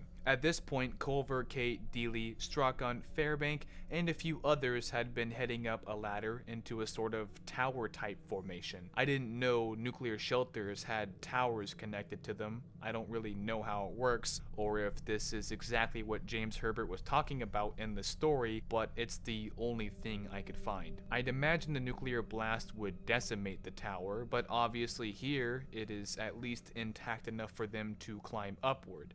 Unfortunately, this is where a major explosion happens. This is the same explosion that Culver and the others just barely escaped. However, Bryce, Faraday, and Tom were not so fortunate. The initial blast alone burnt Bryce's face off. Faraday had been in front of him, so he actually took most of the damage for him, thus Faraday and Tom instantly die. And Bryce gets sent underwater, where he resorts back to his blissful accepting of sweet death. Meanwhile, Culver, Dealey, Kate, Strachan, Fairbank, and I think even a couple others whose names aren't given, are climbing up the ladder. Ellison isn't with them, so either Ellison died in the explosion, drowned, or was eaten by rats, or honestly he could have died in a multitude of different ways, as could many of others had done. But Culver recognizes there's nothing they could do to help them, so they just push forward and try not to think about it. There's a sort of seal door or metal lid type contraption that they needed to close off to prevent the rising rat-filled water from engulfing them. Basically, they need someone to stay at the bottom of the ladder and keep it closed, of which Strachan volunteered. And it wasn't meant to be like a suicide mission or a sacrifice for the survival of the others, because Culver was trying to stay close as the others ascended, and Fairbank was also keeping a watchful eye. But alas, the future for Strachan was grim. More and more rats pressed against the weight of the door, or grate, or lid. It's hard to explain exactly how this works because it wasn't described very well, and I'm no expert on the anatomy of a fallout shelter, but nevertheless, Strachan is overwhelmed and eventually devoured alive by the giant rats. Culver had tried to help him up, to lift him back up, but in doing so, a rat climbed up from Strachan onto Culver's arm and lunged at his head. Culver was barely able to dodge it, and so the rat grazed against the side of his head, taking off part of his ear. He also got bit on the ankle, and Fairbank had to dangerously slice it off of him using a guillotine blade. No, not the execution device, those paper cutting blades. Fairbank ripped one off of the mechanism and held it like a cleaver, chopping rats away here and there up until this point. So Strachan is left in a writhing pool of inky blood and squirming black bodies as they try to just continue on. From the top of the ladder, they saw a huge flash of light. For lack of a way to explain exactly what I'm talking about, it's similar to the horror movie The Ring, when at the bottom of the well there's a circular glow that can be seen above around the crevice of what is basically the crack in the door, but isn't exactly a door. I need to work on my fucking vocabulary. Anyway, they see this light around the edges of whatever door-like thing is at the top,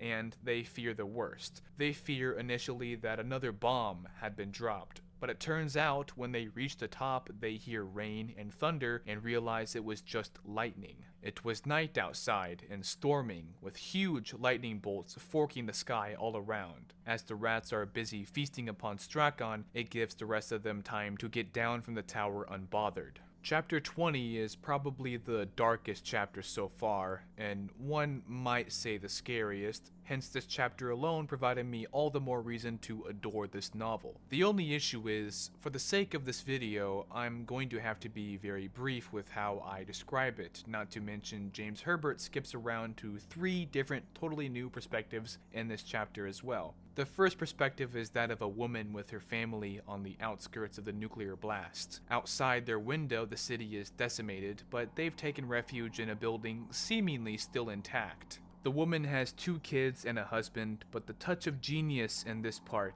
is that the woman is completely insane. It's hard to describe exactly how, but she's pretending that everything is back to normal when obviously it isn't. Her husband is actually dead, slumped up on a couch with a newspaper in his hands, his eyes white and rolled back, to which the woman treats it like a joke. Like, oh, my damned husband of mine is so lazy, he doesn't do this or do that, and she basically responds for him in her own head. There's a lot of puking and madness.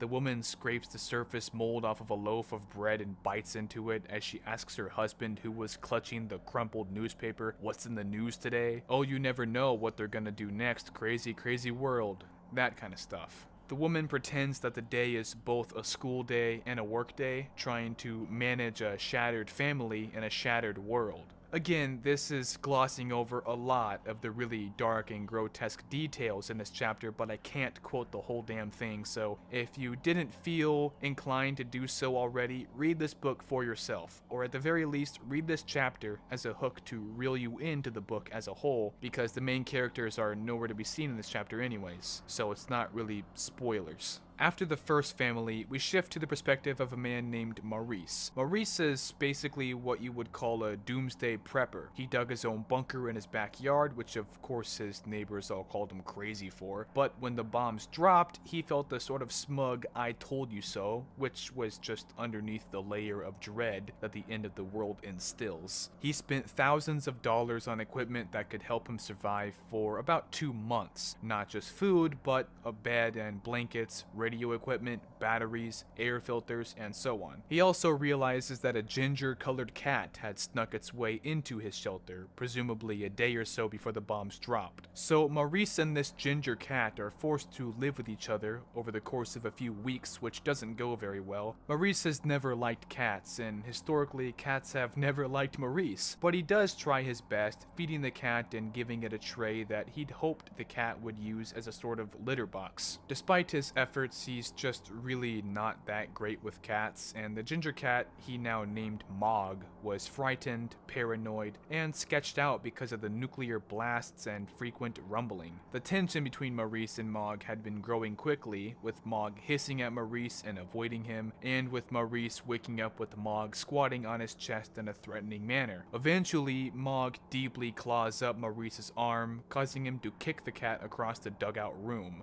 The next night, Mog nearly clawed out Maurice's eyes in his sleep, attacking his face and biting off part of his ear. Because of this, Maurice then kills Mog, or tries to. Another great rumbling happened outside of his shelter while Mog was clinging to his back and clawing him, and the power of the rumbling shook the whole room and he fell backward, breaking Mog's back in the process. After this, he threw a blanket over Mog and smashed the covered lump he assumed to be Mog's head. If you think that's bad, I'm actually saving you a lot of the details. This whole sequence is incredibly brutal. And my own cat recently died, so it carries more weight for me, but that didn't make it harder for me to read. I just respected the horror of it more. It turns out that the final rumbling that Maurice and Mog had felt was his own house collapsing on top of his bunker, consequently blocking his ventilation. Because of this, there's no air circulation, and he has to deal with the smell of the decomposing cat becoming increasingly worse as the days progress. Eventually, he starts to go mad, unable to even sleep because of the stench of decomposition. He couldn't leave the shelter and accept his fate of potential radiation either, because his exit was blocked by impassable concrete. For all we know, he may have killed himself, or just suffocated from the maddening air dense with death. From this, we shift to our final perspective of the chapter, but it isn't in the perspective of any single individual. It's more of a loose description of a group of survivors trapped in a building. And let me be blunt, in terms of horrific scenes, this sequence is even worse than the first two, which is good. Don't look too far into where I stand in the spectrum of morality, especially in this video. I bet it's confusing. Me saying bad can be good and good can be bad, whatever. Morality does not exist. We're here to analyze darkness, and this third sequence is the sweetest flavor of the chapter. Various survivors are trapped inside, much like how Maurice was trapped in his own makeshift shelter, via giant chunks of sturdy concrete and cobble. So these people wait here, hoping for a rescue team that never comes. Now that I think about it, the fact that rescue teams hadn't scavenged the nuclear wasteland tells me that it's probably not just England that was bombed. Perhaps there was actually no one left who was able to rescue them. Anyway, some people feel hopelessly trapped in a concrete prison and eventually commit suicide. Others treat it like a protection of sorts against whatever else might try to get in, although, as I mentioned, no rescue team came, so after a couple weeks, even the most hopefully positive people wanted to get out. They were running low on practically everything, so they were out of options. A handful of people start using whatever materials they could find to chip away at the concrete in an attempt to escape. After many days, and I believe even weeks of chipping away, they start to hear some chipping noises coming from the other side. At first they think that they're being rescued, although skeptical why they wouldn't just use heavy machinery. Hours go by of the survivors shouting and trying to communicate being responded to only with silence and the continuous scratching and chipping sound that gradually started to sound like gnawing. As you might expect, it was the rats, and once they get through the wall, it's all over for the survivors. Not a single person lives through it.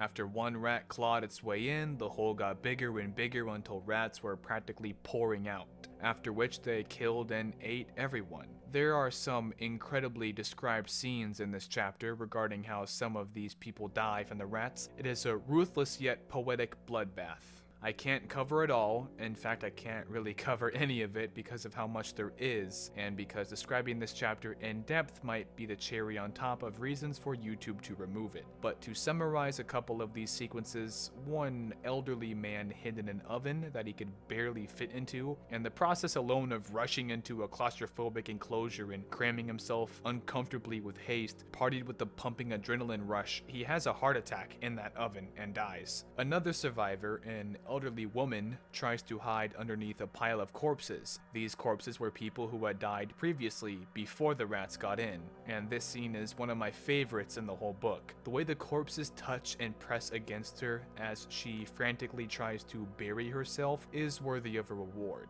James Herbert deserves a trophy that isn't actually a trophy, but it's a pen that draws his own blood for ink or something. I actually have a pen myself that has a diaphanized rat paw inside of it. I hope some of this book was written with something similar. And to circle back, as you could have guessed, despite the lady being buried under a mound of cadavers, it only delayed the inevitable. She was feasted on even more slowly than previously predestined. Rats gnawing away her fingers and toes as she couldn't do much about it given the weight of bodies she'd thrown onto herself. It's fucking brutal. And that's the tip of the iceberg of what the fuck did I just read kind of paragraphs in this chapter, or rather in this whole book. I have to gloss over stuff, otherwise this would be a 10-hour video. Moving on to the next chapter, chapter 21, we return to our original group. Not a whole lot happens in this chapter, which is understandable considering how much has been going on in the previous chapters, but we do learn some backstory about Culver. We learn that before the bombs had dropped a very long time ago, Culver accidentally crashed a helicopter he was piloting into the sea. Doing so, he killed 18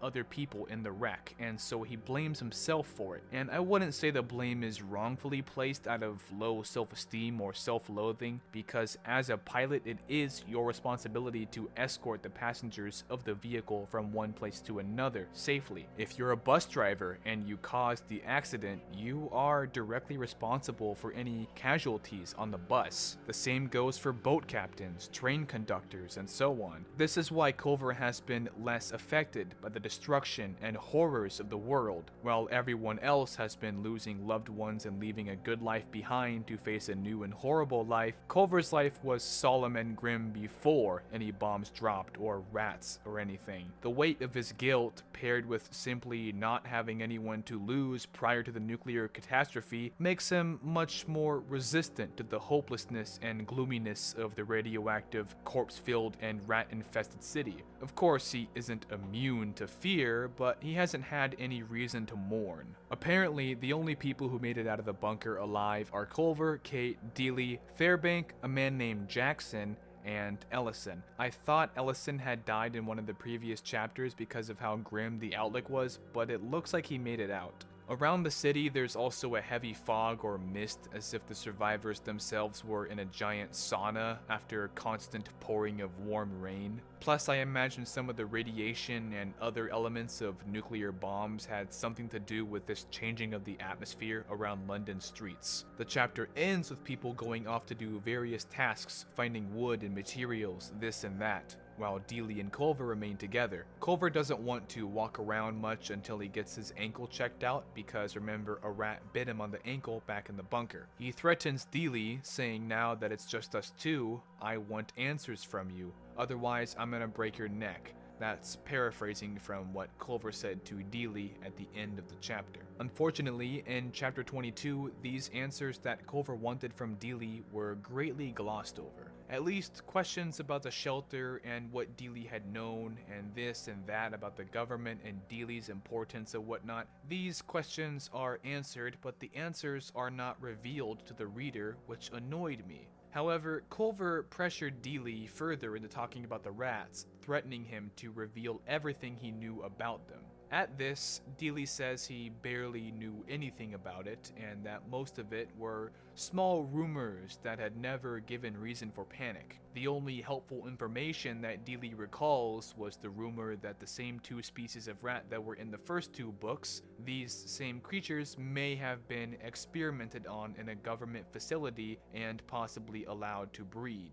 Culver gets pissed at this and exclaims that he should have told everybody before. He almost punches Dealey, but calms his temper. Culver also didn't tell the others what Dealey had told him, and so Dealey assumes, rightfully in my opinion, that Culver learned a valuable lesson about what is basically forbidden knowledge. That is, knowledge that when you know about it, it literally makes things worse for you than when before you knew about it.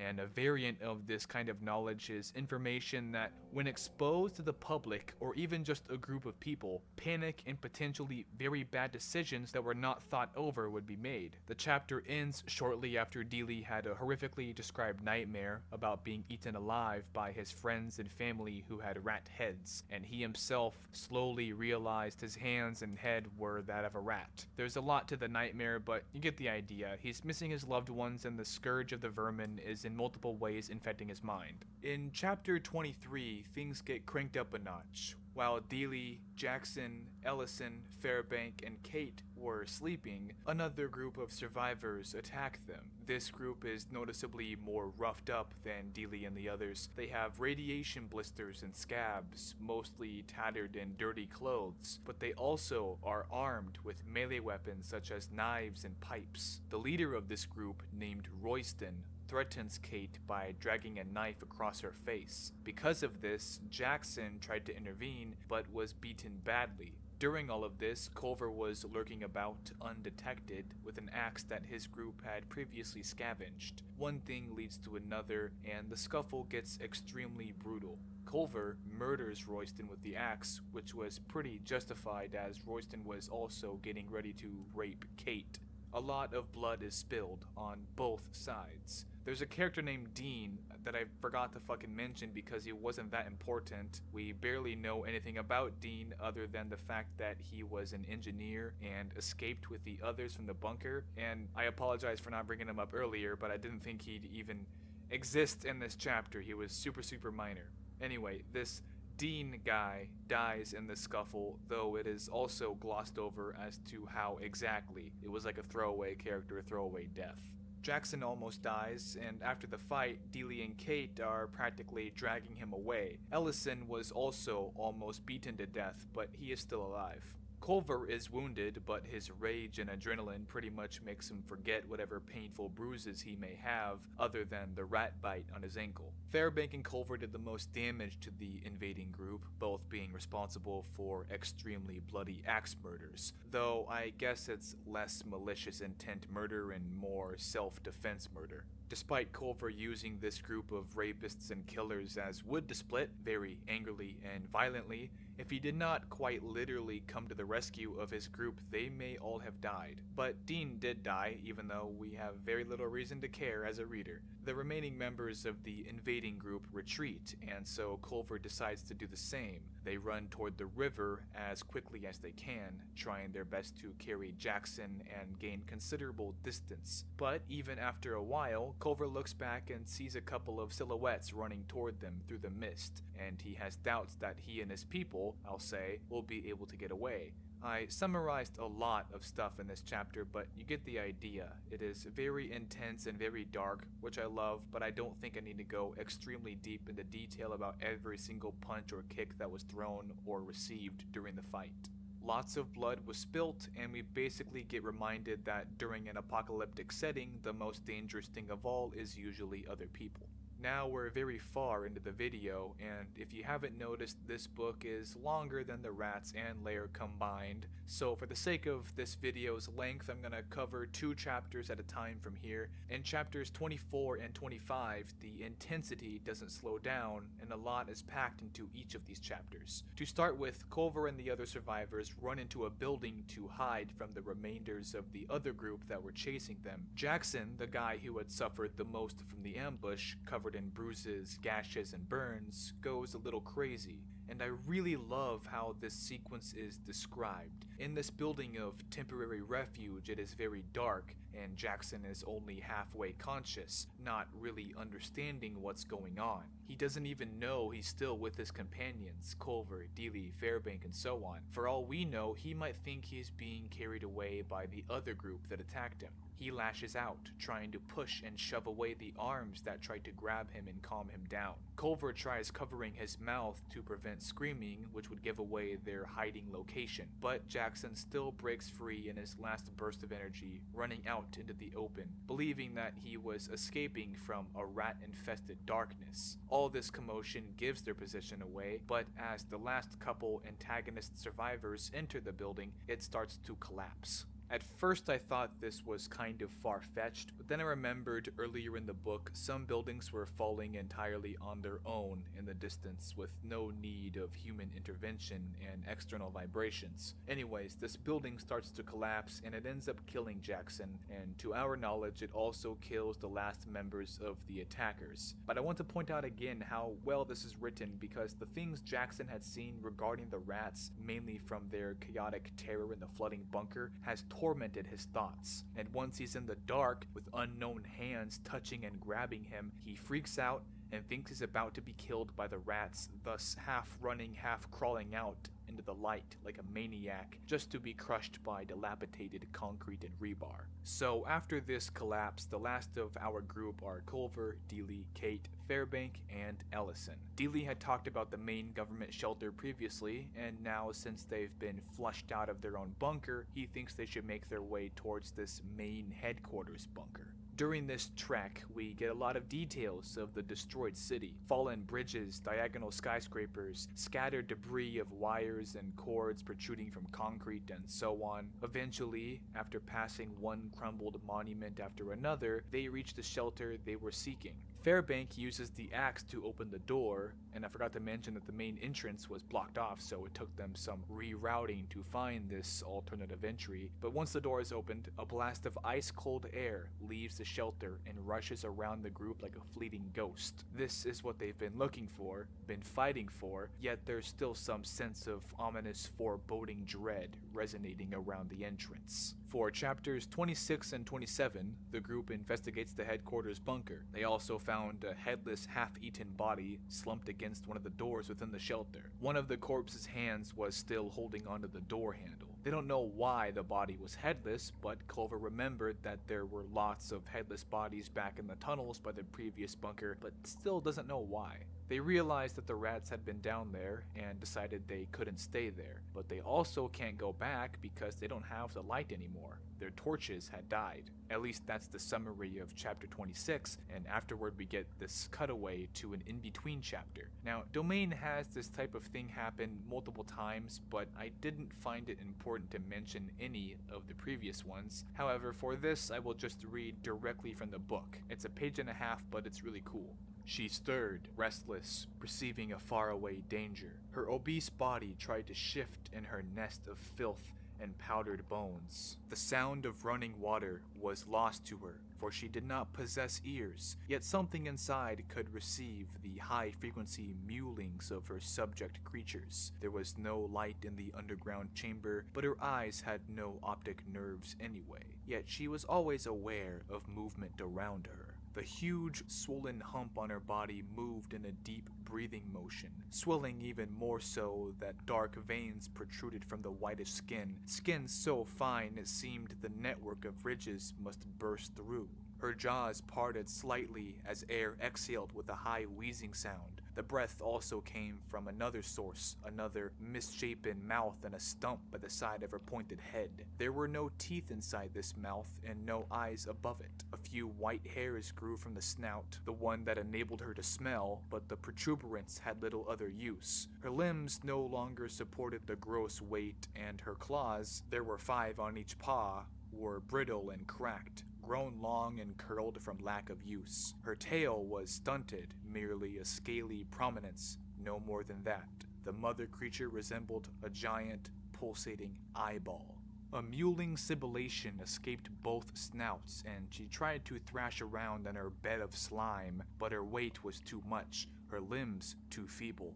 Only dust stirred, the bones ground to white powder by her soldier rats, the sleek black vermin who guarded and protected her with their own lives, whom she now called to her. There were other movements in the dark, cavernous chamber. They were the twitching, writhing motions of her fellow beasts, those who resembled her in appearance, different from the servant and soldier vermin. Many had been produced from her own womb, and many had mated with her. Like the mother creature, most were captive of their own malformation, debilitated by their own grotesqueness, and some were dead, others were dying. She screeched, the sound of a screaming child. She was terribly afraid, but she sensed her black legions were coming to her, winding their way through the flowing corridors, bringing food, the skulls into which her twisted tusks would bore holes so that the spongy flesh inside could be sucked out, swallowed. She waited impatiently in the darkness, obscenely gross, body quivering, while her offspring, 6 of them and each one peculiarly shaped, like her yet unlike her, suckled at her breasts. Into chapter 27, they push on further into the government bunker and find lots and lots of corpses. None of the important machinery is working, only standard power and dimly lit light systems. And the reason I think that they didn't want to leave just yet is because the lighting system was not active near the entrance, and by the super long ladder they had to climb to get down there. So since they no longer have personal lighting equipment, they're worried about traveling in darkness. I probably should have said that earlier. I'm sorry, I'm a little scattered with this. Anyways, in this government war shelter, they find loads of corpses of military personnel, and so they equip themselves with machine guns taken from those bodies. There's also a couple of inactive and unused tank-like military vehicles. I should mention that the way James Herbert describes the scenery of this military bunker full of dead soldiers and rats is outstanding. But I encourage you to just fucking read it yourself, because I've quoted too much already, and one thing about Domain is that this piece of the trilogy actually has the least amount of rats in it, and so some people felt like it deviated from some of the specialness that the rats in Lair had. But personally, I found the combination of nuclear aftermath and the return of the infamous black rats to be a spectacular mix. Dealey, Culver, Kate, Ellison, and Fairbanks start discussing what could have happened and the hows, whys, and whens. Dealey thinks that the rats were here to begin with, probably shortly after the first bombs dropped, meaning they managed to get into this main shelter through the sewers beneath. The staff of the shelter had been stockpiling non-perishable foods in the lower levels as well, always adding and never taking, with no real reason to be concerned of things going missing. Why would they be concerned? It's supposed to be an impenetrable fortress, and they did lay various poison traps, but nobody could really predict the cunning or viciousness of this mutant breed of rat to wreak havoc on them, let alone in what is generally the safest place to be. So when the bombs dropped, these rats came out and tore through everybody. This government shelter had been unknowingly built on top of some sort of giant nest or lair or domain That is the special and horrific duality of this book, because domain is an area of territory owned or controlled by a ruler or government, but this human domain has been overlapped by the vermin domain, and the vermin won. This is told to us in a way, though, that insinuates the group of survivors aren't sure of it yet. Culver feels like something more is happening. He has a gut feeling that they're about to see another factor to this chaos that should explain things, but he blows it off as just a feeling. Dealey tells them all that this was likely built on top of some sort of nest or lair or domain, whatever, but as they descend further, gripping their guns with fearful tightness, chapter 27 ends. Between chapters 28 and 29, a lot happens, but I'll try my best to compress it. This video is gigantic, and I imagine very few have made it this far, but if you have, congratulations, you're sick as fuck. Anyways, the first thing I should mention is that they stumble upon a lot of dead rats and dying rats that aren't entirely dead, but are weak and sick. Too weak to get up and attack, but alive enough for their squelching, pulsating breathing to be noticed amongst the dead. Dealey suggests that they are sick. At first he thinks that's probably anthrax, but these dead and dying rats have no pustules or markings insinuating any sickness like that, so then he settles on the idea that these rats have pneumonic plague.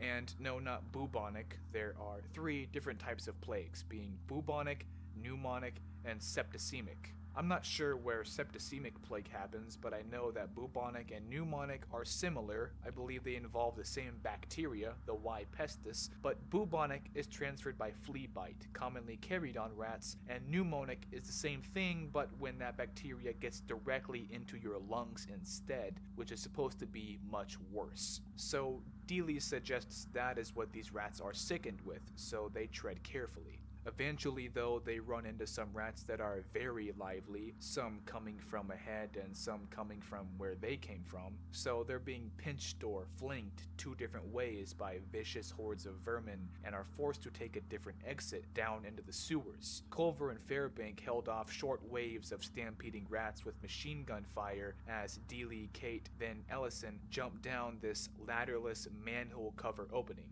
It's not a far drop and into waist-high water, but it is disgusting and very dark and slimy. They all eventually make it down there, with Culver being last and just barely making it. From here, they walk along the sewers in search of an alternative exit, and eventually they find a heavy, rusted metal door. They push it open and find lots and lots of decrepit bones and human remains. Putrid severed limbs and heads and a couple of skulls with holes in them, insinuating that the reason there were so many headless bodies was because they had a craving for the human brain. The group is exhausted and covered in slimy filth, shivering from the coldness of their wet clothes. They barely have any fight in them other than the urge to escape, but they stop dead in their tracks when they hear a child crying. Fairbank and Culver decide they'll check it out, while Dealey, Kate, and Ellison agree it's a bad idea. But Ellison is much more aggravated, calls them all insane, and in this chapter we don't know if he just stayed behind or if he tried to leave on his own. That part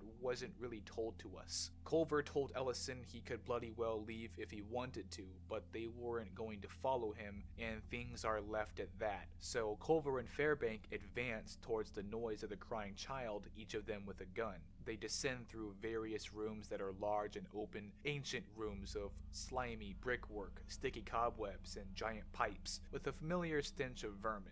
Personally, I think Ellison had the right idea. I wouldn't say that Culver's insane for wanting to save a child's life, but I would recognize that just minutes prior they were almost engulfed by a swarm of rats that were still basically chasing them, trying to find alternative ways to reach them. Logically, getting out of the sewers as quickly as possible would be the best thing to do. You can't save everyone. In a previous chapter, Culver and Fairbank realized this when they ran into survivors who were practically withering away by radiation sickness. And honestly, it doesn't make a whole lot of sense for a baby or a child to be crying down in the sewers, not to me at least. Yet Culver insists and Fairbank tags along with them. Down in the filthy depths, they find lots of half-dead, diseased rats too weak to fight back. But they also find the second strain, the strain Dealey called a grotesque. These were the ones that were genetically mutated by science experiments that had obviously somehow gone wrong in the very beginning.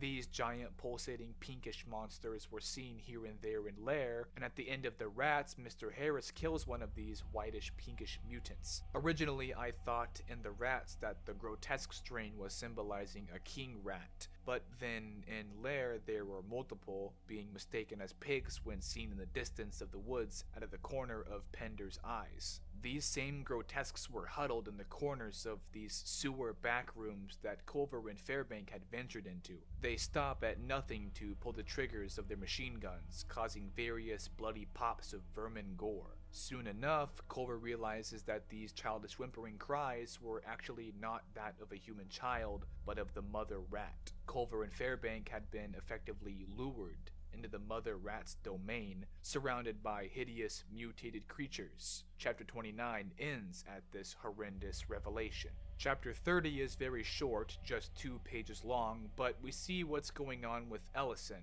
In his heart, he truly believes that Culver, Dealey, and the others are crazy for staying there. Technically, in some ways, I relate to Ellison's way of thinking, despite him being described here as some misunderstanding menace. He snatches the Browning machine gun from Dealey and shoves him to the ground, then struggles with Kate for her flashlight and wins. He backs away, aiming the gun at them, but he tells them they can escape with him if they want, but he's leaving either way, and as you might have imagined, neither Dealey nor Kate followed him.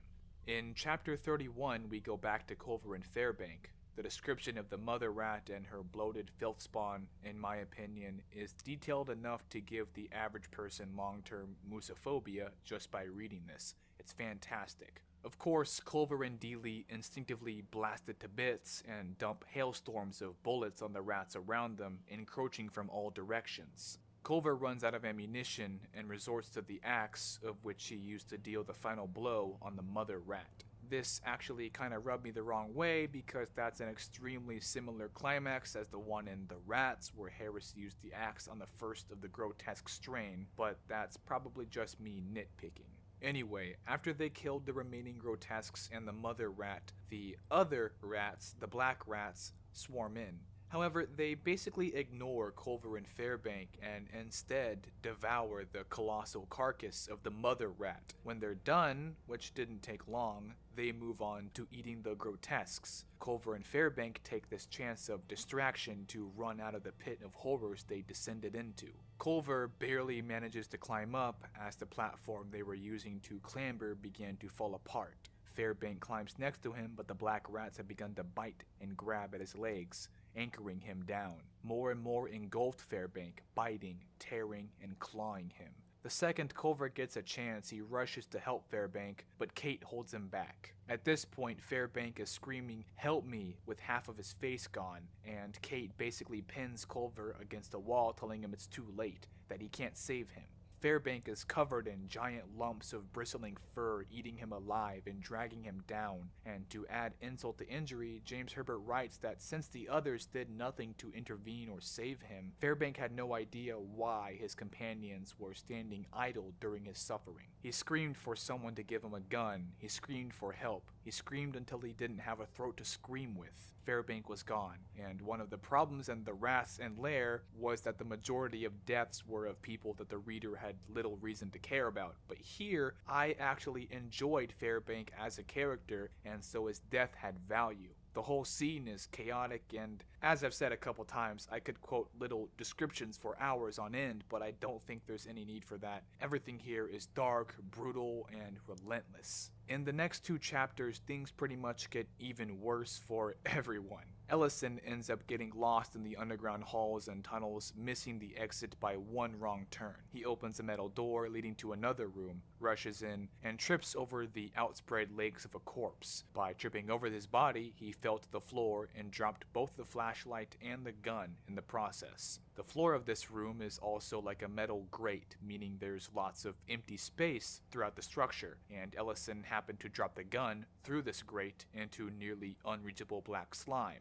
This chapter ends with him scrambling for the flashlight only to realize it had broken upon hitting the floor, so he continues on, blindly, feeling against the walls as he treads through a pitch-black labyrinth of dread. Culver, Dealey, and Kate end up at the exact spot Ellison was previously, though at this point we have no idea where Ellison wandered off to from there. In fact, James Herbert takes a page or so to explain briefly the life of the corpse that had tripped Ellison, and it's done in a really cool way. This body had starved to death as the rest of his sewer working crew went up to the surface and are probably also dead at this point. And if they're not dead, they're probably wishing they were, similar to the suffering survivors of radiation sickness we saw earlier on. But this person who stayed down here and starved to death had maddening delusions and hallucinations that are common with starvation, and the descriptions of these visions are awesome. He'd cover his face with his hands shivering in fetal position in a corner as he heard distant scratching and scuttling. The scurrying noises of the rats paired with his mental degradation spawned horrors in his head that he could only describe as not from this dimension.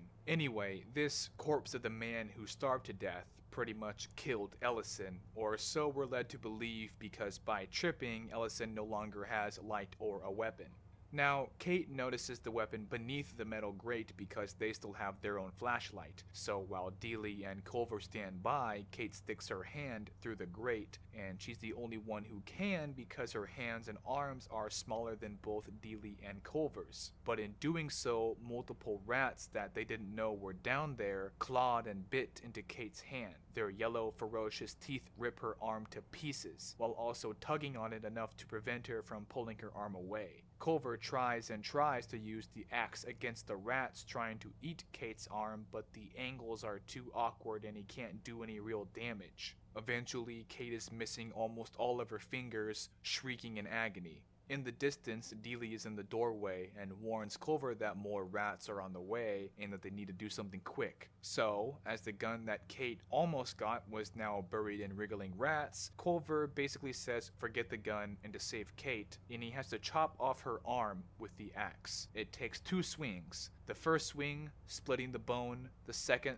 cutting all the way through, and after the second swing, Kate faints. Dealey and Culver carry her out together, trying to move as quickly as they can as the rats catch up behind them. They make it out of the sewers, but they aren't safe yet. The rats were advancing, angrily breaking down every door they closed behind them. Just outside the sewers, they reach a sort of river or canal. It runs through the city, but I don't know exactly what it is. Point is, it's a current of water and there's a boat that could fit up to 15 people and they jump onto it. However, as I mentioned in the second Rattenkonig game, rats are decent swimmers, and they don't have the key for the boat, so they are moving slowly, at least just at the speed the current takes them. Culver and Dealey both use long poles to jab at the oncoming rats and keep them off the boat and in the water, but things don't stop there. Up ahead, further along the stream, a building had toppled over the stream, making a bridge of debris, and they were on their way to float under this bridge. Only problem is, more rats were already swarming this piece of dilapidated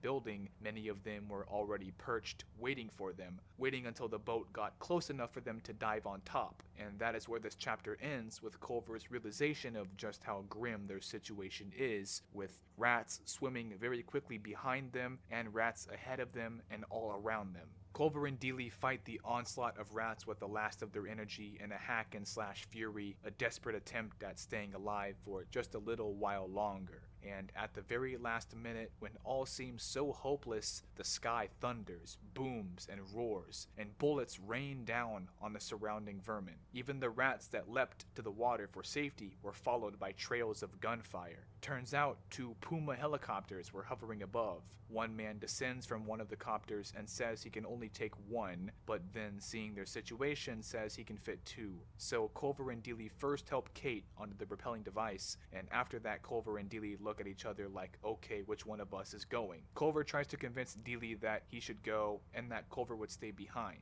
But Dealey suggests the same thing, so both of them want the other one to go, to live. Dealey ends up grabbing the axe from Culver, pats Culver on the shoulder, and tells him, please, to go. And so Culver does. And keep in mind, this is all done very quickly, and they don't have much time to think because some of the rats are still trying to attack them. As Culver is being lifted up with Kate, Dealey is struggling to fight for his life. More and more rats overwhelm him, and he almost dies, but the second helicopter swoops down and has another man descend to pick Dealey up. From there, they flew the hell away, and after significant amounts of gunfire, the boat also exploded. The military personnel tend to their wounds, taking gentle care of Kate's arm, but they say she'll be alright. Culver asks the men who had started the war, asking if it was Russia or the US, and one of them responded China. Honestly, this doesn't matter that much. I think we could be in a loop of rising tensions with about 20 different powerful countries, but we are most likely to suffer the most casualties by butting heads with either Russia or China because of their military size and their arsenal of weaponry. So the ending of this book is only a semi-good ending. Culver, Dealey, and Kate make it out of the city, but apparently London wasn't the only place affected by nuclear bombs. So they live, but is the world they are continuing into worth living? Of course, it's not the entire world that is flattened by bombs, but it's enough damage for things to never be the same ever again. In these nuclear blasted cities, the rats have pretty much claimed the domain. They easily pick off weak survivors and those suffering radiation sickness, and so the main threat of the series, that being the rats, still wins in a way. And it's not common that evil wins in a story. Technically, evil didn't triumph entirely, but the good guys, or however you want to look at it, aren't really having a good time by the end. There is barely any relief, barely any weight lifted from their shoulders. They're still probably going to face the rats time and time again wherever they're flying to. While yes, they did kill the mother rat and her repugnant spawn, the evil per se is not eradicated. And to prove this, to add one final bloody cherry on top, as Culver, Dealey, and Kate are flying away from the city, we return to the lightless, weaponless Ellison. This is one of the few deaths in this book that is mostly left for the audience to interpret. All we know is that Ellison heard scratching, clawing, gnawing, and squeaking from behind a metal door that he was sitting against, in a room with no other exit. And apparently the rats enjoyed his screams. That's kind of all the information we get, and I think that's fine because just about every other death in this book had incredible description. Therefore, I'm fine with this one having some demented ambiguity. And that is Domain. Domain itself is my favorite of the trilogy, but for many people it seems they like Domain the least. They say that it's too long, not enough rats involved, yada yada. In my opinion, the execution of blending the two horrors, being mutated rats and nuclear devastation, was beautifully done. And now that I'm done talking about this trilogy, and this video is nearing its end, we know a lot about rats in literature, in games, and in history, specifically in the realm of horror, and with emphasis on facts that are dark and disturbing. For those of you who disliked me covering books, don't worry, I won't be covering any more books in this monster of a video, so the drawn out part that might be boring for some people is over with. Instead, I want to cover one last rat-themed game, which is actually a horror experience unlike the last one I played. And after that, I'll be wrapping things up. But before I get into this game, called Bonbon, I must warn you that this game has a lot of symbolism and messages regarding abuse. At least that's what I took from it. Some of it is left for the player to interpret and is kind of vague, and that's how I interpreted it. So if anyone has traumatic memories or something, here's your warning. This video is structured with timestamps that divide the video up into segments, and if you want, you can just skip the Bonbon segment. Otherwise, prepare for a game that in my opinion is more disturbing and thus scarier than all the other games included in this video. Okay, hello. Yes, I have a face cam now. I know that in the first 3 games of this video that I played, there was no face cam. It was just my vocals plus some subtitles on the screen. But I actually wanted to do this. One, because the previous video that I did, which is a new video called Gothic, where I covered 3 different gothic horror games, I had my face cam in that video, and that was the first time I used a face cam for 3 different games. So this is the second time only that I've used a face cam, and I think it's good because you can see my facial reaction and response to certain situations and events as they happen. Now the downside is that this is not my first time playing this game. See, this video, for the most part, is a re-upload, except for this segment and me fixing some of the blurs.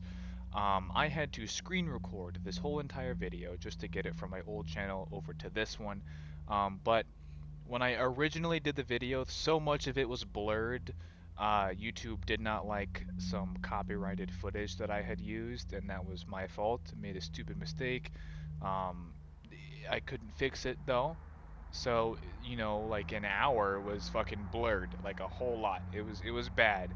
And the blur covered over my Bonbon footage. So here we are. I'm inserting this brand new recording of Bonbon into the video. So the transition from, you know, domain over to this and from this over to the next thing might be a little weird, but um, I hope you do forgive me. I know that this video might not get more than like 50 views ever, and that's okay. This is just my way of trying to slap a little band-aid on a gunshot wound. And I mean, I enjoy doing this. This is fun for me. So, uh, anyway, without further ado, let's just play the fucking game. You don't want to hear me talk about why I'm playing it. Very bright. Very, very bright. I do remember that I'm a little kid in this game. Use the mouse or right thumbstick to look around, and I think I played with a controller last time. This time I am keyboard and mouse. Play with Wobbly Dog. Say hello, Wobbly Dog. Oh my god, that is not how you say hello, Wobbly Dog. That was demonic. Get out of here, Wobbly Dog. Give him a good old push. Can I move around? Yes, WASD. Carrying toys is hard work for little hands. Remember, you can throw and push as well. Perfect. That's what I like Let's to head hear. inside, love. Don't leave your new balls outside, you'll lose them. I'll lose my ball. Oh no, there's Bonbon. He's fucking huge, dude. Here's the first one, Miss Purple. Yeah, you spelled purple wrong. 1, yay. Hello, Mr. Lemon. 2, yay. I don't know where a third one is. Is it in the Caterpillar Hallway of Doom? It is not. Maybe behind this tree over here. What's this? Oh my god, Rainbow Face flew away. Miss Apple, okay. I guess, sure. I don't know why that's fucking happening. I'm not pressing anything to make the shit levitate like that. It's just doing loud. Hello, Bonbon. Let me guess, you have the fourth ball. Hi. Thank you. You suck. And other things. Yay! I'm gonna go inside now. You better not follow me, Bonbon, because that would be impolite.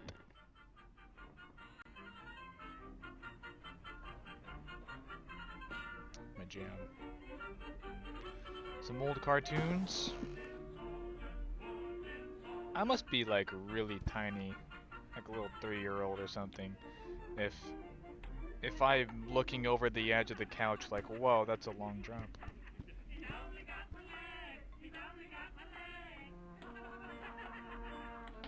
Okay. Mom! What channel is SpongeBob? Now this is really old. This must be like 60s? 70s? It's nearly ready, love. Finish playing with your toys, then put them away. Alright, find all 4 rubber rings and put them in a box for Mummy. Are you a rubber ring? Ew, why is it doing that face? The kissy face? No. No, that's just weird. Why? This one's winking at me. That's gross. That's not my. That's Dad's toy. That's his cock ring. That got stuck in my fucking box somehow. And this one, oh no, not that face. It's even worse. Find all 4 monster blocks and put them in the box for Mummy. Okay, we got this one. Boom. Boom. 2 more. There's one right here. Looking like SpongeBob dressed as Dracula on Halloween. 3. Now, where would the 4th one be? Georgie. Hello, Georgie. Interesting. Here's the 4th monster block. Why did the TV stop? Oh. Okay. Hi, Bonbon. Ooh, what's in your hand?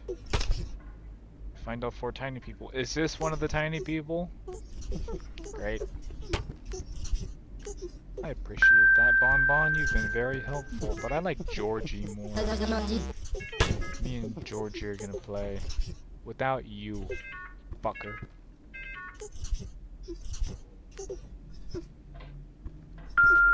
2, 3. What's this? Say hello, yellow face. Me when I see an Asian in Walmart. Come on, time to tidy up. Hold on. Plotting destruction.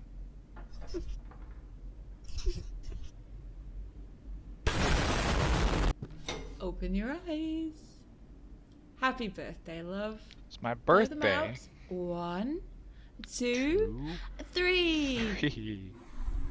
Oh, you missed one. Try again. There you go. Wonder how old I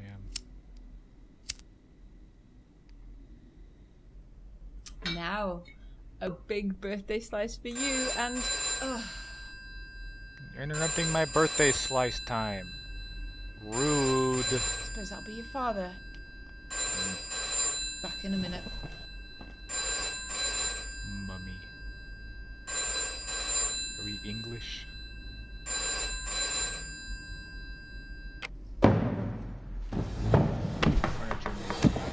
No, I'm not interested in the kitchen. Whoa. Hey, who invited you to my birthday party? Because I didn't invite you. Is that on your agenda? Pick up cake. Rotate cake. That is what were you doing? It does look pretty good. Oh, what responsibility do we do on this? Can I eat the fucking cake? Can I pick up the knife and kill Bonbon? No. Do you want a slice? You fat fucking asshole. Got some drool there, bud. Not sure that is, I'm not sure that's supposed to be there. Yeah, I bet Debbie did. Well, it's just What, do you want more? on your agenda? No. Yes? Yes, you do want more? Okay. You've got 2 slices of my cake now. Okay. How about Mr. Chatterbox? How about you get this instead, you fucking asshole? That's weird. No, Bonbon. Go fuck yourself, Bonbon. No, Bonbon. I'll spare it.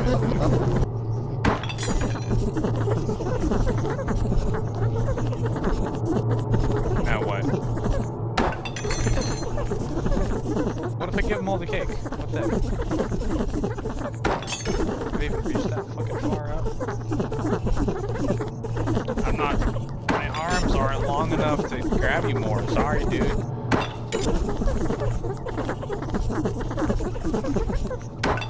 Go, Bonbon. Go away, Bonbon. No, no, no.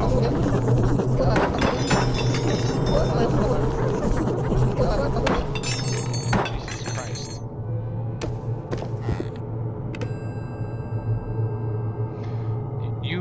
messy eater, Mr. Bonbon. Who made all this mess? What the fuck? As if Come you on. don't see the 10-foot fat rat in the room? Is it not real?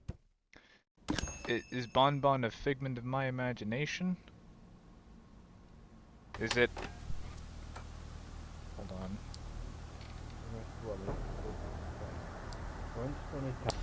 Once upon a time, there was an old miller who had 2 children who were twins. The boy twin was named Hans, and he was very greedy.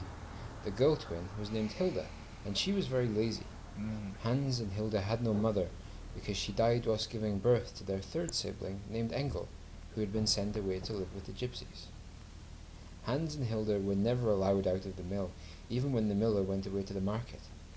One day, Hans was especially greedy, and Hilda was especially lazy, and the old miller wept with anger as he locked them in the cellar to teach them to be good. "Let us try to escape and live with the gypsies," said Hans, and Hilda agreed.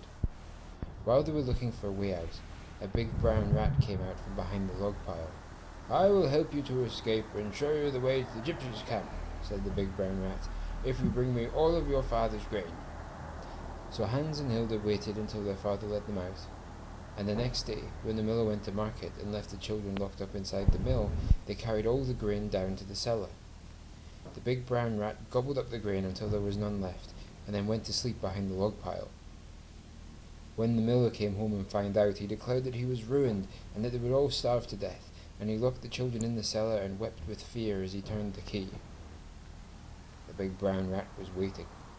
"I will only help the boy child to escape, and show him the way to the gypsies' camp," said the big brown rat, "because the girl child will stay behind and be my wife. What? Come back once you've organized the wedding." "Once I've escaped, I'll find our brother Engel and lead him back to rescue you," whispered Hans to Hilda.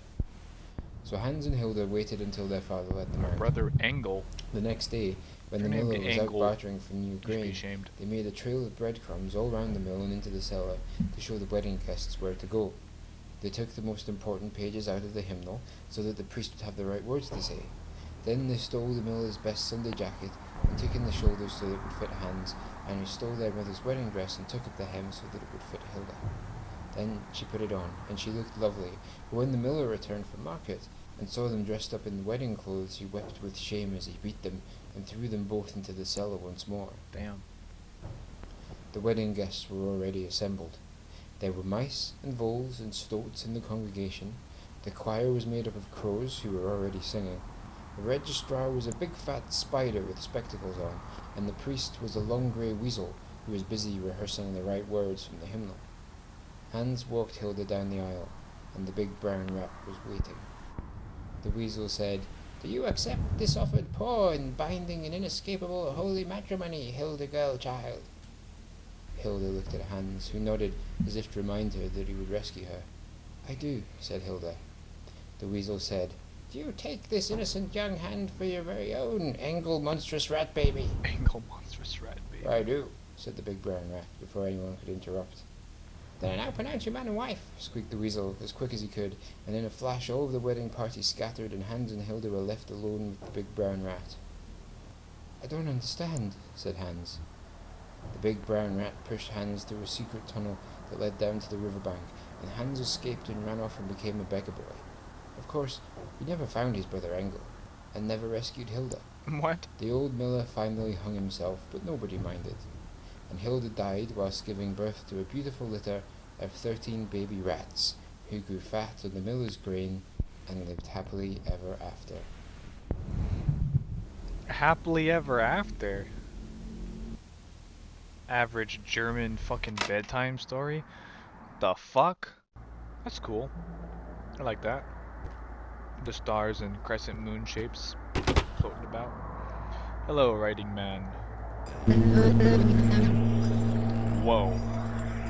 Everything's all slowed down and echoey. What in the fucking... what? Like a cult around a dead dog.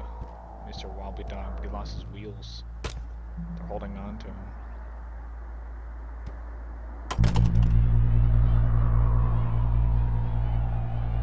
Okay. All the tiny men, all my toys. I got a lot of toys, dude. Pretty spoiled little child. Oh, here's Walby Dog.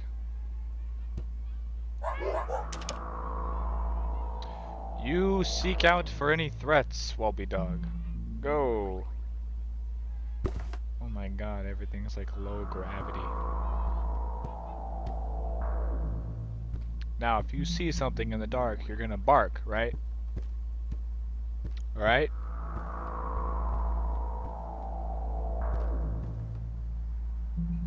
Interesting background ambience too. It's like it's alien. Hello, big red eyes.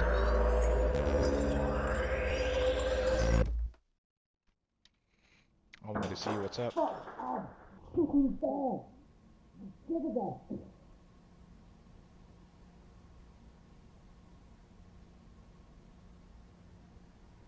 Ma, Pa, don't like it when you fight. Makes me scared. Makes me channel all of my trauma into a rat that isn't real or something. I don't know. Can I move? No. If I look to the left. That's what happens if I look to the left.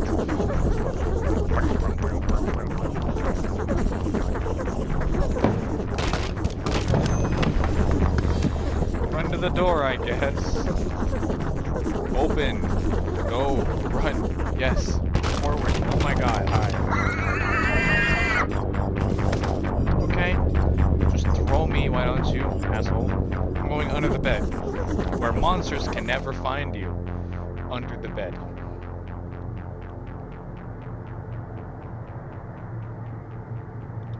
Go. Forward, little child.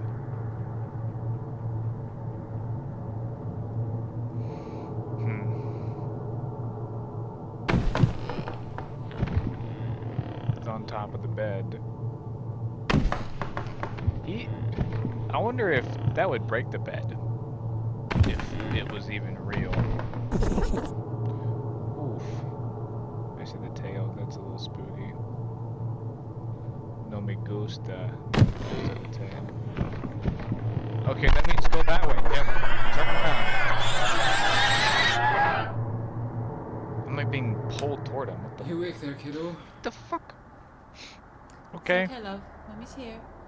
What's he doing in here? Take it downstairs. What's he doing in here? Take it downstairs. Night, kiddo. Happy birthday. Good night, love. Happy birthday.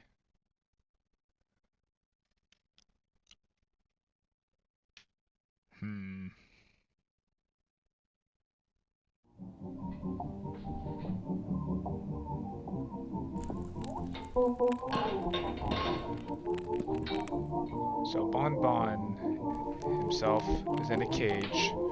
Looks like maybe... I think when I first played this, I thought that there was some subliminal, like, analogies or metaphors about abuse. In fact, I think I say that leading up to this part of the video, which my bad for repeating myself if I did, but I think that if this is a real rat as a pet, you know, the child's pet, it could be like it's a vessel for all of the child's trauma if he has any, or you know, other such like mental illness type things that are being funneled into that. So it's like a way to process it, I guess. But I don't know. Like, you could interpret it so many different ways, right? The kid could just be fucking insane. Could be bonkers. Or this rat is a fucking, like, has the ability to change into a fucking 10-foot tall monster. But I would rather believe that it's just the kid's pet who he carries around with them, who ate half his birthday cake or something, and, you know, he has no friends or something, so when he's getting tormented by his parents and they're fighting and being told horrible bedtime stories, it fills his mind with a bunch of horrible thoughts, and he kind of just like pinpoints those on the rat because that's the only creature it seems he spends time with. But that doesn't seem right either, because clearly the mom is a loving, caring mom, so I don't know. It almost seems like one of those games where the plot intentionally doesn't have a set meaning and you're supposed to like interpret it yourself, but the issue with it is that I don't think even the developers know what the fuck they were doing.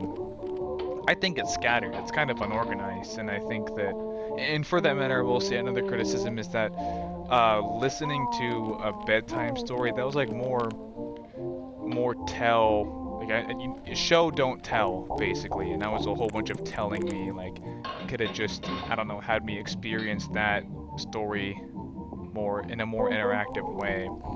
But the graphics are cool. Unreal Engine 4, I don't know if you saw in the credits. And the plot itself is like, it's sloppy, if I'm being honest, but it's still a cool little horror game. I enjoyed it, I had fun. Prior to playing it, I only had an understanding of like the basics, so some of the scares or whatever I kind of saw coming, but the details I had totally forgotten, and I'm glad that I played it again, and I hope you enjoyed this part of the video, and I'm gonna end that here. So I don't know if I'm gonna find a way to do the same transition that I had a year ago, but on to the next thing. Now, in this last segment, I'm going to be wrapping things up. I know this video is huge, which is pretty much the opposite of the current norm. Nowadays, YouTube Shorts are the popular trend given society's shortening attention span. That's not a diss on everyone else. I mean, it is, but at the same time, I struggle to stay focused as well. I hardly watch large videos like this unless I'm not currently working on a project, which is a rare occurrence. But assuming you've made it this far into this monstrous video, I imagine you've enjoyed the repulsive ride. The thing I want to circle back to was the idea of large rats being a cryptid. One of the most popular sightings of the cryptid giant rat was apparently World War I, where these rats were called trench rats. Here's what I found on Wikipedia. Trench rats were rodents that were found around the frontline trenches of World War I. Due to massive amounts of debris, corpses, and a putrid environment, rats at the trenches bred at a rapid pace. The rats likely numbered in the millions. According to some soldiers, these rats could grow to be as big as cats. The rats played a role in damaging the soldiers' health, psyche, and morale, and were responsible for a lack of sleep, adding to the filthy conditions and unsanitary hygiene in the trenches. As such, the trench rats left a lasting impression on the Allied soldiers who served the Western Front, with veterans who served in the French and British armies speaking about their horrible experiences with rats during interviews. Attempts to solve the rat problem were not effective during the war. Although they could be found in abundance during World War I, these rats appeared to decrease rapidly after the war ended. The rats' contribution to the terrible environment in the trenches aided in the avoidance of using trenches in future wars, especially in Europe, where their negative legacy remains to this day, memorialized through media portrayals. Trench rats are often viewed with a pessimistic connotation associated with the worst of trench life and warfare, especially in their depiction in movies. They have also been portrayed in a positive light in poems, such as Break of Day in the Trenches by Isaac Rosenberg, as well as in modern fictional history videos as a metaphor for the life of a French soldier living in the trenches. Clearly, this cryptid has some truth to it. Soldiers who witnessed rats in these war trenches claimed that some were as big as cats. That's a bold thing to say. Or is it? Technically, the largest species of rat is known as the Gambian pouched rat, native to Africa. these things can weigh up to 9 pounds. The average weight is around 3 pounds, but they can get that big. The size of this thing is pretty close to the size of a cat. Of course, there weren't Gambian pouched rats in the trenches of World War I, but I'm saying the mystical aspect of this cryptid really isn't so mystical and might be closer to nature than we'd like to admit. This doesn't mean I think mutant rat people the size of the creatures in Ratman truly exist, but just consider for a moment. Look at the horror trilogy I covered, written by James Herbert. The rats in these books are roughly the size of cats or dogs and are also furiously bloodthirsty. Saying that out loud sounds ridiculous, it's fiction, but when a real species of rat can reach that size, given specific circumstances to its environment, it's really not that far from reality. Unlikely, absolutely, but impossible, no. So, you're saying the thing that attacked you was a giant rat? As I mentioned earlier in the video, these rats in World War I had a constant buffet of corpses to dine on. It's not like soldiers were out trying to kill the rats, they were trying to kill each other. Of course, I'm sure many soldiers killed rats that were eating their food, or even them, just to get rid of the pest that they truly were, but I'm saying it's very possible that rats in these trenches grew to a size that would be considered the giant rat cryptid. However, looking at some of the real photos of trench rats in World War I, they don't really look gigantic. They look slightly bigger than a regular rat, but it's not really the stuff of nightmares. To be fair, war is the stuff of nightmares. Rats in this case were just one of the ingredients to the horrific melting pot. Trench rats on their own seem to have been exaggerated. All I'm saying is, despite this exaggeration, we shouldn't entirely rule it out as nonsense. I also have that poem here that was mentioned on Wikipedia, written by Isaac Rosenberg. The darkness crumbles away. It is the same old druid time as ever. Only a live thing leaves my hand. A square, sardonic rat. As I pull the parapet's poppy to stick behind my ear, droll rat, they would shoot you if they knew your cosmopolitan sympathies. Now you have touched this England hand, you will do the same to a German, soon no doubt, if it be your pleasure, to cross the sleeping green between.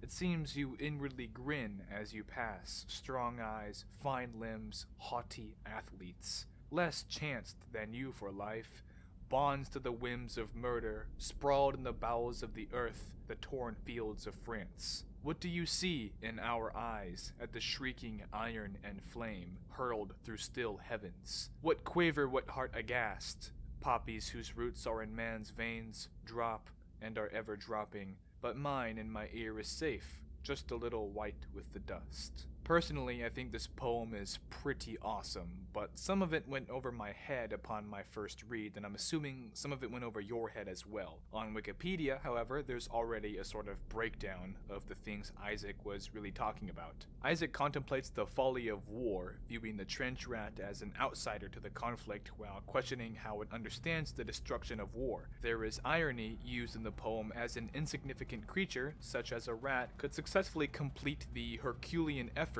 of crossing to the other side. For example, when the speaker depicts of the ability of the rat to touch both a German's hand and a British soldier's hand, connecting both enemies, and be cosmopolitan by being able to cross no man's land to either the British or German trenches. In a sense, the poem portrays the rat in a positive light, as the speaker believes it could perform amazing feats, like crossing no man's land with no repercussions, that no ordinary German or British soldier could do on the battlefield. Going back to Wikipedia, there's a lot more on the trench rats. When living in the trenches along the Western Front, food and waste created by soldiers drew the rats in. The environment in the trenches was optimal for a rat's breeding ground. With an abundance of corpses, food, shelter, water, and waste, the rats were able to breed quickly. Rats could be found wherever soldiers were, where they ate, where they slept, where they fought. These are estimations that show it is possible there were more rats than soldiers in trenches, with reports from soldiers stating that some rats could be the size of cats. Rats, being nocturnal creatures, would often be active during times when soldiers were trying to rest. Only those with high enough status would be given anti-rat beds, while the rest of the soldiers would have practically no form of protection against them. It was not uncommon for rats to crawl across the faces of sleeping soldiers or even eat food straight from the soldiers' hands as they become more accustomed to human presence. Attempts to separate food from the rats would prove to be futile, as rats were bold and snatched the food from the pockets of sleeping soldiers anyways. In addition to eating the food rations of soldiers, rats also had a proclivity to eat the candles of soldiers, taking away a source of light in an already dangerous environment.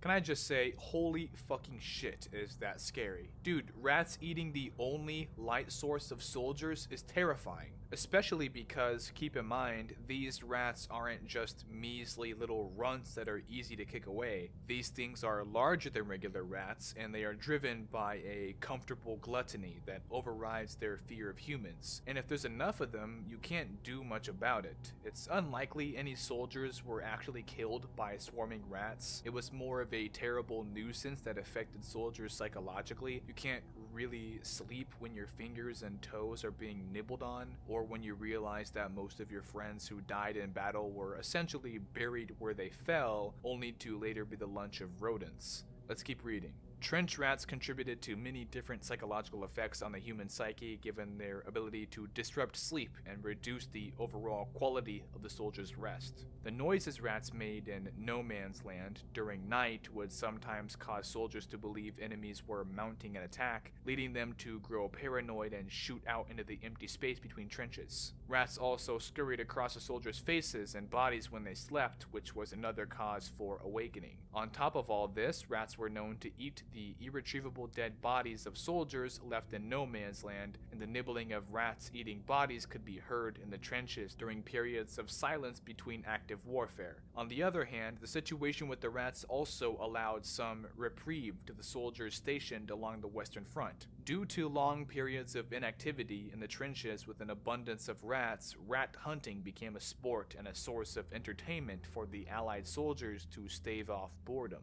Because ammunition needed to be conserved for battles, killing the rats with bayonets was acceptable and eventually became a pastime for the soldiers. Rats also served as companions, with some soldiers keeping them as pets to escape the brutality of the war around them. Overall, the negative experiences with the trench rats that the Allied soldiers experienced on the Western Front far outweighed those of the positive, and many British and French veterans who served there would later recall rats as an integral part of their worst experiences in the trenches, amongst the mud, rain, lice, trenchfoot, and death.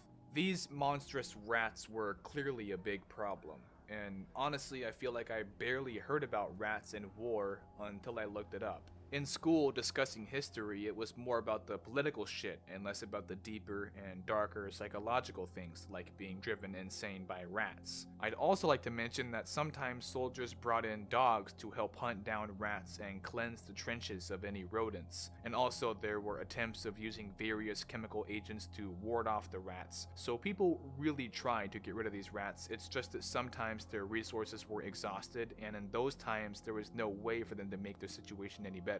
But I think as for World War I, that's the end of the line for rats. Combat strategies changed drastically in World War II, and rats weren't nearly as big of a problem. But so far we have just this one perspective of the natural cryptid, if you will. Where else could we look to gain more perspective and evolve our understanding of the possibility of such mythical creatures existing simply in a less exaggerated form?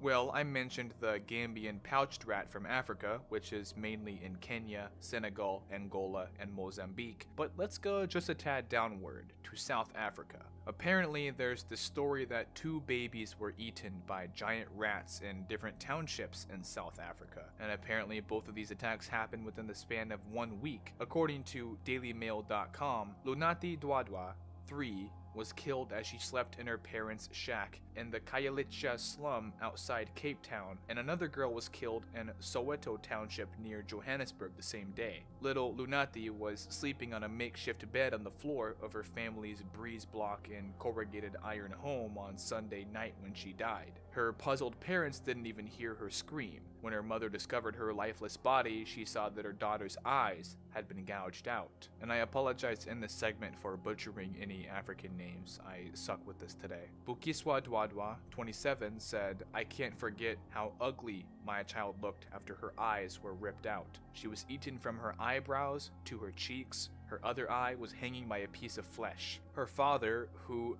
I'm just gonna call Makona, because I cannot pronounce that first name, said police told him nothing could have done that but rats. And the website says that today, which was actually June 3rd, 2011, police revealed that a baby girl died in the Soweto township when she was attacked by rats while her teenage mother was out with friends. "We were called to the scene of the death of an infant due to a rat attack on Monday morning at around 9 a.m., said police officer Bongami Mlongo. The mother of the child was arrested on charges of culpable homicide and negligence. According to this same article, a month prior, an elderly lady aged 77 was killed after giant rats chewed off the right side of her face. So I don't really know what happened in 2011 that would provoke violent rat attacks back to back to back in South Africa, but the people here in these impoverished townships say the giant rats grow up to 3 feet long, including their tails, and have front teeth over an inch long. And apparently they suspect that the baby attacks were done by African giant pouched rats, which is the same species I mentioned earlier, the largest rat species in the world. So there's multiple aspects of this to take into account. First, I'm not sure any of this information is really that reliable. It's incredibly difficult for Westerners, or rather modern world journalists and reporters, to get clear and unbiased information from places like South Africa. South Africa is actually one of the few African countries that is more up-to-date and more open-minded with modernity in comparison to, say, Nigeria, Uganda, or maybe Ethiopia, whereas those countries just kind of cling a little too hard to unverifiable mysticism. Yet, even with that said, many South Africans have that same attitude. I read a book which was more like a series of documents, which was called Psychiatric, Traditional, and Other Interpretations of Ukutwetiulwa, a witchcraft phenomenon in the Western Cape. In this free online PDF that I found, which will be in the description of this video for anyone interested, I discovered that phenomenons like witchcraft are much more serious for countries like South Africa. In America, sure, we have our religious customs, lots of Christians and then Native Americans have their own religious beliefs, so on and so forth, but the majority of our government and the people making important decisions do not shy away from science. Even our religious people still believe in a logical amount of science. We know that if you're suffering from cancer, you're gonna choose chemotherapy instead of praying to get better, because scientifically speaking, praying to get better and doing nothing pretty much have the same results. Yet when Westerners go into South Africa to investigate and interview people who believe in horrific forms of witchcraft, the idea of psychological analysis is completely new to them. I went and did a song about this witchcraft thing called Ukutwetiulwa, featuring an artist from South Africa called Spawn Mortis. There's a lyric video for it, which should be at the top of the screen right now. I read this roughly 100-page digital book because I wanted to know what I was talking about. Mystical stories in South Africa are told generationally, and so there's no easy way of finding the exact origin. It's like how Christians tell their kids about heaven, hell, and Jesus, same idea, except most people in South Africa don't have immediate access to the same scientific education as we do in America. According to this book here, there is practically no such thing as a psychiatrist who is completely up to date with Western medicine and psychology within any South African hospital. That sounds extreme, but the people who went there to conduct this study could only find nurses at best. So where am I going with all this? Well, my point is, countries such as South Africa don't always have the same ideologies as countries like America. Personally, I don't make fun of South Africans for believing wholeheartedly in their own religious customs because there's plenty of things science cannot explain. I question both science and religion. I'm not faithfully nor scientifically biased with the spectrum of my philosophy. Spawn Mortis, the person who I collaborated with for that song, very much believes in the supernatural, yet he and I live in two very different worlds, so I'm saying it's likely that these South Africans claiming that these rats were as frighteningly large as they say simply aren't the most reliable witnesses, at least not for the standard of information we hold in America. People like to tell stories and people love to exaggerate them. In this case, it'd be more like the witnesses likely believed that the rodents were perhaps impossibly large, but the idea of it being impossible does not cross their mind. So such rumors spread and then it becomes a common belief. And then when modern reporters investigate these kinds of cases, they can't really get an answer that they can see eye to eye with. Yet, one thing to keep in mind is that these places where these rat attacks occurred are not in very good shape. In fact, according to dailymail.com, these were filthy, ramshackled slums, which would be the perfect environment for larger than usual rats. So once more, all I can say is that there's likely some truth to it, but it's still kind of smeared with misinterpretation and deception. This would seem to be the case for pretty much all cryptids, which is why so many YouTubers make research videos about them. Well, not all cryptids, some are pretty fucking stupid, but a handful have their own rabbit holes. We bounced around quite a bit, but I want to provide one more perspective with the giant rat cryptid before concluding my thoughts. Let's take a look at modern day New York City. New York has had a terrible rat problem for quite some time now. Most of these rats are regularly sized. The main issue is the abundance of them. However, there are some instances where abnormally large rats have been spotted. An article titled "The Beast of the Bronx" included this picture and said this with it. It may be the size of a small dog, but this is not the sort of creature many of us would fancy petting. What appears to be a giant rat was allegedly found dead in a Foot Locker shoe shop in the Bronx, New York. Scooped on a shovel in the Fordham store's stockroom, the massive brown and white rodent measures around 3 feet. Experts think the rodent is a Gambian pouched rat, a fairly common pet that can grow up to 3 feet. It is not the first time the giant breed has been spotted in New York City. One of the creatures was speared to death by a pitchfork at a sprawling Brooklyn housing project last year. Jose Rivera, a housing authority worker, was clearing a rat hole at the Marcy houses in Brooklyn when 3 of the creatures popped out. He was only able to nab one. It appears to be almost 3 feet long, including the tail, is covered in white fur, and looks well fed. After he caught the rat, Mr. Rivera, 48, said, "I hit it one time and it was still moving.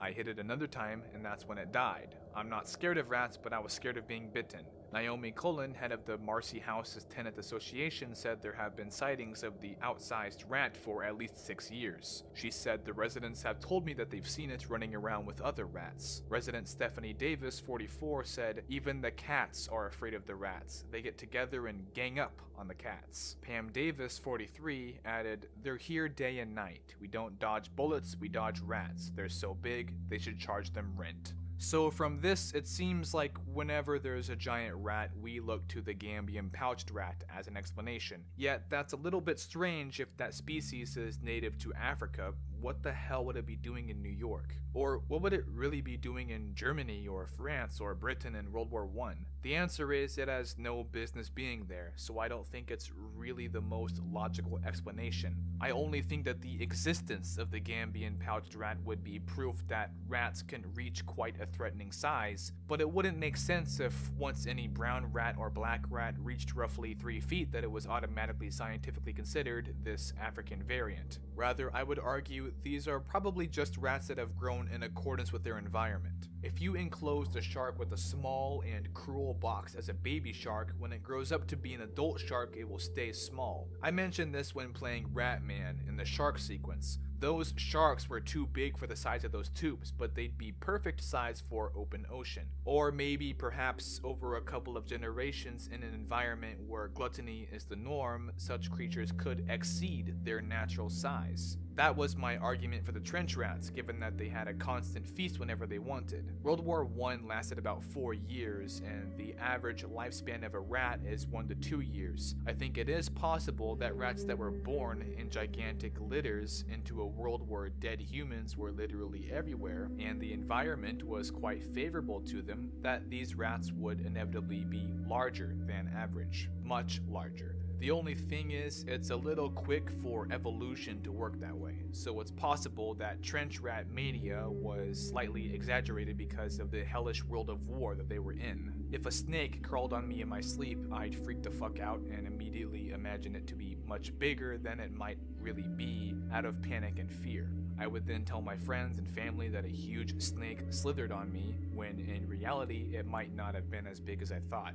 But in the case for New York City, there has been plenty of time for the rats in the city and in the sewers to literally evolve into a larger subspecies. I really don't think that it's as simple as saying the largest sightings are the African Gambian pouched rat. However, I would argue that it's likely that the Gambian pouched rats were the ones that were spotted in South Africa, given South Africa is much closer to where the species is naturally from than New York. But also, now that I think about it, if these Gambian pouched rats are sometimes used as pets, we can't rule out the possibility that some Americans here and there wanted Gambian pouched rats as pets. If something happened to said pets, or they had a litter of babies or something, there is a chance, albeit a slim chance, that some Gambian pouched rats managed to become one with the other city rats. But all of this is kind of up in the air. When I look up giant rat cryptid, there really isn't an exact estimated size for what this mythical species might be.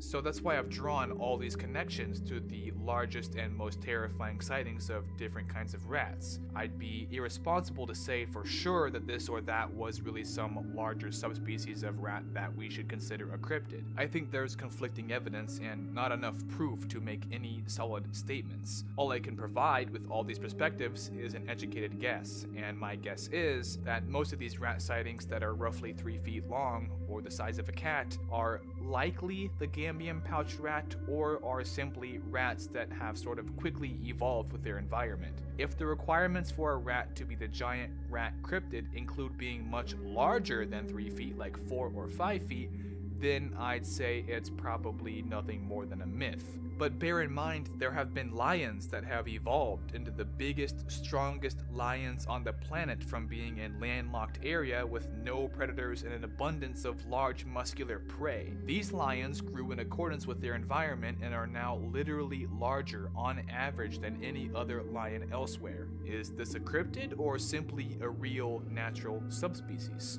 I believe somewhere out there in uninhabited forests and jungles there are some yet to be discovered megafauna. The same can be said for the ocean, given deep sea gigantism. I'd like to believe that there's yet to be discovered species of snake in the jungle, and species of octopus or squid or shark in the ocean that are much larger than they should be. But the reason that gets iffy with rats is because rats live next to us, around us, under us, above us. If the giant rat cryptid is real, I think we would have more proof. Otherwise, we can argue that it is real and it's simply giant rats that are roughly 3 feet long, including their tail, because that is the largest reported size. I think to say otherwise is strictly conspiracy and would require a lot more evidence. Yet I do think if humans were crazy enough to try, if we had a controlled environment designed to hopefully make rats larger, and this environment was sustained for maybe 100 years, then we would probably see something monstrous unfold, perhaps reaching that 4 foot, maybe 5 foot length. But that's all hypothetical. I'd imagine such evolutionary experiments could have significant effects on almost any species. So to finally finish things here, we covered a British horror novel trilogy on rats, we discussed rat kings, rat worship in India, the serial killer Tsutomu Miyazaki, we covered a game where a marine shoots his way through a rat cryptid infested sewer, a game where you play as a rat roaming underground while tied to another dead rat by the tail, a game where you adventure into a hidden temple of rats, and also a game where you play as a child being tormented by an oversized brown rat. And now we have dissected and analyzed the cryptid of the giant rat entirely. I hope that this video truly was a collection of Vermin filth for whoever is still watching. This fucking script is 76 pages long and I hate myself, but I hope that the ending result was satisfactory content. But now I can't help but think that you're tired of hearing my boring voice, so once and for all, thank you for watching. If you weren't already having one, have a bad day.